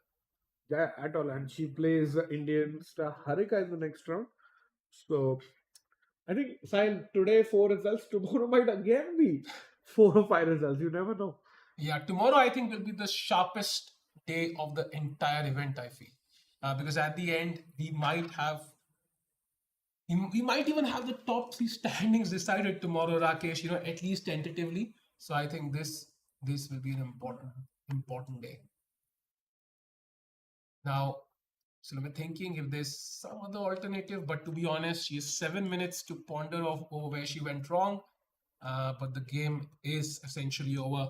Black doesn't need to And queen. she resigns, Sahil. Yeah, there it is. The game is over. Extremely, I would say, precise game from Black. First of all, equalizing, I think, with that mistake from White, and then converting that end game. And that bishop, Rakesh, as we saw, that bishop is the culprit on c5 with no task to do. Yeah, pretty much. And that is the main reason I think White lost the game. And especially the knight d4 idea, trying to get the knight in, whereas knight was needed on the other side. But it's always nice to see, players discussing. And this is what, like, it's sportsman spirit. Very well done on Salome's part, even though she has lost. Still discussing with her opponent, getting to know what went wrong and what she could have done better. But if you are, a chess improver or trying to get better, always try and analyze your losses side. Yeah, and there are a bunch of them for me personally, Rakesh. So I have definitely learned a lot. I somehow knew you were going to say that. Yeah, but as of now, that's the fourth result for today, Rakesh. And fourth result and three wins overall. So 1 draw, 3 results. Can we see the fourth win in Alina versus Yeah. Nurgul? Let's quickly head to that board. And by the way, 9 minutes for Nurgul there. So she has still not been able to calculate everything, and she will need to make a choice soon, because the last thing you need is one more critical decision to make after this, and having no time to do so. White has 22 minutes here, so White using that time, cleverly, that Nurgul is, kind of taking right now, and she might fight the move very quickly, Rakesh. Yeah, that is possible. But like we discussed before we went to the other game, Nurgul knows this is the most critical moment of the game. She makes a move fast, and that might be a blunder. In fact, not even a drawing blunder, but she could lose the game entirely. Yeah, there's no draw here, Rakesh. It doesn't feel like a draw at all. Both kings kind of, playing with fire right now. The black king on a4 is so rare, by the way. We never see the king there. And yeah. And if you would get another clear shot of the players' reactions, yeah, this is better. You can see Nurgul is calm. She looks like she's still calculating, but it's not like she's completely winning. She has to be careful, while. And Alina also kind of having a great poker face there. And by the way, Queen e3. Queen e3, Queen f3, sorry, played. So also winning. But Sahil, that rook h1 idea is still active. Yeah. We can still get the rook down. Yeah. Our idea is to swing the rook to the other side. And I mean, that's a very nice g2. Yeah. First of all, if you can't take this rook because Queen a3 again, checkmate. so you lose. So let's say you push the pawn. Yeah. And rook swings over. And it's lost. Yeah. And like no move you can make. Let's just show random move. Knight takes pawn. King b1, Sahil. That's such a beautiful discover check with the king. Yeah. Checkmates. Yeah, that is beautiful. And also, I think if not this, then what is the move that kind of holds, and what can White play here then, Rakesh? Because at the end, you want to put up some resistance. Your move is rook h1. Then what is the winning move for Black? Oh, I think rook h1. Maybe I can go knight takes pawn earlier, Sahil. Knight takes pawn. And what if I play queen to c5, maintaining that diagonal? And then I go rook to c8. Wait, rook to c8 is not easy at all, not Rakesh. Easy at all. I mean, if that's the winning move, then I'm not sure. Then I would even say Alina has a good chance to win this. She has a great practical chance. Yeah, rook c8 is not easy, Rakesh. I mean, if she's not seen it so far, then rook c8 to find this, and after queen takes c8 in that position, you have to now take on d4. This doesn't feel natural. Oh yeah, this is getting tough. And so I'll remember. Do you remember which game was this? It started off with the Petrov, but then remember it was opposite side castling. Yeah. So the black king, which is on a4, was actually on g8. Yeah. It has traveled more steps than its counterpart. Yeah, definitely. And if you try rook a1 now, Rakesh, with the same idea, now only move is knight takes c2. So to see tough. all of this, rook c8 especially, and then knight d4 is not easy at all. So I would not say this game is over, but White has to find rook h1. That really forces Black's hand to find only moves. If, for example, you play something else, I don't know, queen d7. By the way, if queen e7, then b4, and this is actually pretty much just gone. So you cannot do that. So let's say queen d7, pinning this pawn. Now black can simply push g2 when there is no play for white. There is no rook h1 anymore. And I think this is just lost. So rook h1, your idea, Rakesh, is the best one, the most challenging one. And that will force Nurgul to come up with that one idea, which is not easy. It is not easy. Like, trust me, Sahil, this looks like it has come from a study where we put random positions pieces accordingly, however we want Yeah. to show a beautiful checkmate, and that is what it might happen if Salimova is not careful. Yeah, this is the kind of study you offer like a an Olympiad team from their coach. You train them before the Olympiad, and then you True. sit down and all solve that together for 30 minutes and come up with a solution. This is not like a basic tactic which anybody can find. And Adina looks at the clock; she has time, so Yeah. that's not a worry. But she needs to find. Rakesh, how easy is it to find rook h1 a1? It's not that easy, huh?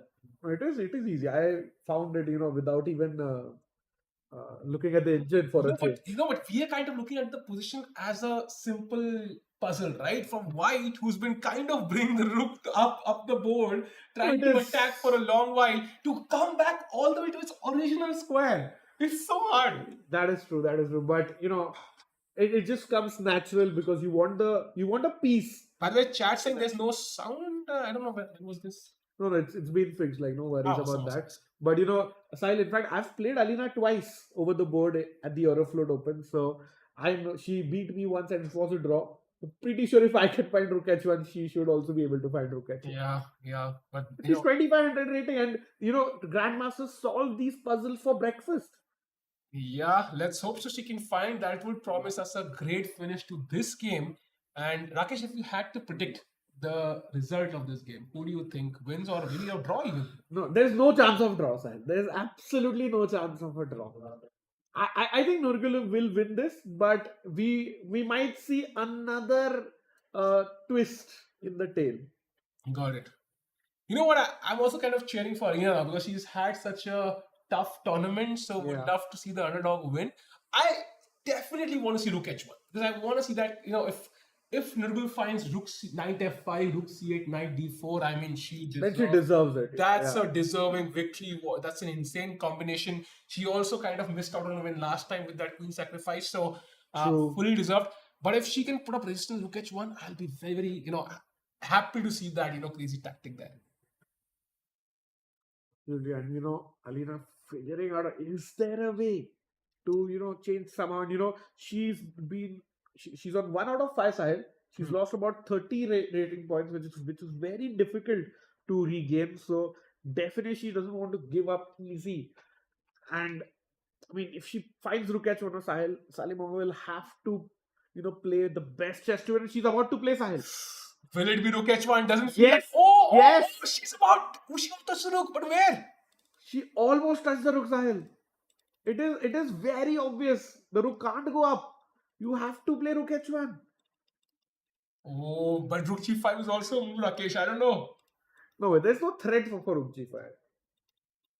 Rook H1. Actually, Rook G5, maybe for G2, she's planning Rook G3.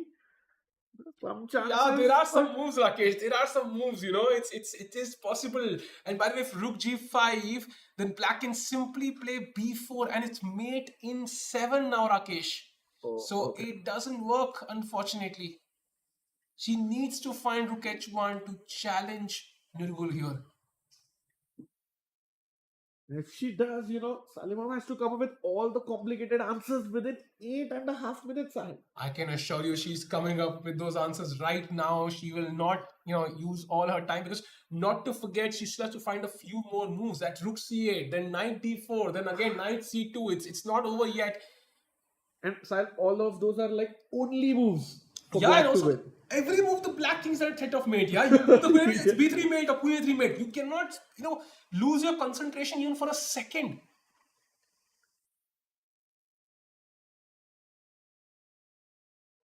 Game. What a beautiful game though. It was so much fun to watch this game actually. That Knight G5, then beautiful game. So many tactics. The Bishop H7 idea also later on. That was impressive. Till less than 15 minutes now. She looks at the clock. For a second time. Yeah.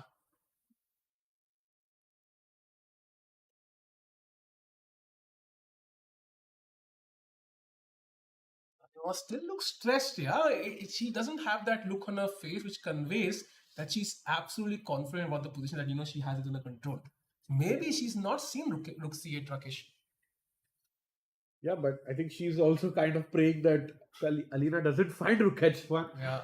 Because then her But she task will. is very easy. She will, because Rakesh, Rook, she did almost touch the Rook, so there are only two moves, logical moves that I can think of. One is Rook G5 and one is Rook H1, and Rook G5 just loses. So the likely choice will be Rook H1. I agree. I think you just have to play Rook H1 if you're white. Chat, like the stream, let's quickly cherish these moments. I mean, this is the strongest players of the world battling it out.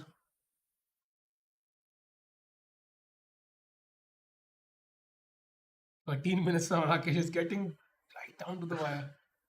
It is such, and it's like a pure calculation play. There's no strategy. There's nothing else. It's just pure calculation. If those players have done their puzzle rush right, they're going to get to the better side of it.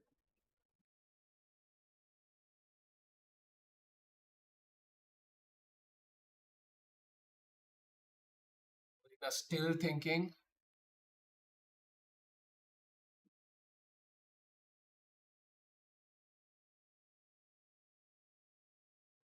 Yet, and I think she's been thinking for about 12 minutes now. I know 10 minutes now. 10 minutes now. She had like 20 to 23 minutes. Yeah. So the thing is, if she comes up with Rook H1, I think her remaining choices are, the game is, and if Black finds the best move Knight F5, she doesn't really have many moves after it. So she can use time for this one, as long as she comes up with Rook H1. So Black still has to find those critical moves, right? White's moves are simple. There's not much to do after Rook H1.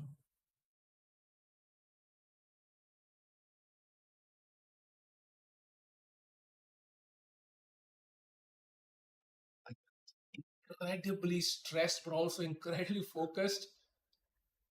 12 minutes to go side. Yeah. I'm just thinking of some fun variations, some ideas there. Like I don't know, just to humor the chat. Rook H1, Knight F5, Rook goes to the corner, Knight takes Queen, and Black is completely winning. But in fact, okay, sorry, I have to go Rook B1 first, not here, because I need that extra tempo just to show Knight D6, Rook in the corner. Now, Sahil, you are a queen up, you are a knight up, you are so many pawns up. But if you just play queen, F6 here, and suddenly white is winning again because king B1 check, king goes to the side, check with the pawn, king comes ahead, and rook checkmate. Yeah. So it's like the king is in such a weird position. So even Salimova has to be very careful, but I would say if she has calculated all of them correctly, she should be able to bring this home. Yeah. No moves yet, closing in under 11 minutes. This could really turn the tournament, for Arena, because she's at the bottom of the table, Rakesh, and she has 1 out of 5 points so far. Such a win, such a win where things are so crazy, and coming back the jaws of defeat really could give her immense confidence. Yeah. No moves, 10 minutes now.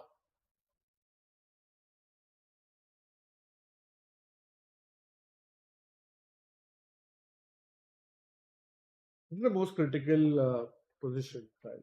So, even after Rook H1, maybe Salimova also takes a 2-3 minute think. She will for sure, but she's also calculating everything now, and I'm pretty sure she's seen Rook H1. Yeah. And for Alina kind of helped her. Yeah. So she put her hand around the rook, so you kind of, Rakesh, some people have done this though, they will move their hand around a certain piece, direct their opponent's calculation around the piece, and then play something else. So it has been done before, but I don't expect that to happen right now, because Rook H1 is the best move. Yeah, and Sahil, what you mentioned happened with me once when I was 8 years old, about 20 years ago. So that does happen. Let's go. We are going to Come see on. battle till the very end. And now the thing is, there is no draw. Either black finds knight takes f5, attacks the white queen right now, or white just wins. So this move decides everything. Can we go full screen with the board? Because I think Nirgul is basically playing the entire game in one move. This is the move that decides the result. So it's like Sahil basically like, is this right? That Nurgur has to play only moves, or there is not even a draw. She's lost She's from lost. a completely winning position. Yeah, knight f5 is the only move right now. It attacks the queen. Basically, doesn't give time for rook a1. Yeah, you're basically playing on borrowed time. And once the queen moves, let's say there are no squares. That's very, very crucial. None of these squares are available for the white queen. The only square is queen c5, and then you again distract it. So you have to make sure the queen does not stay on this diagonal at any cost, whatever the cost it is. And now you take the rook, and now black gets that tempo to kind of win the game. So very, very interesting. But she has to find knight f5 first, or she is lost. What a brilliant find, practical find by Arena here. Well done, Alina, with the white pieces. Rook h1, rook in the corner, threatening to swing the rook back to its birth square, Sahil, on the opposite side. And remember, Nurgul Salimova has to capture the pawn with the knight, as you can see on the board. And she is about She's to doing that. She's doing that. She has found the only move, knight f5, and now Nilkon is again winning.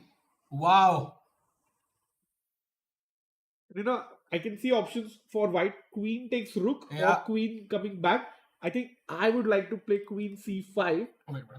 Yeah, sorry. Just so that Nurgul has to keep finding those only moves to win the game. Yeah, also after queen b8, you again have to find knight d4. So regardless of black, what white does, black has to focus on that d4 pawn. And if you try, let's say, rook a1 now, knight c2. Whenever rook a1 happens, you need that knight c2 tactic to So grab that- that pawn. There's no b3 check, and now the rook is hanging. Yeah, and now king b1 in that Yeah, position would be checkmate, but no, knight captures the rook. So Sahil, that's why the knight has to reach on c2 if Salima wants to win the game. But Rakesh, she will win this likely, because if she has played knight f5, she understands maybe that she needs to reach c2. And if she's understood that, then the rest of the moves come very smoothly for black, and it would be game over for Alina. And if that happens, unfortunately, she'll be at the bottom of the table with 1 point out of 6. That is very difficult to handle as a chess player. Very difficult, and she's the winner of one of the Grand Prix. Yeah. So from like first place going to last place is definitely not easy, and she was a last minute replacement in both events. So tough times for Alina, and she loses again a lot of rating points with this loss. But that is only if Salimova keeps finding the best moves in the position. Yeah, and 7 minutes versus 8 minutes. I think at this point, I would prefer having like 30 seconds, yeah, just so that, there's a higher chance of black going wrong. But Nirgul has enough time to calculate this. And yeah, knight d4 is the idea for white. Rakesh, so which one would you go for? Would you go for queen b8 or would you go for queen c5? I would go for queen c5. At least forcing black to find rook c8, yeah? Yeah, absolutely. And as white, you may know it's lost, but you just want to, fight till the bitter end. Yeah. By the way, the expression on Alina's face, or not, at least the body language, has completely shifted. I think she understands now that this is probably lost, and if that's the case, then the choice is kind of, irrelevant to some extent, let's say. So, Sai, what would you play? Queen takes rook or Queen c5? Queen c5 will be my move at all costs, because queen b8. I mean, if my opponent has seen the knight d4 idea, this is just an easier version, because as black, you will anyway play knight d4 here, even if you've not seen all of this. So I think queen c5 kind of forces black to find rook c8. And is rook c8 like the only move? What if I play a move like, g2, for example? Yeah, g2, then I think I put the rook on a1. Oh, there is also mate here apparently. Wow. Oh, b3 check. Now, if you take this, I won't take it back. I will play king b2, Rakesh. And No way. this Oh is my crazy. god. Because black can take this. But basically, your pawn blocked the connection to the a3 square. And Oh. what a final position. If this happens, I will literally, fall off my chair. This is insane. And look at that. White has just one queen and black has two queens, one Oh, rook, one nine. knight. Oh my god, that is crazy. So there is some hope for Alina still. Yeah, queen c5, I think, would be the challenging move. The last challenge for black to tackle. Yeah, because why we both are choosing that is queen takes rook gives you the rook, but you want to attack the king. You want to keep that checkmate in one threat with you always. Yeah. c5, so g2 doesn't work. It's mate in 5 from here. Another move could be b4, Rakesh, but that also seems to lose again to rook a1, and that is also over. So whenever again happens, you need knight c2 basically. Yeah, true. Alina about to play. She's just has 5 minutes. Such a crunch moment, yeah. I think. Do you think Lulu has seen rook c8? Yeah, I think so. She looks super confident. Sure about that, Rakesh. I wouldn't bank on it like 100%. No, she is I think maybe if Alina would have played it quick, then Salimova had just 7 minutes to figure it out because she herself has been thinking for the last 20 minutes for the last two moves. That has given enough time to Salimova also to come up with the defense. Yeah. I was thinking also something like, And queen, what? Queen, yes, queen. Where? Oh, she moved the hand back. Queen c5 has to be the move. Queen c5, come on, Alina, can you do it? Queen, no! Oh, she takes the rook. That's the human move. But now knight d4 is winning for black. But again, the only move. Yeah, but the thing is, now it feels only, right? Because queen h1 just loses to queen f8. It's just over in one move, right? So black, what's Okay, up? queen f8 is tough to fight. No, I mean, it's mate in one again, the same diagonal, right? And b4 then queen e8 mate. Okay. So I think the point is you don't really have an option other than knight d4. That's the problem with this move, I feel. And let's say black does take on d4. Is there a last trick that white has, Rakesh? I mean, I don't think so. It's too little too late now because rook a1 I really want to play, but knight c2 side. Because the point is, you don't have queen f8, Rakesh. The queen controls this. There is no counterplay whatsoever. And the only way I can attack or deflect the queen is with rook f1, but the queen still stays on that file. Yeah. And also there's knight b5 now. So even check b4, check, there's knight b5. So knight d4 is just such a smooth move. Yeah, but the only move, and she takes she takes the pawn. That's why queen c5 was a better practical try. But I think black had seen it regardless. And she plays rook to c1. I did see this move. But this is just winning, Rakesh, I feel. How, Sahil? How? g2 is pushing the pawn. Yeah, queen b6. Queen b6. What if I have a sneaky threat if you're not careful. My first take was just taking this, knight c2. Okay, that's c2, yeah?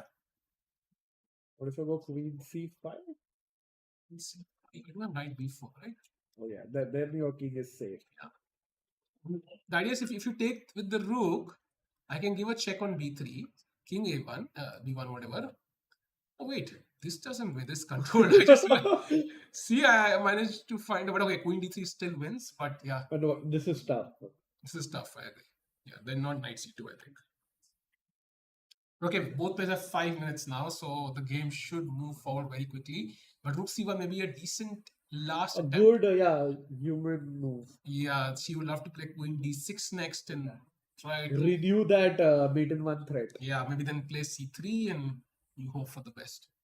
So let's say black passes, yeah?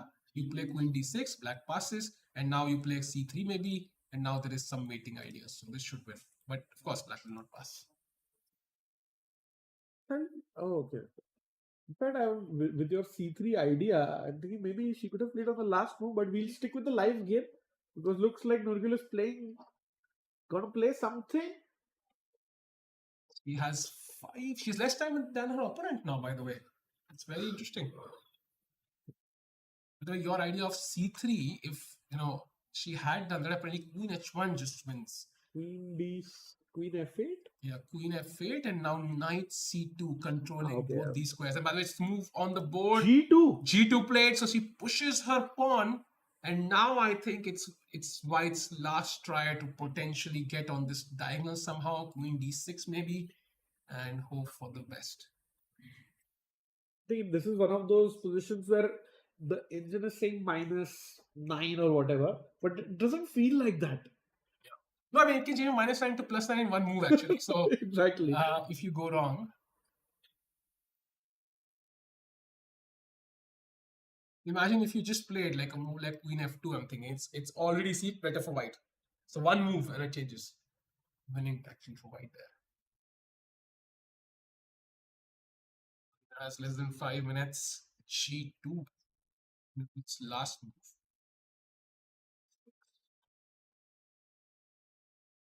Oh, that's interesting, Rakesh, by the way. So after Queen D6, Black has only one way to win this. And that is Knight C2, or she loses. But yeah, now this is easy, right? Yeah, Knight C2. And if you take here, then Queen B3. And you Queen with B1, check. and you Queen with check because there is no control over this. So the tries.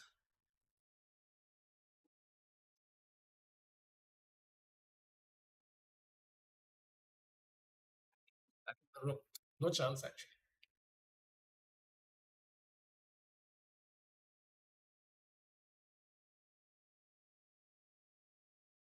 In 4 minutes now.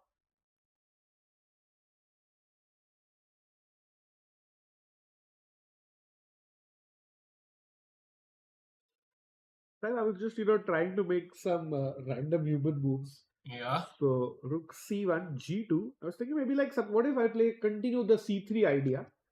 Knight, what do you play? Knight B3. I saw this in Knight E2 now actually. Okay, doesn't matter. I play Queen D6. Queen D6, but it's check, no? King F1. King? Yeah, King B1. King B1. Check. King A1. Check. King A2. Like check and check, no? Yeah, so it's like, Yeah. I know I'm going to lose, but just some try that I want to do before I lose. Yeah. I think Nurgul will definitely find Queen B1 check. I think if you want to trick Nurgul here, you will need a slightly rare pattern, let's say. And G2 on the board, just 3 minutes left.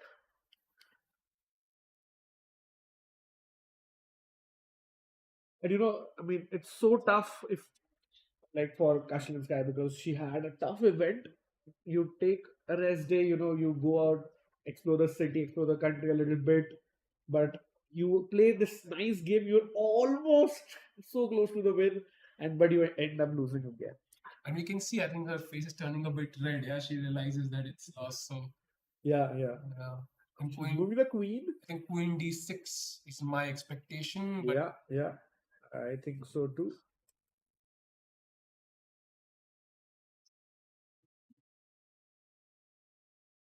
The idea being that if Queen D6, Black decides to promote, then at least you have this at the end. So Black will need to come up with Knight takes C2 there. Just 2 minutes for Alina. Less than 2 now.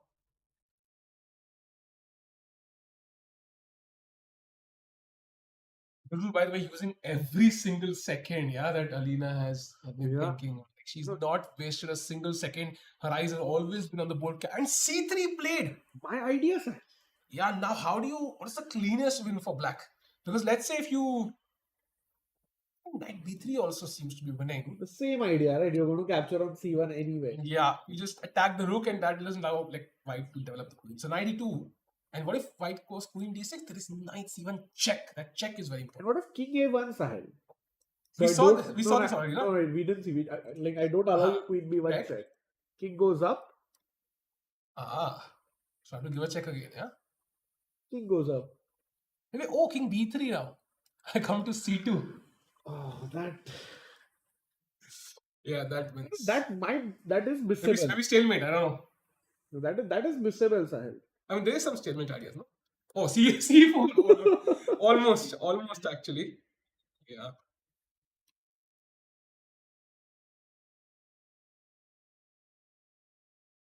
Four minutes now. He's about to move.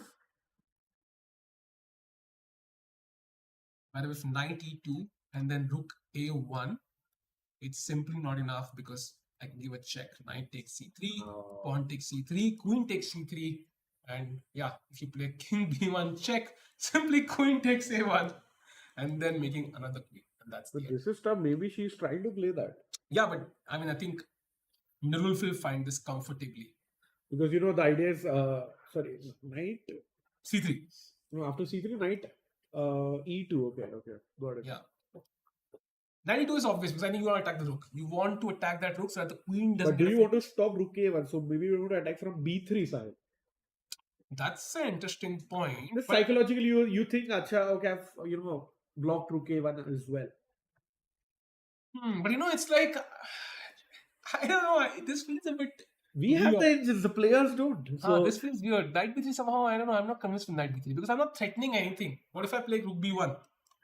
you just go queen, attacking the rook, like queen d3. Queen d3 is already equal, Rakesh. Exactly, I'm telling you. Exactly. So I think knight Play without the engine, Sahil. It's very tough. chess is difficult actually.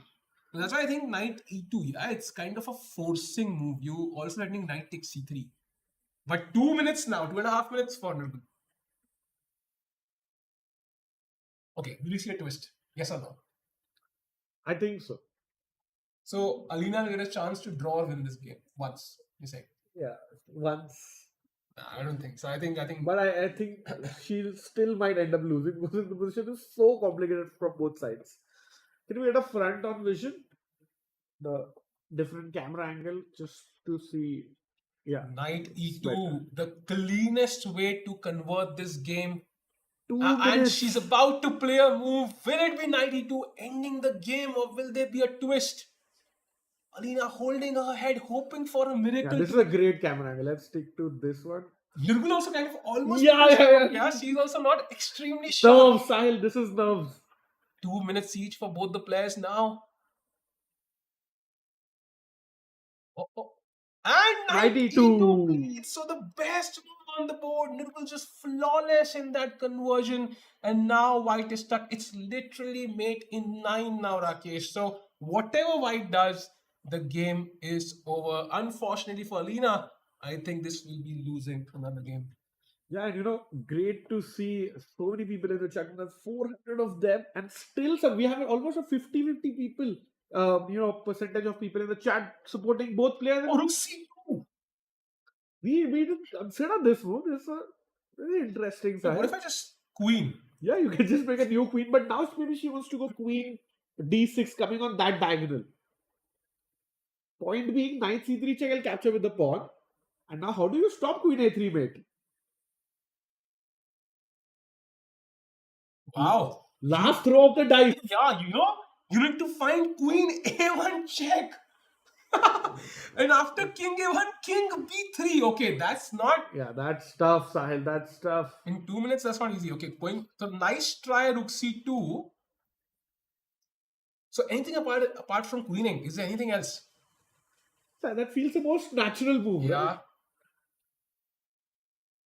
Queen f6 is interesting. Go back and control the queen coming to the diagonal. Yeah, but that's also not what you usually play, right? In that situation. Yeah. But that's not committal move. Also, by the way, knight d4 seems to be winning. If you take with the pawn, there is queen b3 check winning the game. I think that is possible. That is possible. That is much more possible. She's been playing moves with the knight for a while. 1 minute for Salimova. Can she find it? Knight d4, rook c1 is repetition, by the way. She will have to play knight 2 again. 50 seconds for black. She's going to queen. I think she's going to queen. No, what? Queen F4? I told you it's a twist. It's a twist equal now. Completely equal now. That's a big blunder. What a blunder. Oh my god, it's drawn now. Oh, it was mate in 9. Mate in 9. And the game has turned on its head. Mate in 9. And now it's completely equal. You wanted a twist, Sahil. You got one. But Rakesh, what's the move for white now? Don't forget, white has to find either queen d8 or queen a7. These two moves. I mean, queen a7 I get. What is queen d8? Yeah, but you click queen a7, you protect the pawn from, and she plays queen a7. Wow. What Respect. a find. What a find. Queen a7. And now black has only knight d4. She's lost. Only one move, knight d4, or you're Okay, I going think white with is the winning loss. this. I think white might just win this. What a turnaround here. Oh my god. 50 seconds. If Alina wins this, that will And be... Sahil, what happens if black queens? Just quickly for the chat. If black queens, queen e7 is winning on the spot. There Coming is to no- that, dream diagonal. Yeah, what a find. She needs to play knight d4 to block that diagonal. Wow, 40 seconds for Salimova. She has to find the only move that keeps her alive from a completely winning position 2 moves ago. 30 seconds now. Chess is super hard. Both the play. I mean, we still can't predict the result, Rakesh. All 3 results possible. She finds knight d4. Wow, respect, high level chess. What happens now? And now that's a brilliancy, and rook g2 is the only move for white. We're literally gambling with only moves. Rook g2 or now black wins. But this is kind of simple, no? Because the rook is attacked. Yeah, but it's still Black's only going to move. promote. After rook g2, knight b3 is the only move. And this is the repetition, Rakesh. I mean, what a game. It's like a parties of only move and knight d4 played. Sahil. Do you think she'll play rook g2? Yeah, I mean, she has to. With black queens, it's over, yeah? And the point being, if you can't capture with a pawn, because after queening, even if you play queen c5, Sahil, now the rank has opened, so you can easily stop queen a3 mate by just putting one of your queens there. Yeah, the pawn has moved. So, can she find rook g2? Only move. She has 1 minute to find this. She's She taken. clips the pawn. What a turnaround. And now black has to find knight b3 as the only move. Wow. Nirgul, I think, has started to promise us some exciting games. Even last game was like crazy. b4! That's a White mistake. is winning now! White is not winning yet, apparently. I think it's still a mistake.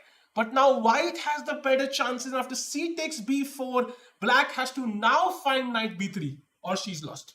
And again, if white doesn't play c takes b4, white is lost. Yeah, there's b3 What's check going on, and buddy? queen f1 mating coming. So what a game this is. She captures! What a comeback by Alina Kashlinskaya. Great move. Only move, by the way. Sahil, if you had given me $1 every time you say only moves, I would be a millionaire now. Maybe you should be. Maybe you should be. But c takes b4 played. And now knight b3. What's that? It's the only move in the position for Nirgul. Just to point out, Chad, if king takes b4, simply queen e7 check, and then the rook against the knight is just when the king is too wide open, and then it will be easy conversion actually. So knight b3 is the only move, and then white has to find queen d7 check, Rakesh, king b4, and queen d5, and we play this endgame on. This is not over yet. 20 seconds for Salimova. I think Sahil still all 3 results possible. Knight b3 played. 3. Wow. Oh my god, this is And now white has level to play chess. queen d7, Rakesh. which is the Copy, paste, I think at this point. only move, chat. All 3 results possible. This is getting down to the wire. For me, this is the game of the tournament so far in terms of excitement. I think. What fighting chess? Okay, who wins? White or black? I think Or white might win this. So. White, yeah? Yeah, I'm going to predict the white win as well here, I think. But anything is possible. Knights are the trickiest pieces. So, Yeah, for sure. All 3 results still possible. Wait, what? Rook g1, what? That's a mistake, and now it's equal apparently. after queen d4, which would actually lead to equality, Rakesh, and that game will end in a draw. So if black wants a draw, I think she has it. And luckily this time you don't have to use the words only move, because black has 3 options at least that lead to equality. And She interesting, has 14 seconds. I don't think she has time to consider 3 options, Rakesh. She has to play now. 10 10 seconds. seconds, a quick look at the clock. 7, 5. Oh, she takes on b4 with the king. I think that's still in the range of equal, but not the best move. She played it with just 3 seconds. Okay, a couple of checks. I think to gain time on the clock should be very obvious from white, and black plays it quickly to a4, I think. Will we see a repetition? Or will Alina want to push? Would you repeat as white here? No. But draw is like the fair result after all But you of can this. take the pawn, right? You can take the pawn on d5 now. Yeah, I think that's pretty. You can give a couple of checks, gain some time, and take a pawn on d5. that's what she's doing. She's eyeing that d5 pawn. She takes it, She takes it, so tries for a win, no draw. And again, knight c1, the only move for black. Wow. Because suddenly in all of this, we saw black lose a rook, 2-3 pawns, and now white is an exchange up. And not to forget, this is better for white now. It was mate in 9, forced checkmate for black. When she goes back in checks, if she were to lose this game, that will be heartbreaking. Yeah, and I think definitely, I fully agree. This was the game of the tournament so far. 1 minute to go.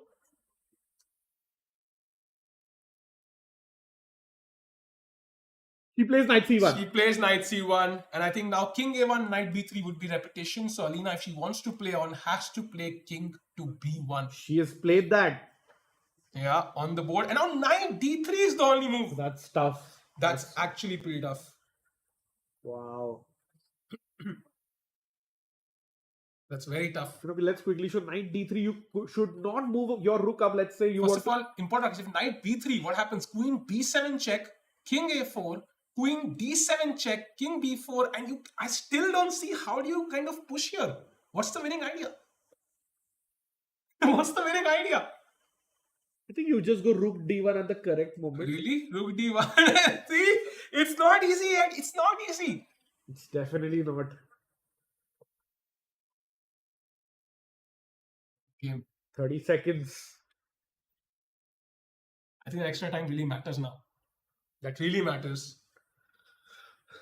Alina has gone up to 3 minutes suddenly because she's Yeah, simple moves to play. That's important. She will have one long think, and she's using that time Nirgal is using right now. And now Knight d3 she played. finds Wow. knight d3. That's a great move. But Rakesh, now queen g2 is possible. White can stabilize a little bit. Bring the queen back to the defense. Yeah. And then it'll be a long defense for black. And with the king on b4, it's not going to be easy. I feel Nurgul, she thinks she has lost it. She has bottled it. And she thinks she's lost. But because of the knight activity, she's in fact still in the game. Yeah. And I would play queen g2 just to not allow queen d2 from black. When it's possible to lose this, she gives a check That's first. good. Gain a few seconds. Yeah. But do you want to gain a few seconds? Opponent has 40 seconds, Rakesh. No, I think if Alina thinks her position is winning, it doesn't matter. And as you see, arbiters coming in and putting in an extra score sheet because 60 moves about to be completed in this game. And king a4, and it's a good way because it's the only way. If king c5, it's apparently lost again. So Wow. because you see how queen e7 check, king b5, and the rook now comes to g5. So king c5, queen e7 check, king b5, rook g5 just loses on the spot. Yeah, that's lost. And king c5! That's a blunder. It's over now. Oh my god! Queen e7 check and rook g5. That's great practical decision from Alina, and she's going to get her first victory of the event now. It's completely lost. Queen e7 check, not allowing the king to go back, and rook will come to g5. And Sayova has seen it. She has seen it now. She tilted her head. She has seen it. You can see she's really angry at herself. She completely missed rook g5. Queen e7 now coming in. Only move, by the way. Queen e7 is the winning move, and she No! I cannot believe it. What a game. What a tipsy-turvy. It was winning by force.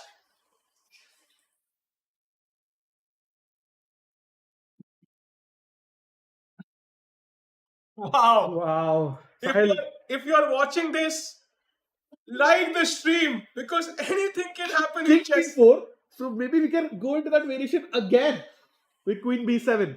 Queen B6. So now it's only move King A4. Oh, Alina will be so mad when she goes back and checks that. It was not even that tough, to be very That was honest. not tough. That was not tough. I think as white, you're always looking on how can I give a check with the rook, right? That's the way to win this. Right. So rook g5 would have been, should have been in your radar at all times. And Nurgul 100% saw that. She tilted her head towards the left. She shook her head a little bit. She saw it for sure. Wow. I think this game has more plot twists than Game of Thrones, I think. Absolutely. Hope it has a better ending. But as of now, Queen b6, King a4. He had time also, Sahil. She could have thought. Just to point out, this was the moment. We can quickly show the card. Like, King b5, rook No. g5 check. The rook gets up, and doesn't matter where you go with the king. Yeah, king, I can just, it's a ladder mate. Yeah, 1 by 1, rook yeah, d7. and if I'd gone king ahead, then it's just mate in one, right? Yeah, so if king a4, then queen a3, that pattern again. So the rook joining the party was important for white, and Wow. now are we back to equal, Sahil? Don't ask me. I think this is anybody's game.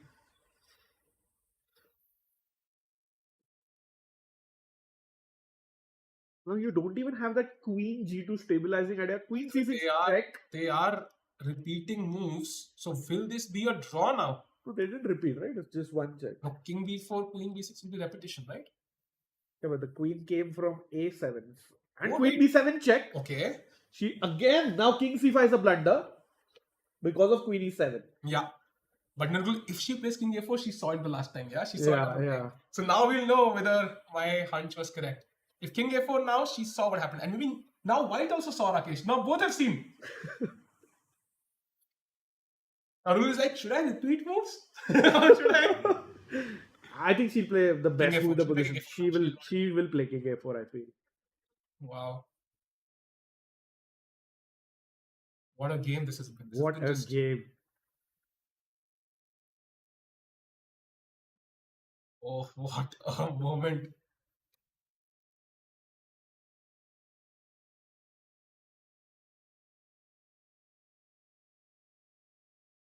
The game of the tournament. Maybe it will only stand, for one day after we have the Zoo and Humpy game tomorrow. But as of now, absolutely the game of the tournament. 35 seconds for Salimova. Full on drama. King a4 played. She saw it. Alina also saw it. I think surviving for now. And King a4. So playing the only move. And now Alina needs to come up with some other plan to potentially win. I like your queen g2 idea, Sahil. The stabilizing one, Queen g2 now. I think knight b4 and I don't know, Rakesh. I'm a bit scared. Because some check on f5 and modern mate is looking a bit too real. So there's no pawn to small. Yeah. But still, it's a bit uncomfortable. For sure. Kashlinskaya thinking, looking for her first win. What? What? What? King a1. Oh, she gets out of checks. Oh, that's not a bad move actually. That's not a bad move because it forces black to kind of commit. For example, if knight b4, queen d7, and white is completely winning yet again. Because if the king comes ahead, do you have queen d1 check? Yeah, queen d1 knight check. C. Needs to counter check, but now king b1 wins. Wow. It's like and queen e4, Sahil. Let's just continue. And it's like now everything is pinned. Yeah, rook g3 check and you win. So nice move, king a1. I like it. Experience showing there. 35 seconds again for Nurgul Salimova.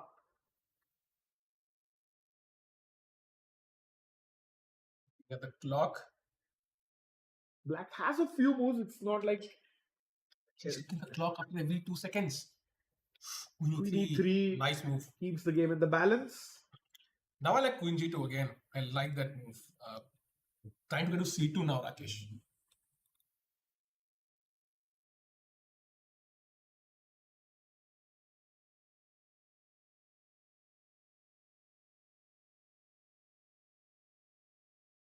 And White can always throw in a couple of checks whenever she feels it's there's less time.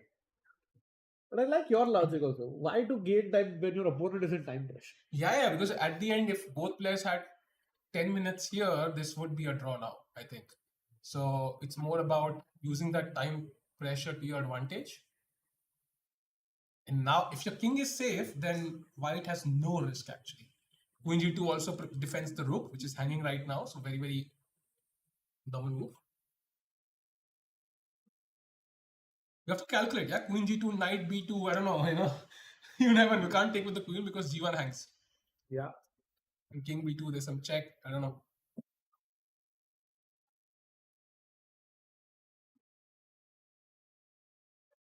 And white still thinking about to play a move. She is about to move the rook. That could be a mistake. No, rook h1 played. Nice move.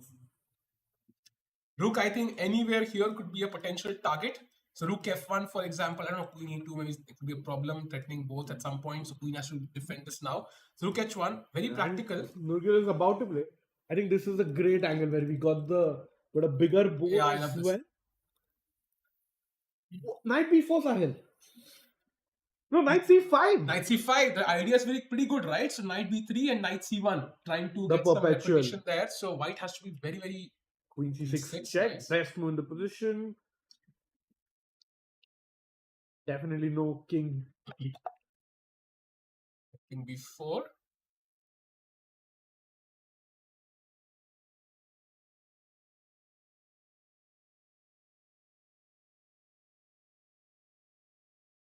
King b6, king a4 could be a repetition if white really wants it. That would be a fair result overall in the larger scheme of things. Yeah.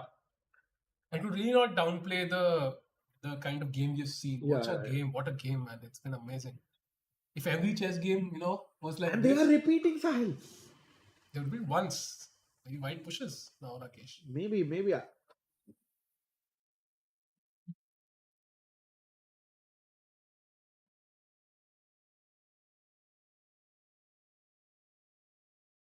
Black also has some knight b3, c3, there's rook h4, so maybe that doesn't work.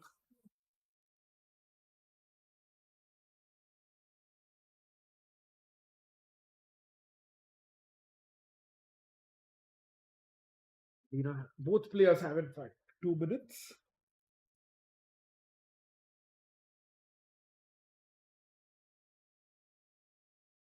What a game, chat.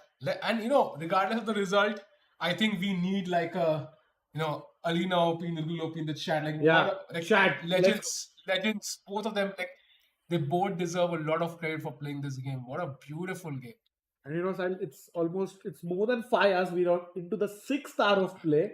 We have more than 500 people with us across all channels. So do hit the like button if you haven't. And And chat is 15 minutes behind. So, Yeah, definitely. And like you said, Alina OP and Nurgul OP, what a delight. Oh, she's repeating. She's repeating now. I think she... Yeah, you can see from the reaction. Yeah.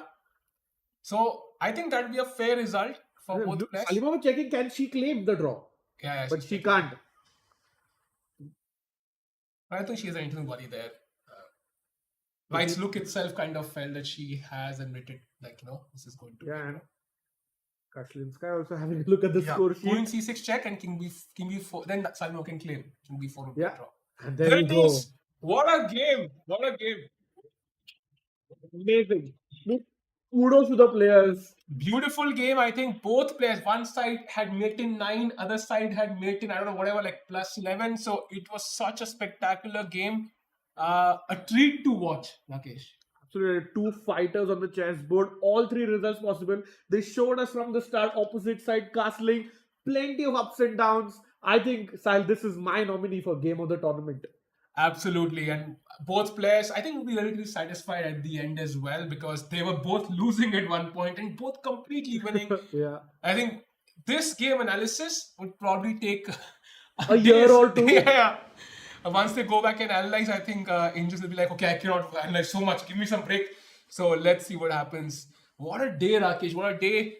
At the end, only 3 results, so your prediction was correct, but I would count it as 4 results because that game was more impressive than any result whatsoever. Absolutely. And the first result of the day was Harika drawing Divya Deshmukh in a nice four-fold repetition there. But then Indian star Koneru Humpy winning with the black pieces against Mungundul. And after that, we saw Zhu Jinner, tournament leader, regain her lead by beating Vaishali. And at the end, the last decisive game was Polina beating Salome. And lastly, as Sahil mentioned, an amazing draw that was more than uh, a result. And last, Kashlinskaya versus Salimova was that game. Sahil, can you take us through the pairings for tomorrow? That is round 7. Wow, so Nurgul after this game, I think she'll be high on confidence, even though it might not feel that way. Like, I think she'll be high on confidence tomorrow after playing such a spectacular game. Vaishali, of course, coming off of a blunder. That will give Alina a lot of confidence, I feel, this game. So that game will be interesting. But the two star games for tomorrow will be clearly Humpy against Ujina, the main game, because whosoever wins that game is likely to win the event. And of course, Humpy still has some chances there.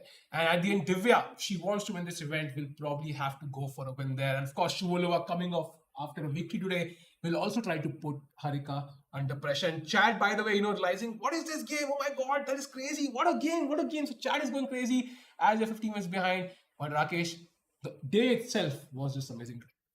Absolutely. Plenty of people, very excited in chat. And with that, Sahil, we are at the end of day 6.